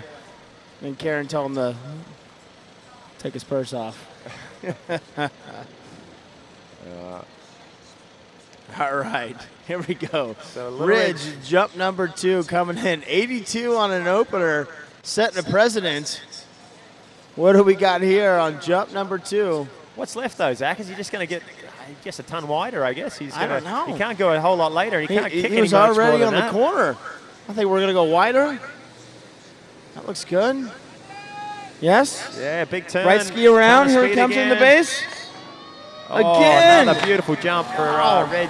You know, he shows no fear. Throws the fist on that one. He might do one of the like some of the open women did, the couple 3/4, and pull out a double on his last one. Hey, if Freddie's down there listening, why don't we do a double on jump number 3? I think it's time. No time like doing it at night for the first time.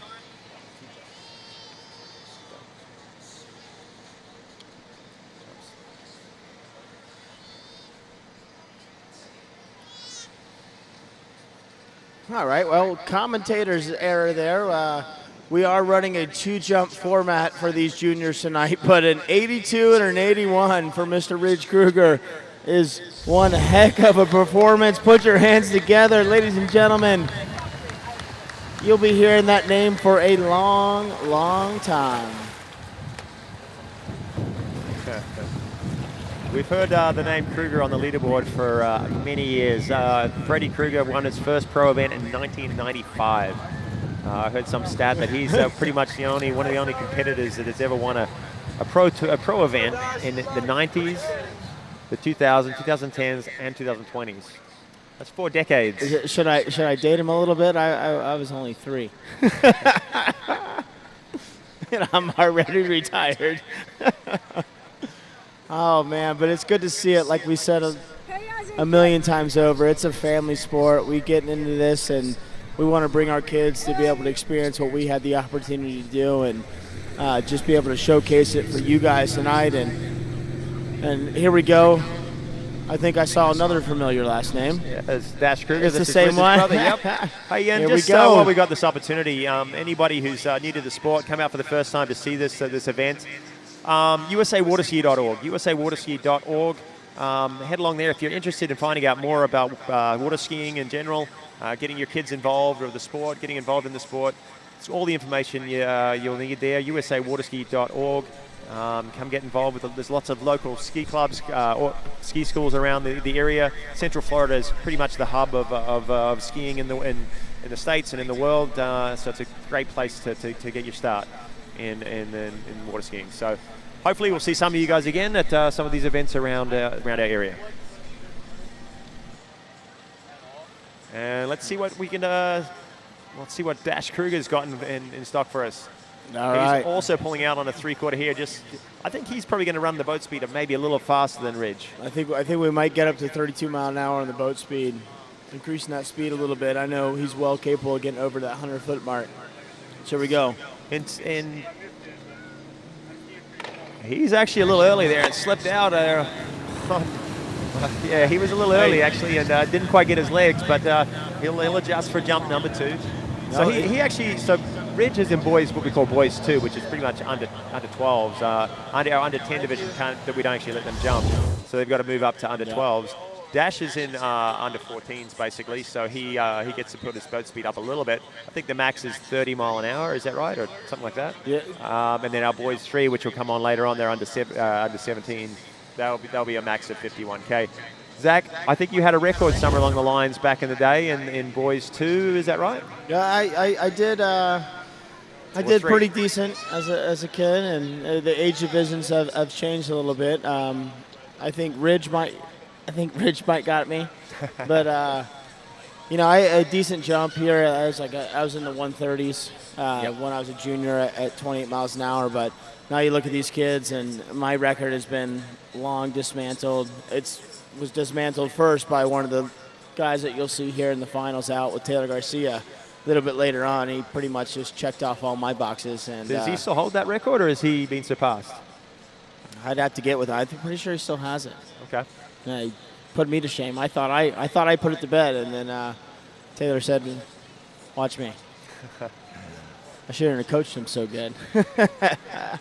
All right, here we go.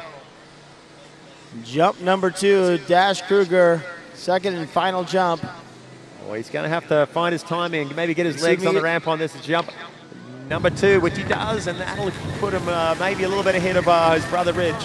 He's still shaking his head a little bit. He didn't quite get his full extension off the jump, but hey, great effort for him out there. It's tough at night. It is, man. I know I had trouble when I ever did the night jump. It's a tricky adjustment. Find your timing, everything feels fast, and then stay relaxed and get your lift off the top of the ramp. I think it's all about lying to yourself and say, it doesn't feel this fast. It doesn't feel this fast. But here we go. Mr. Dash coming in, jump number 2, sitting back a little bit in that base, and it's intimidating coming in at night, but still got some good distance on there, 92 feet. Obviously, I know he wanted a little bit more, but put your hands together. There's nothing like coming out at night, jumping in front of a crowd like you guys. And this name is very familiar too. Scott Ellis, the Rocket Man, Look at the helmet. was one of the top jumpers for years and years and years, and now he's in the boat. He's pulling our open men's jump final tonight, and his son Brett Ellis has found some form lately. He was a little bit slower starting in the jump event, but really cranked it up these last couple seasons, and has been punching out some huge jumps in 118 feet, which is a huge jump for a boys 3 skier. He's excited about it, and he's improving steadily, and he's going to want to be one of those names to follow in the next few years for sure. Hey, Kiwi, you could talk a lot about your skier, the way that they take off the starting dock, and if they edge out and they jump that first wake and slap those skis down, they mean business. And the obligatory put the handle through the legs, absolutely. The pros do that, so you got to learn that as a young age. Well, his dad might have showed him a couple tricks, but I mean, if I saw anything coming off the starting dock, I know this is going to be one heck of a 2 jumps that we're going to see from him. And the Mohawk helmet, that was a trademark of Scott Ellis back in the day. Iconic, yes. And he's making sure it lives on. Yeah, we couldn't have pulled that off. Not that way. Just want to go fast. And if I know Brett, he's been doing double cuts of late, so he's going to rip into it straight away. He's going to be pulling out for the 6, get nice and wide, and you'll see the intensity lift up a bunch here on jump at number 1. These kids are only getting 2 attempts at it, and they want to prove to you how far they can go. He turns the 6, cuts nice and wide, up on the boat, level with the driver there, breaks away, and trying to find his timing here. It's the first time he's done it at night. He's taking a rip. He's laid into the bottom, and look at that, legs off the top. ladies and gentlemen. Wow. He throws the fist. Throwing the fist at the end. He even threw the fist like his dad used to. He does. Little subtle fist bump. Yeah. Not enough to make sure everyone sees it, but enough to know that he was there. Look at this replay here. Coming into course, getting that right ski all the way around. Off the second wake, nice and loaded. I mean, boom, look at that lift. Off the top. So Scott Ellis, known as the Rocket Man because of the way he came flying off the top of that jump ramp in his airform. And definitely it's hereditary because Brett's inherited one serious kick off the jump in airform. And 112 on his opening jump. Really nice form from Brett. But he has a PB of 118. I know he wants to go 120. Hey, 112 at night with a PB of 118. That's pretty impressive. But the way that first jump went, to open up with that and that confidence, pretty sure Dad's down there telling him to get that right ski a little further around, take a little more speed at the base. And I'm pretty excited to see what jump number 2 holds because that was a good one. But I think he's got a little more left in the gas tank.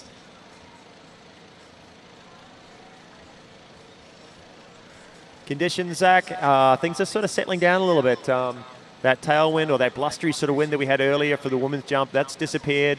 It's a little chilly out here, but there's a little bit of wind around, but it's definitely settled down. And at night jump, that's almost, it feels good to have some consistency in the weather, but let's get eyes on the water. Mr. Ellis coming in, jump number 2. Boom, another beautiful jump there for Brett. And I'd say that's around the same hole, maybe a little bit further. Well, Kiwi, I'm done judging distances because I already messed one of those up earlier. But eyes to the splash eye on the other side of the lake.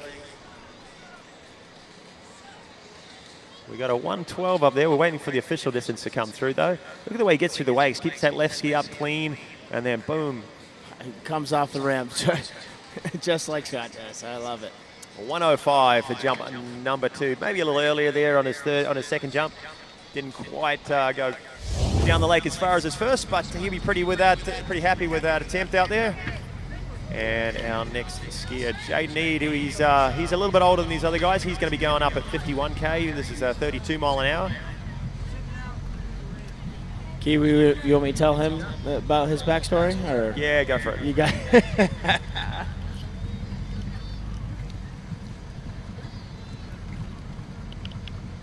So a slight size difference, I guess, between our first competitor, Reg Krieger, and the next skier, Jaden Eade.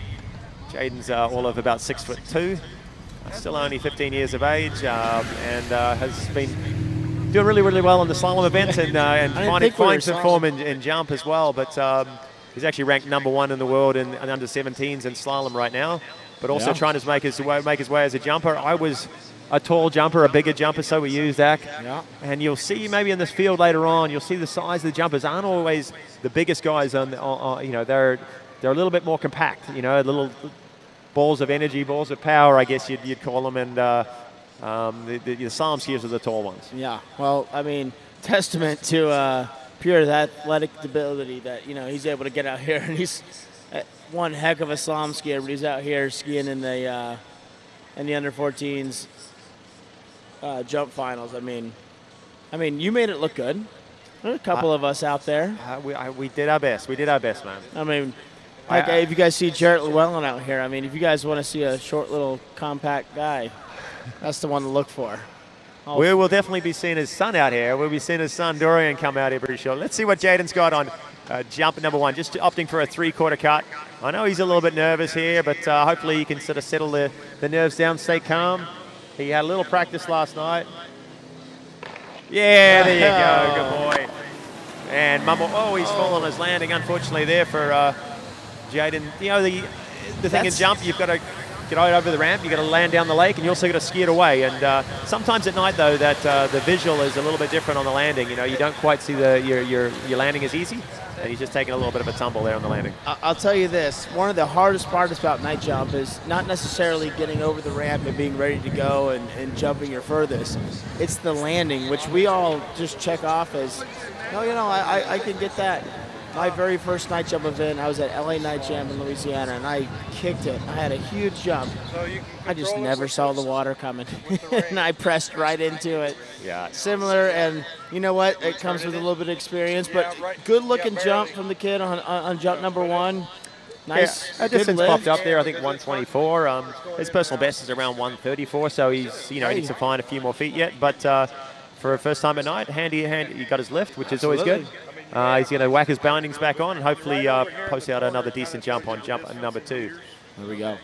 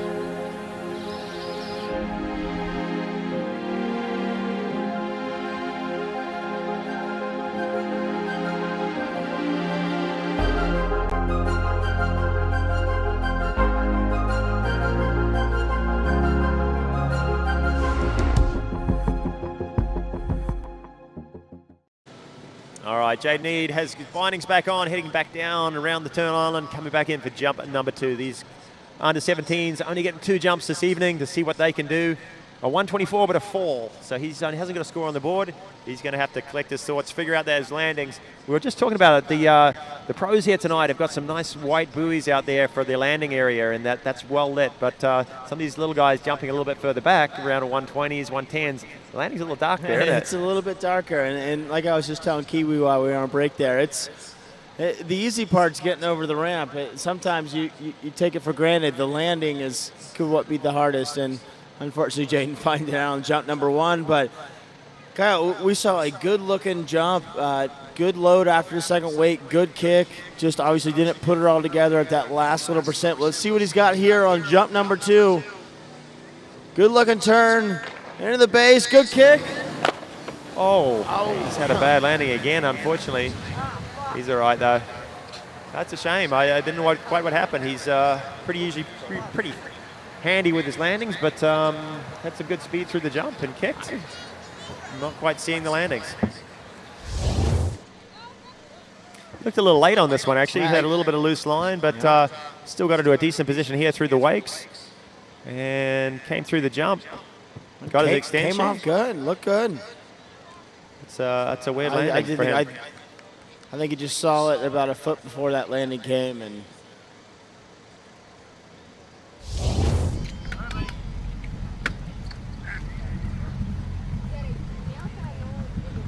one more skier remaining. Sergey is our last skier.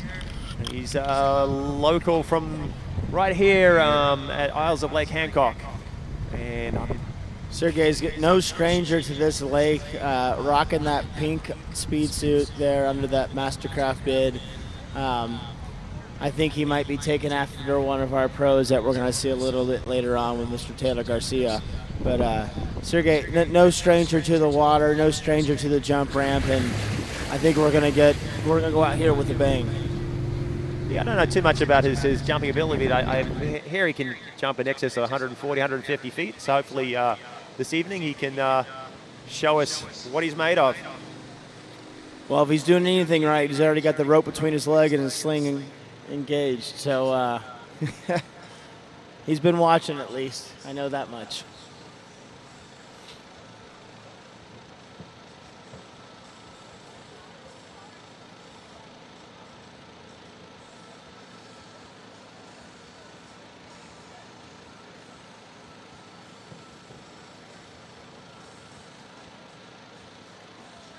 Okay, let's see what he's got. I'd say this boat speed's set at 51K. As a reminder, the pros, when they come out, the boat speed is going to be going up to 57K, 35 mile an hour. The ramp will go up to 6 foot from this 5 foot height. He's pulling out for a double cut here. He's right into it. He's got nice and wide at the 600. He's going to make his turn. cutting across, getting super wide on the boat. Yeah, he's picked up the intensity here. I'm expecting big things from his first jump. If he can find his timing, find his legs on the jump. Here he cuts in. Oh, reaching out the front of his skis, but he stomps that landing, and I think that's the longest jump of our under-17 division. I think that one might take it, but nice little photo moment for the crowd out there. You got the Disney fireworks in the background. I can hear them rumbling, and then Sergey booting one off the top. What I did see here is a little aggressive with that chest off the second wake, and he got his kick, and the tips came up. But you got to be careful being in that risky a position. That's a 130 for his first jump, 130 feet. I think it's going to come up on our screen here in a second. Let's get the official word. But you're right, he was maybe a little early there. Dropped his chest off the second wake and then still wanted to kick it and got a little bit stretched out there. Yeah, 130, 39.7. So not a bad opening jump, but I know he wants a bit more. He can find some little more speed out there, bring the cut down. That's pretty much the thing to do, right? If you want a little more speed, you got to cut late. Is it NASCAR, just go faster and turn harder?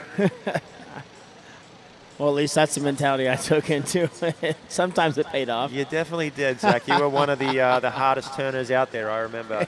And one of the latest cutters. If I was going to have a record, it was definitely for turning late. It might not go the furthest. And sometimes it worked out. Every once in a while. My ribs and my back would say differently. All right, here we go. Sergey coming in. Jump number 2. Second and final jump. Can he push it up over that 130? Good looking turn. Here he comes into the base. Can he get his lift? Ooh, he missed his legs a little bit on that one. It was a better turn, wasn't it? He had some good speed. And just looked a bit dead on the ramp, like he didn't really want to. Maybe the first one gave him a little bit of a scare. He didn't want to really boot it on the second one. But that's the longest jump we've seen, and 134 for Sergey on his last one there. 134, and that's the completion of the under-17s. And we are going to get things cranked up here momentarily, guys. If you've got a few moments here, though, as we lift the ramp height and get things set for our open men's jump final, get yourself a refreshment, get yourself a drink, get you some food, and get set for this huge final. All right, and your winner, ladies and gentlemen, walking up the beach by those tiki torches, Mr. Sergey. Ladies and gentlemen, your hometown favorite, taking in the first with a 134, Mr. Brett Ellis.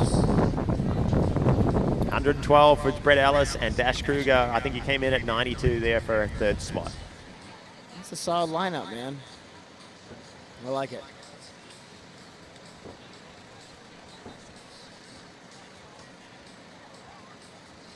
All right, time for the ramp to get cranked up. It's 6 foot high. The ramp length is around 23 feet long.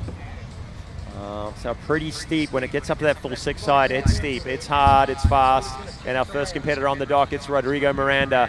He is getting psyched up. He's getting ready. He's got his speed suit on. He'll be kicking it off first, and he'll get this event underway in true form.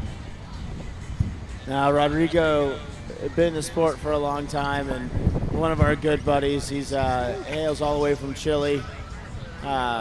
His brother, his family, their legacy down there have done nothing but great things for this sport. And they created an under-21 division for us to be able to come down there and compete on some different levels. Had the opportunity to ski some junior worlds at their site down in Chile, ski in open worlds down there in Chile. And did not expect that one. Ladies and gentlemen, look at that. Who needs skis when you got 2 big old size 12s? Not that guy. Back barefoot demonstration there, flying by at something like 43 mile an hour in that Mastercraft towboat. I've tried barefoot in Kiwi, and it's tough. It's tough, man. And my Speedo, I always get a really bad wedgie on it. Is that the USA one I've seen before? Well, when in doubt, odds are it's probably me.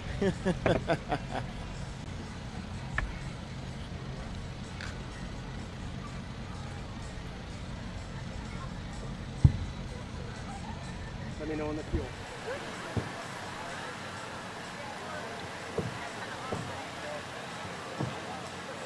All right, just going through the lineup again for tonight. Rodrigo Miranda from Chile, he's on the dock, he's ready.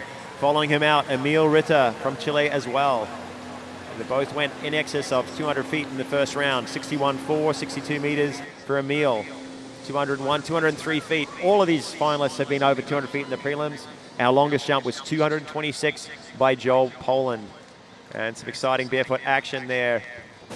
That is all 450 horsepower, that Mastercraft 6.2 liter going down that lake with one little individual behind it with no skis on. I don't know if you guys realize what it's like to put that much pressure on your feet. And if you thought you were ticklish, I urge you to go try barefooting, because you will be laughing your way down the lake if you can get up.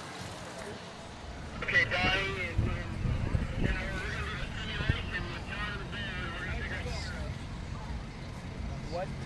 There's a few images there of Emil psyching himself up, getting himself waking up,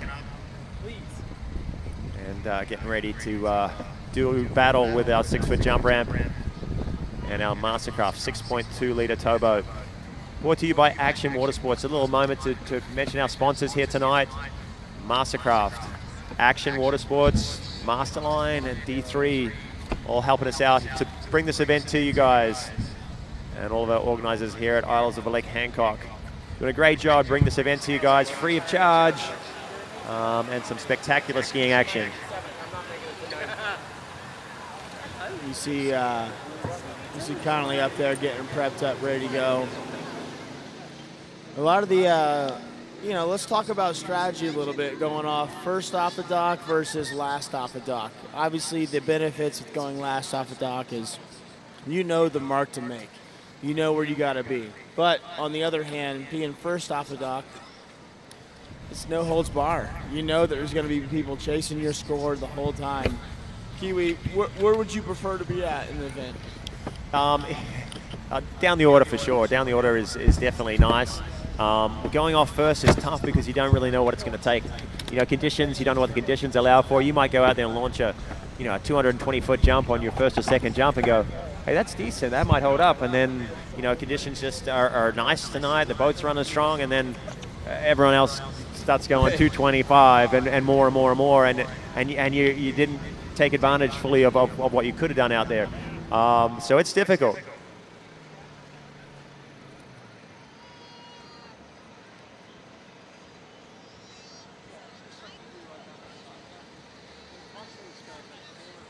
And Kiwi, I think I almost forgot. The guy getting ready to go out, Mr. Rodrigo, he's a former champion at King of Darkness. It was 2 years ago.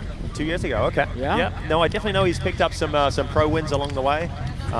He's won a few Malibu Opens, I think, in his time, and definitely been on many podiums. And he wasn't as present on the circuit last year. He had a couple of unfortunate little crashes and had some injuries, but he's made his way back, and this is a big year for him. He's getting back. There's the Pan Am Championships later on this year. There's the World Championships, and hey, this guy works hard, and I've had the pleasure of skiing a bit with him, and he's a great guy. He puts a lot of time into the sport and into the guys he coaches, and bringing others into the sport.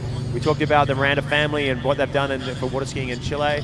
And I wish this guy well, and hopefully he's going to find some form, find some confidence tonight. He's just sort of getting back into the swing of things. He launched up over 200 in the prelims. He's definitely capable. I think his personal best is somewhere around 228 feet. He doesn't have the Chilean record. That's his brother. Pipe Miranda has it by a few feet. Pipe went 233, I think it is, at the Mastercraft Pro a few years ago. So he has a Chilean record. But I think Rodrigo would like it back. He had it previously. Man, talk about a sibling rivalry right there. Hey, these two guys just battling out, and Rodrigo punching his ticket here in the finals. And like you said, Kiwi, it's one of our good guys out there, and so it's good to see him here in the finals. And if you guys want to see a lake cut and you guys want to see things get started off right, I know Rodrigo's the man to do it. Here he comes at jump number 1, Open Men Jump Finals, King of Darkness 2023. Here he comes. This is Rodrigo Miranda, jump number 1. Here he comes in hard and fast. He doesn't get his lift, though. And we talk about someone kicking things off right. Rodrigo does cut pretty late when he's got some confidence. Doesn't mess around. No, he's all or nothing out there, and that one was nothing on the ramp, but a big cut for sure. Trust me, I've been against this guy enough where I know it could be crush 1, crush 2, and jump number 3 just contains an absolute whopper of a jump. And just a testament to how much speed he's got. He's 141 feet, and ladies, and we're going to have a few words from Rodrigo here in an interview. Let's hear from him. Hey, I'm Rodrigo Miranda. Hope you guys enjoy the show. Pretty happy to be here at King of Darkness, and see you around. Okay, 141, he's going to wave that one away, 141. So looking at that replay, Zach, he definitely had a barrel of speed coming in there, but maybe a little unsettled into the bottom of the ramp, didn't quite get his bearings, it's dark. You know, he just didn't quite feel things out right and decided to safety crush that one out. Yeah, and you say safety crush, and that's one of the things that, you know, for the spectators maybe doesn't look like a very good jump, but for us, we can do everything else up into it, and we almost kind of, you know, we take the gas off the pedal a little bit at the base and just let this one ride itself out. And but now that he's gotten a feel for the speed, jump number 2, similar looking position. Let's see if he can get his legs under him on this one. That's better. That's better. He does.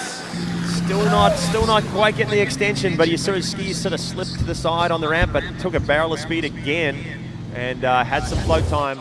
Yeah, he's definitely added distance. Is it going to be up over 200 feet? Maybe close, maybe not quite. Close. Here off the second wake, loads in, looks good here, and then just right at the base of the ramp, those 2 skis split apart a little bit. Not able to get his full extension, but still was able to capitalize on the speed and maybe a couple more things to do there. But 182, it's very quick to turn that 182 into a 222. Just getting your legs under you. Well, he added 40 feet from jump 1 to jump 2. Can he do it on jump 2 to jump 3? I believe he's going to need an excess of 220 something to take the win or get on the podium tonight. We saw a lot of jumps in the 220s in the preliminary round. Yes, it's more difficult at night, but these guys have done it before. These guys are pumped up. There's money on the line, and they are hungry to take some of that home tonight.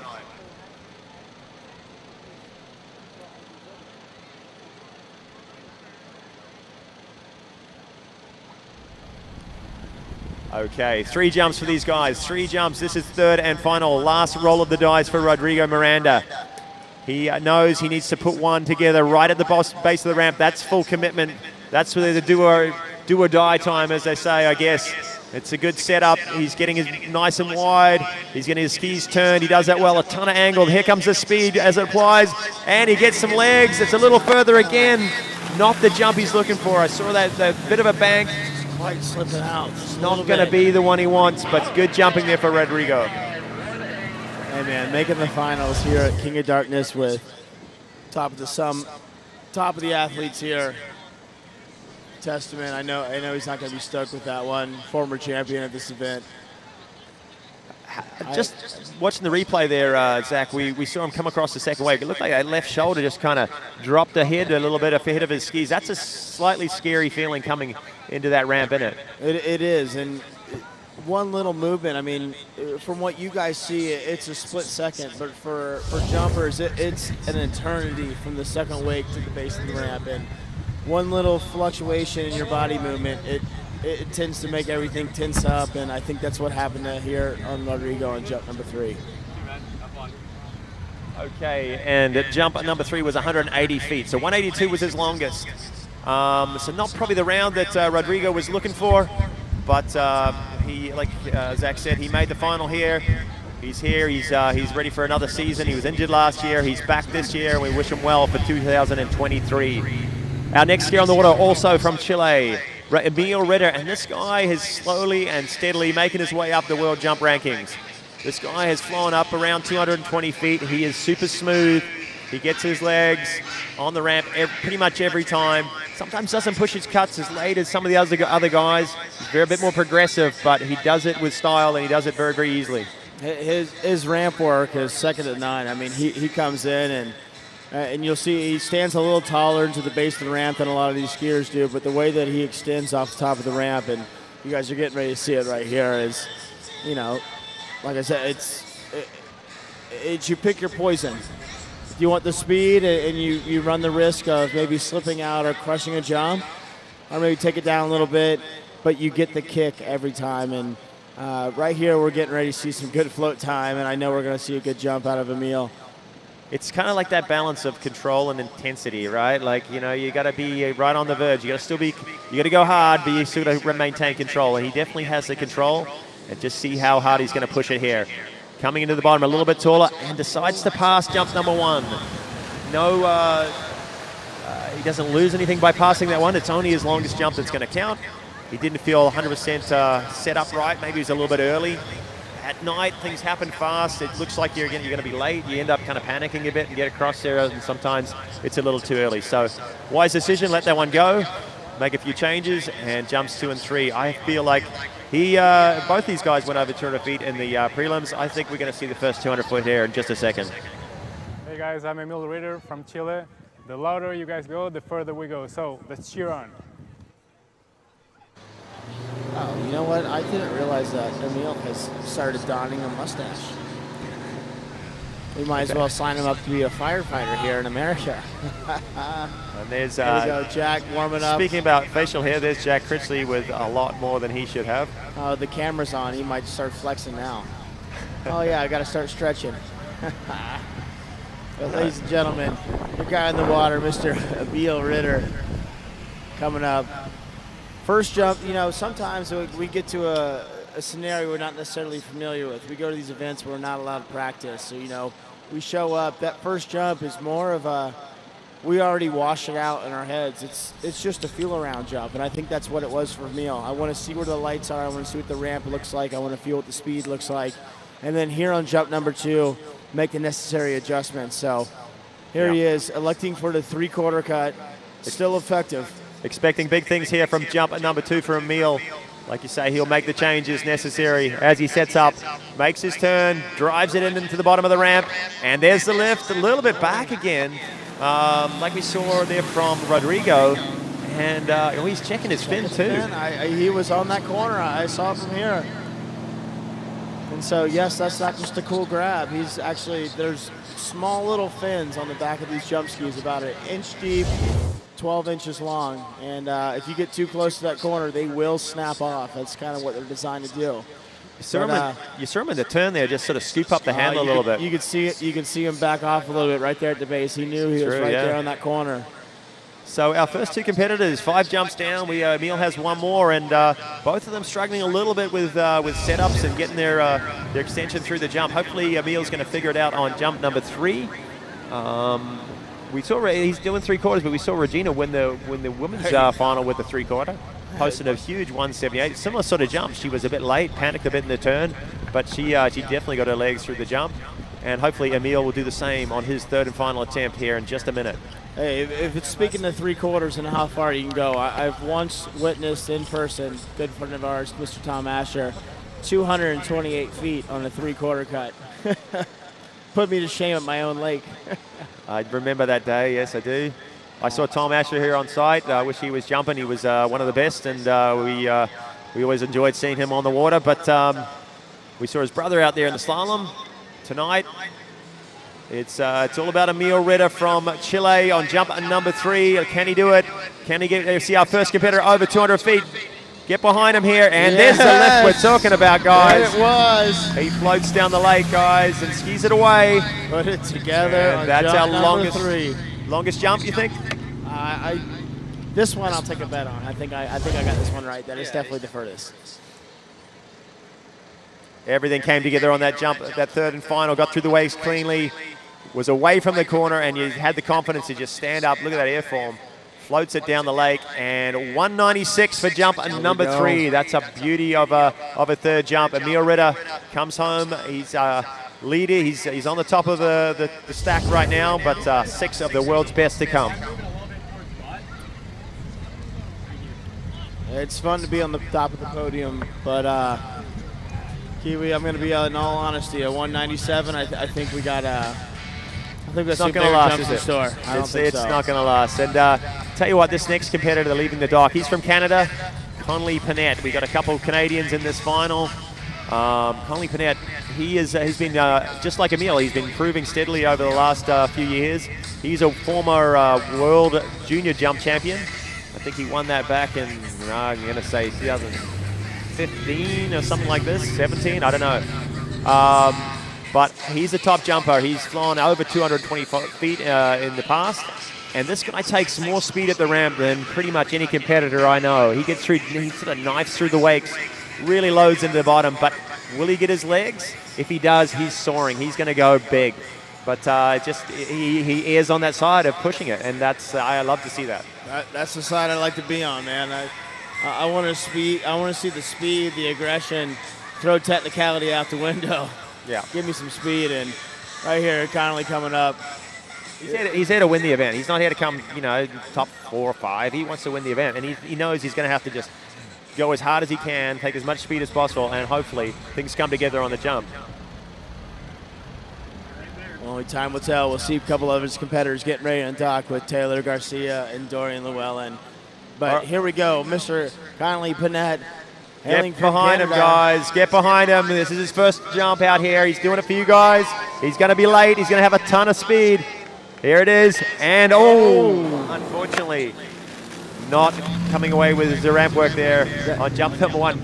That's what we talked about, though. It's the all speed.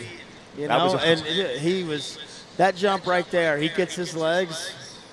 That's easily 215, 220. But that's the risk reward of the fact inside that you want to bring in that much speed. Sometimes legs don't quite get it, and it's night jump. Everything comes quicker. It comes faster. But good thing is about jump is we get 2 more tries. That's the beauty of the jump event. Yeah, definitely. The slalom event, it's cutthroat. That's you why we make never one made mistake. it. One mistake, you're done. Tricking event, pretty much the same. You should have seen me in tricks. I did more swimming than I did tricking. One error. We're going to have a few words from Conley before we get back for his second jump. Hey, I'm Conley. Super thankful for all you guys coming out tonight. Hope you guys are all having an awesome time. I want to hear you guys out there so I can go really far. All right, guys, you heard him. On jump number 2, let's get behind him as he comes in here. He had a ton of speed on that one. Booking it in around about 68, 70 mile an hour. What do you think, Zach? I know they've been, they've had speedometer, read their speed into the bottom of the ramp in the past, and it's always right around just under 70 mile an hour, almost doubling the speed of the boat. And this guy has got as much speed as anybody. Absolutely, but you guys heard him. Just get loud, make him push, make him kick it. Here we go. Oh, getting up and over those tips. Oh, man, it's going to be close, but I think we might be close to that first jump over that 200-foot barrier. I think that's the leading jump so far. It's not going to be the winning jump this evening. He didn't quite get through the ramp as clean as he'd like. He saw maybe lose his chest a little bit, but he had a lot of speed. He gets his shoulder down out of that turn and just holds on tight. But then, yeah, it still has some carry through here, didn't he? He didn't quite get his full extension, but there it is. 202, he's our leader so far. Our first jumper over 200 feet, guys. Give him a round of applause. Here we go. You know what I saw there? I saw his turn. I think he sat back just a little bit in that turn. I think he knew he was a little further in the course than he anticipated to get. Sat back a little bit and then realized that he got to the ramp almost quicker than he wanted to. And you get too much time on that second wake coming in the base of the ramp. You tend to start making movements that you don't mean to make. And when you're gliding over there, ready to make your turn, that ramp is a mile away from you. It looks like a little postage stamp over there, and you're kind of like you're taking your shot at it, and your timing is so crucial. And at night, doubly so. It comes up so quick. But here we go. Finally, our first jumper over 200 foot. With a 202 on jump number 2. Let's see what he could do on jump number 3, third and final. He knows that 202 is not going to take the cake. But let's see what he can do for us. A big turn, big cut. Gets his legs, ladies and gentlemen. Another handy jump. He's throwing the fist on that one. He knows it. He's waving back at the dock at the other competitors saying, I don't know, Zach. From our vantage point, it's tough to tell how much further that one was. That's his longest jump. That's a big one, but we don't know yet if it's going to be 210, if it's going to be 220. As he came through the ramp, he lost a little bit with his chest, but still took a lot of pull from the boat. He's happy with that one.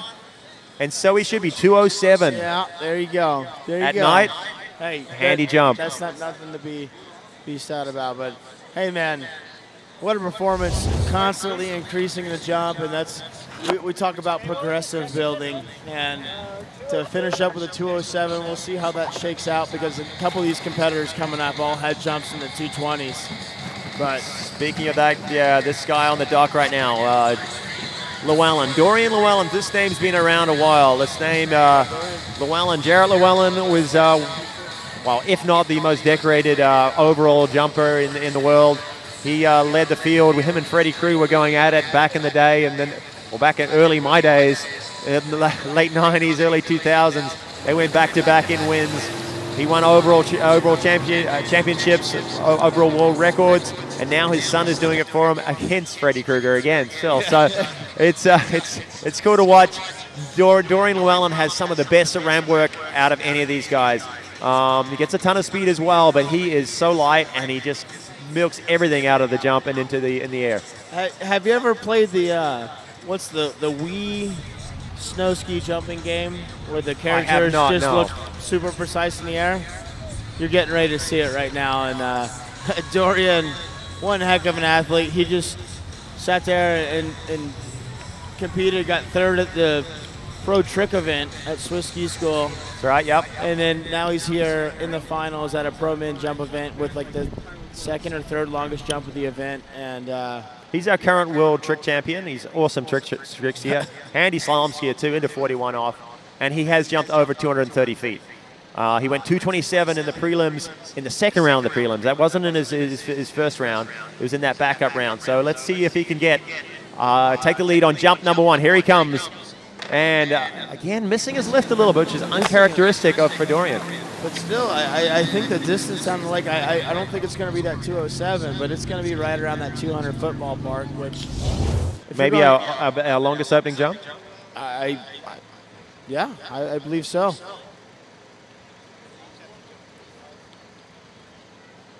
So in the preliminary round, the very first round he skied at, he was pre-kicking a little bit, and it looked like he had a little bit of that there. Maybe it's a little bit of the vision. You're coming in, you can't quite see when you're going to hit the jump.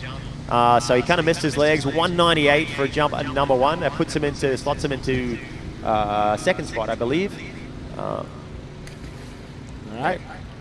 Hey everybody, I'm Dorian Llewellyn, training here in Claremont, Florida, part of the Canadian national team. Hope you're having fun. Go grab some food, go grab some drinks, and cheer me on as I try to get the King of Darkness crown. All right, Dorian does want that crown too. He's been hitting around 230s a lot, and I don't think he's taken home a jump title per se. He's taken home some trick titles, he's taken home some overall titles. A jump title? I don't think so, not yet. No, but that would, I know that put the icing on the cake for him right here, and well capable with some huge jumps in the prelims.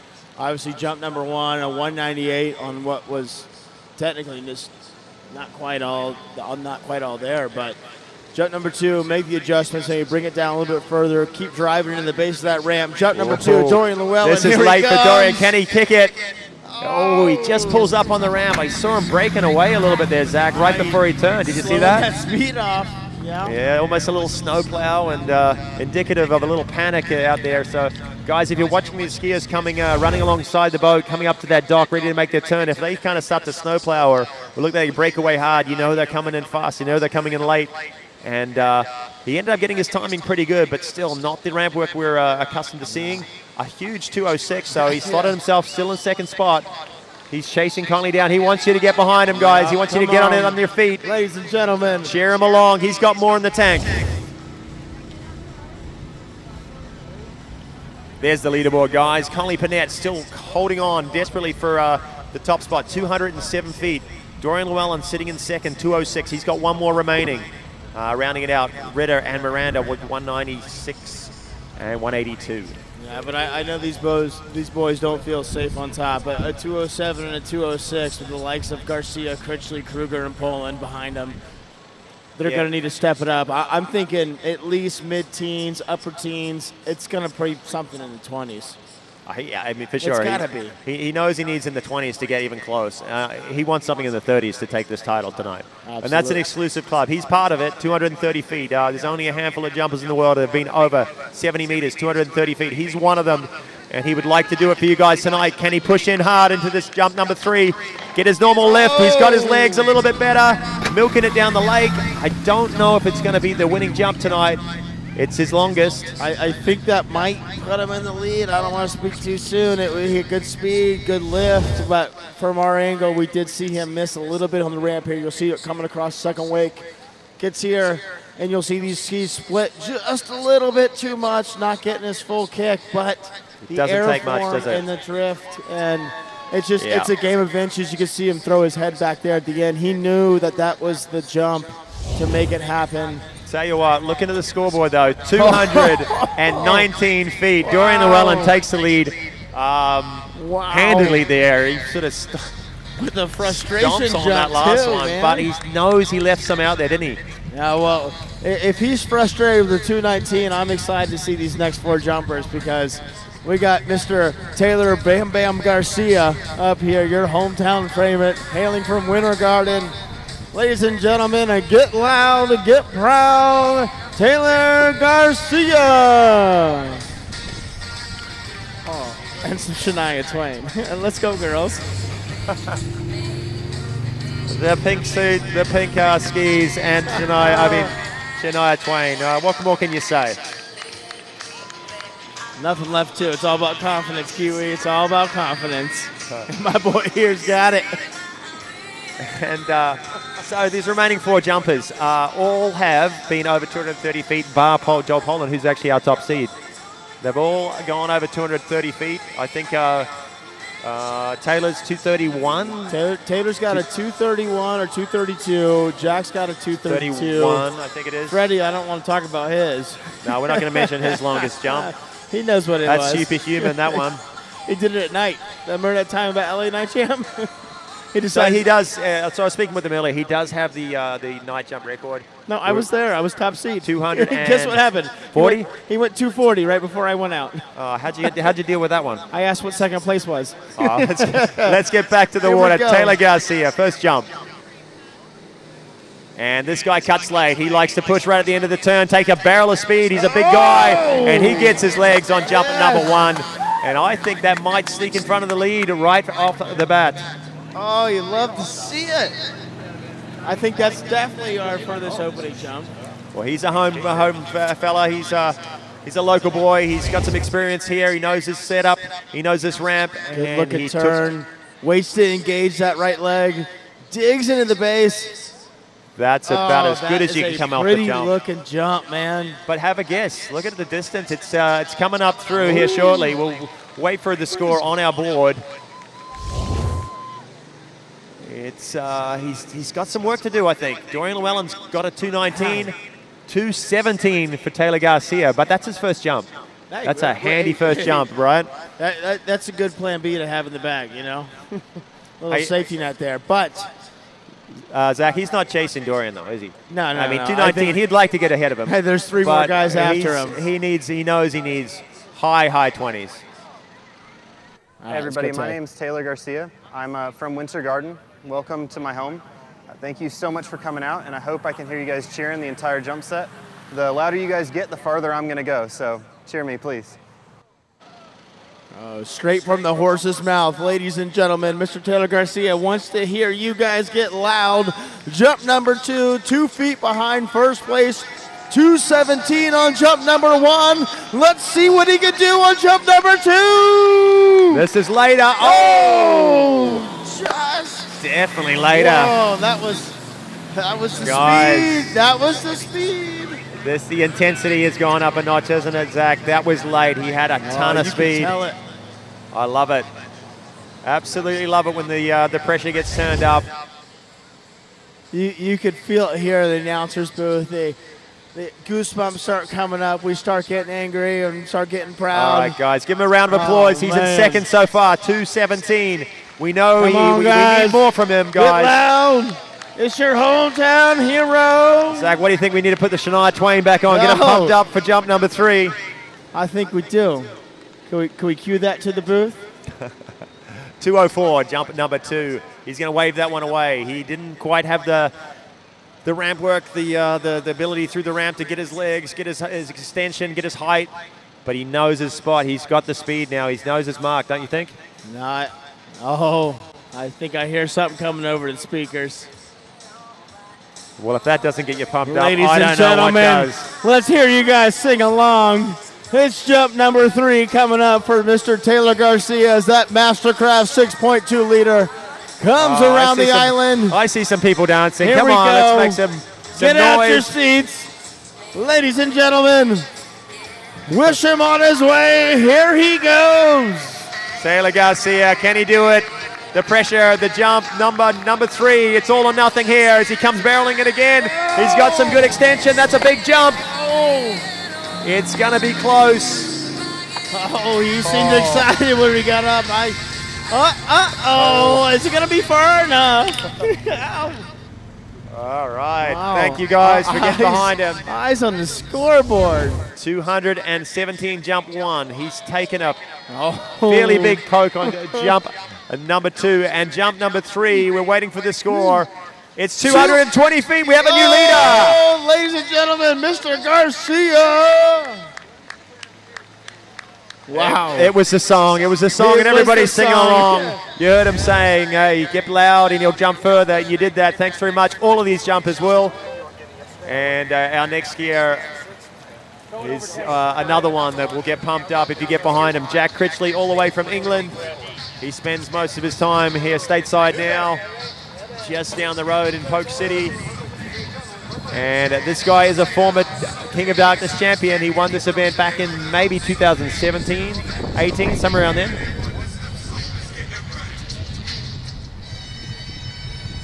All right. This is a bit jump more up, like it. Jump up and get down. All right. I think we need to crank Come this on, one up a guys. bit. I see a bunch of people on their seats. I think I need to see them on their feet. Jump up, get down. Let's go, Jack. Who's got the volume knob for this song? Let's crank it up. It's my turn.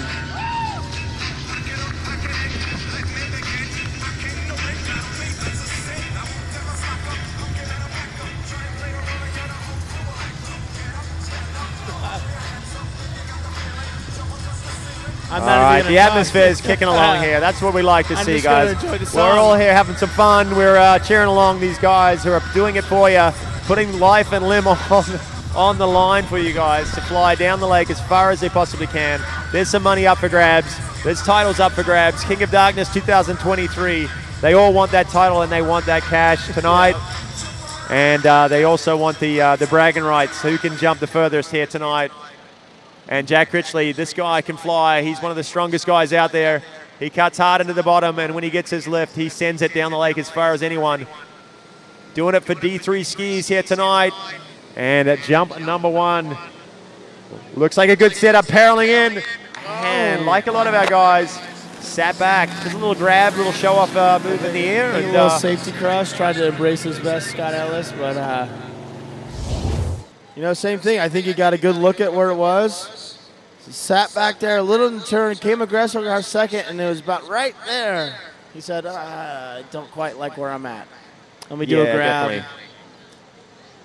Yeah, it looked like you're a little tight and under the handle a little bit in his turn, a little back, and never really got back over the top of his skis. And that's one of his things he works on. I get to do a bit of skiing with Jack, and the guy can jump pretty far. We're going to hear from him right now, and we'll be back for jump number 2 in just a second.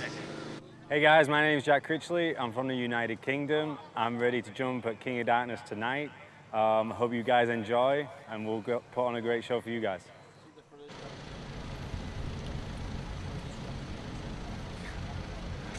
Okay, jump number 1, 160 feet. We'll forget about that one. It doesn't count. He's got 2 more to go. And he is chasing. 220 is the current lead. That's a big jump at night. I think he had a 224, 225 here in the prelims. prelims. Jack launched a 222.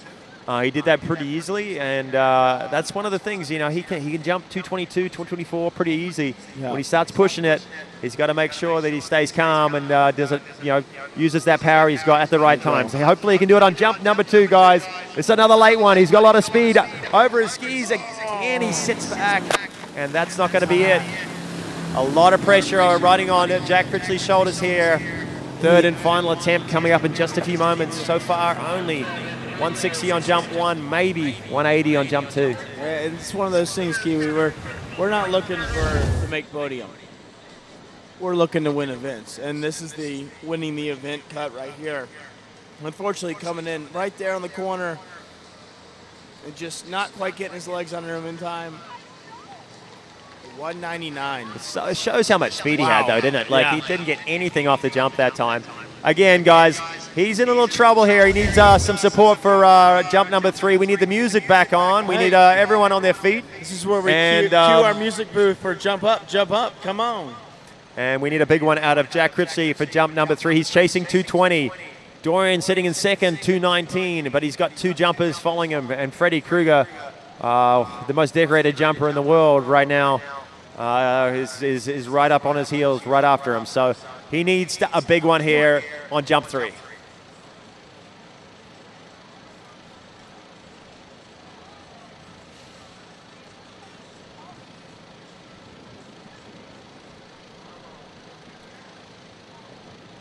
All right, Jack Critchley turning the 6, making his way in. All the music's right. cranking up. Here we go, guys. Get on your loud, feet. get proud. Jump number 3, Mr. Jack Critchley. Oh, he's pushing got it over the edge.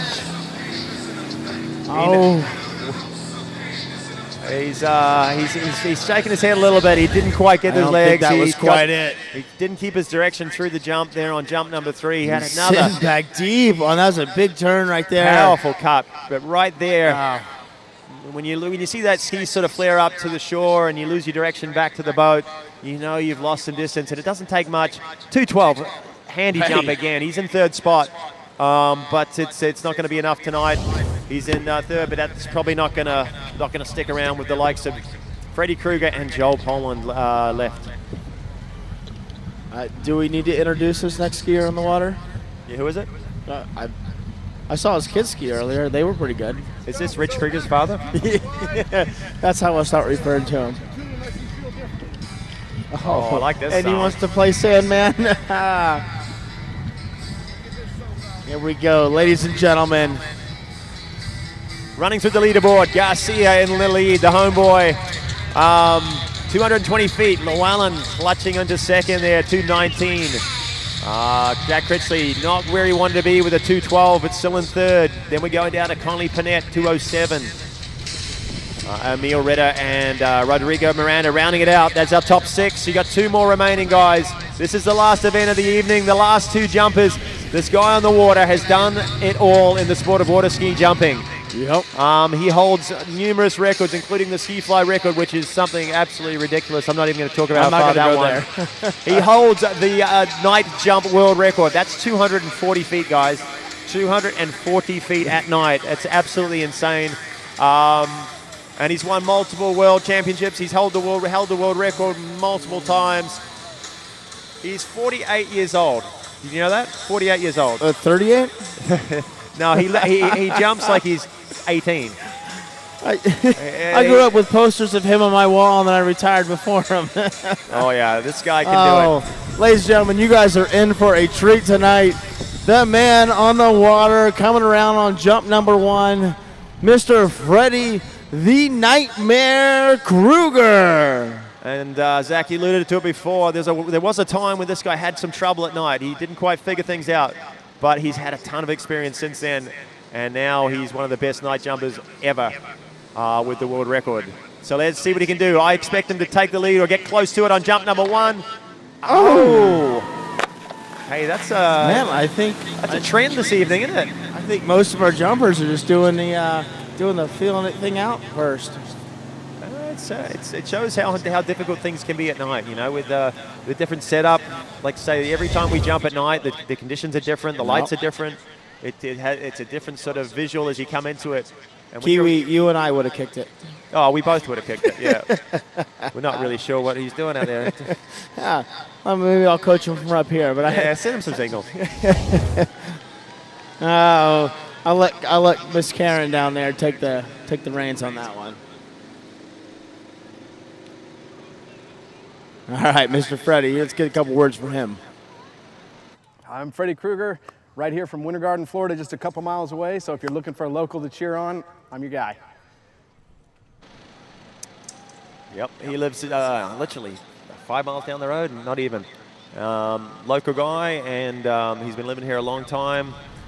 And he skied out here a ton. He broke a world record here maybe in 2015. You gonna say that?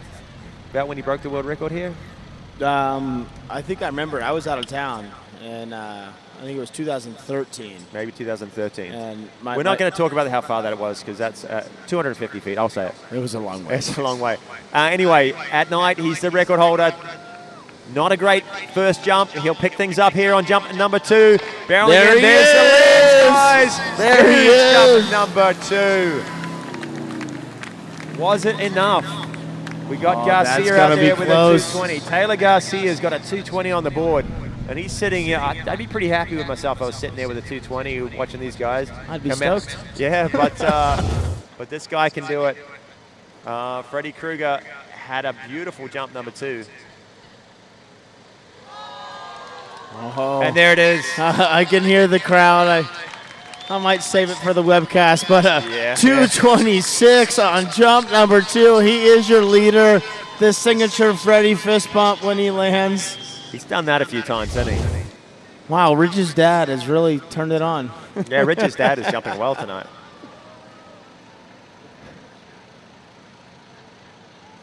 All right. I think we're starting a trend now. You want to put on this music? Let's put it on. This is where you guys get loud and get proud. Third and final jump. He's already in the lead, but he's got one more skier behind him. Ladies and gentlemen, Freddie Krueger, 226 on jump number 2. That's the exact distance that Joel Poland did in the first round. So I think he knows he's not safe yet. No, he knows Joel Poland's young and hungry, and after some of these jump titles. Put it out there. So I don't think he's going to hold back on jump number 3.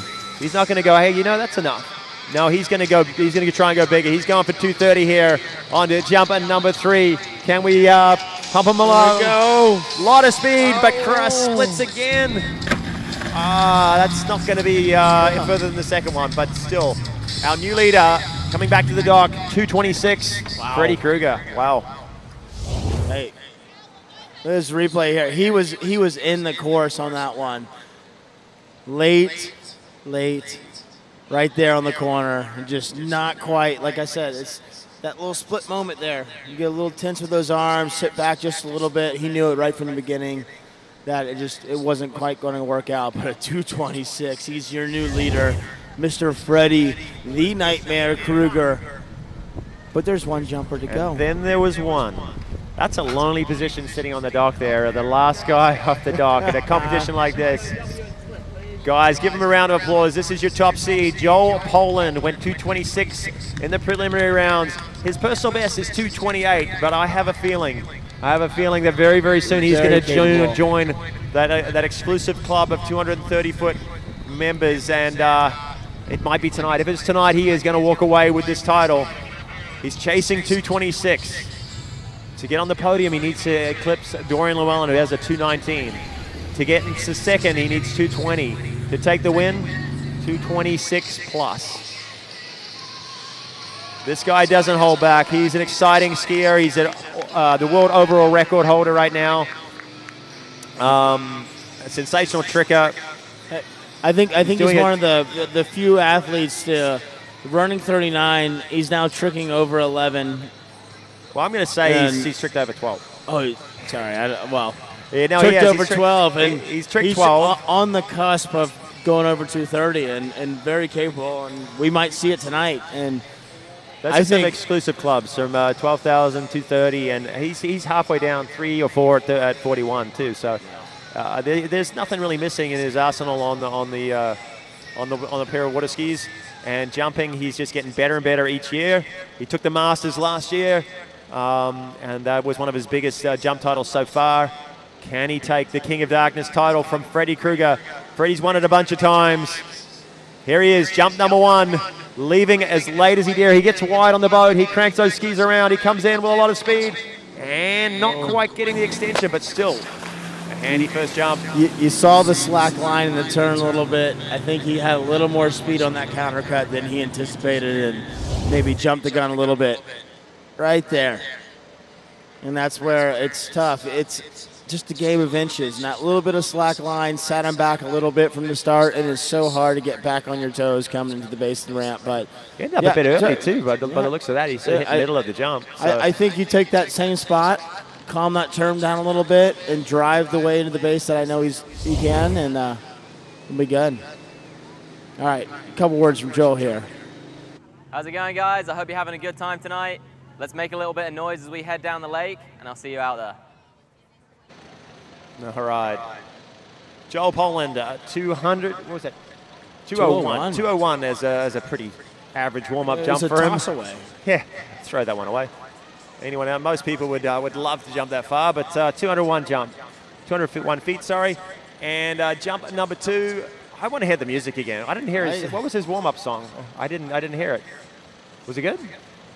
Let's hear it again. Let's get it going again, guys. Let's get everyone pumped up for, he's your last skier on the water. This is 2 jumps left, ladies and gentlemen. Here we go, Joel Poland. Very, very shortly, we're going to know who the King of Darkness in 2023 is going to be. Is it going to be Joel Poland, or is it going to be Freddy Krueger? Is it going to be this jump? It's late. It's a good looking turn. Can he get his legs? He does. He does. That's a big one, guys. Oh. What's he doing? A little shake of the head when he lands, but I think that's going to be a big jump. That was the turn that we were looking for. That was the cut into the base. Nice tight line here. Gets over his toes off the second wake. Drives into the base of the ramp. Early. It's early. Slightly back to the boat. But he can fix that. He can fix that, guys. Come on. Everyone, get on your feet. Round of applause. Everyone wave your hands down. We've got one more bring jump. it down the lake. And right now, Joel Poland, your top seed, he is not on the podium. He is sitting in 4th spot, 218 on jump number 2, 226. Freddy Krueger is leading it. You're sitting outside the podium. Yeah, you gotta. With the competition these days, you better bring your best game. Here we bring go. a We got little bit Freddie more. sitting here, and Dash's dad. Dash's dad. Yep. All right, this is the last jump of the evening, guys. If you're not on your feet, if you're not stamping your feet, now is the clapping your time. hands. Get up, get loud. Ladies and gentlemen. It's going to be Freddy Krueger, or it's going to be this guy, Joel Poland, a young skier from England that's... Does he have the guts, the glory? He's got to bring it down. He's definitely got the guts. He's a little early on that one. I think he's going to come later. Can he do it? It's do or die time here for Joel Poland. Oh, that's a late cut. That's a late cut into the bottom. Oh, no, it's Freddy Krueger's. The champion for 2023. Congrats, there he There he is. Screen. Dash's dad celebrating down Dash's there. dad, Freddy Krueger, he is a happy man. 226 feet. He is your leader. He is your champion. There we go. Getting the kiss from the wife and the big check too. This guy is unstoppable. 48 years old and still leading this event tonight. Joining him on the podium, Taylor Garcia, the local boy, and Dorian Llewellyn, all the way from Canada, 219. And that's our top 3. And what an event. Wow. To think about it, 218, you're not even getting 218, not enough, guys, not enough. Wow. Yep. But what a performance from Joel Poland there. Put your hands together, and then all these champions, all these finals, Rodrigo, Emil, Connolly, Dorian, Taylor, Jack, Freddie, and Joel. Up on your screen here in just a second. There it is, 68.8 meters, 226. What a jump to win this event. King of Darkness 2023, Taylor Garcia, 220. Dorian Llewellyn, he's our 3rd place skater.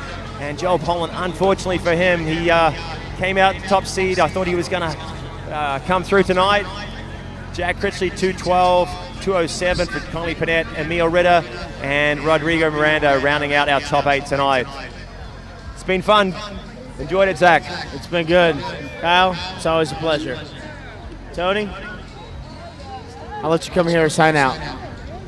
Well, ladies and gentlemen, let's give a big round of applause to our announcing crew for the jumping event, Kyle Eade and Zach Warden.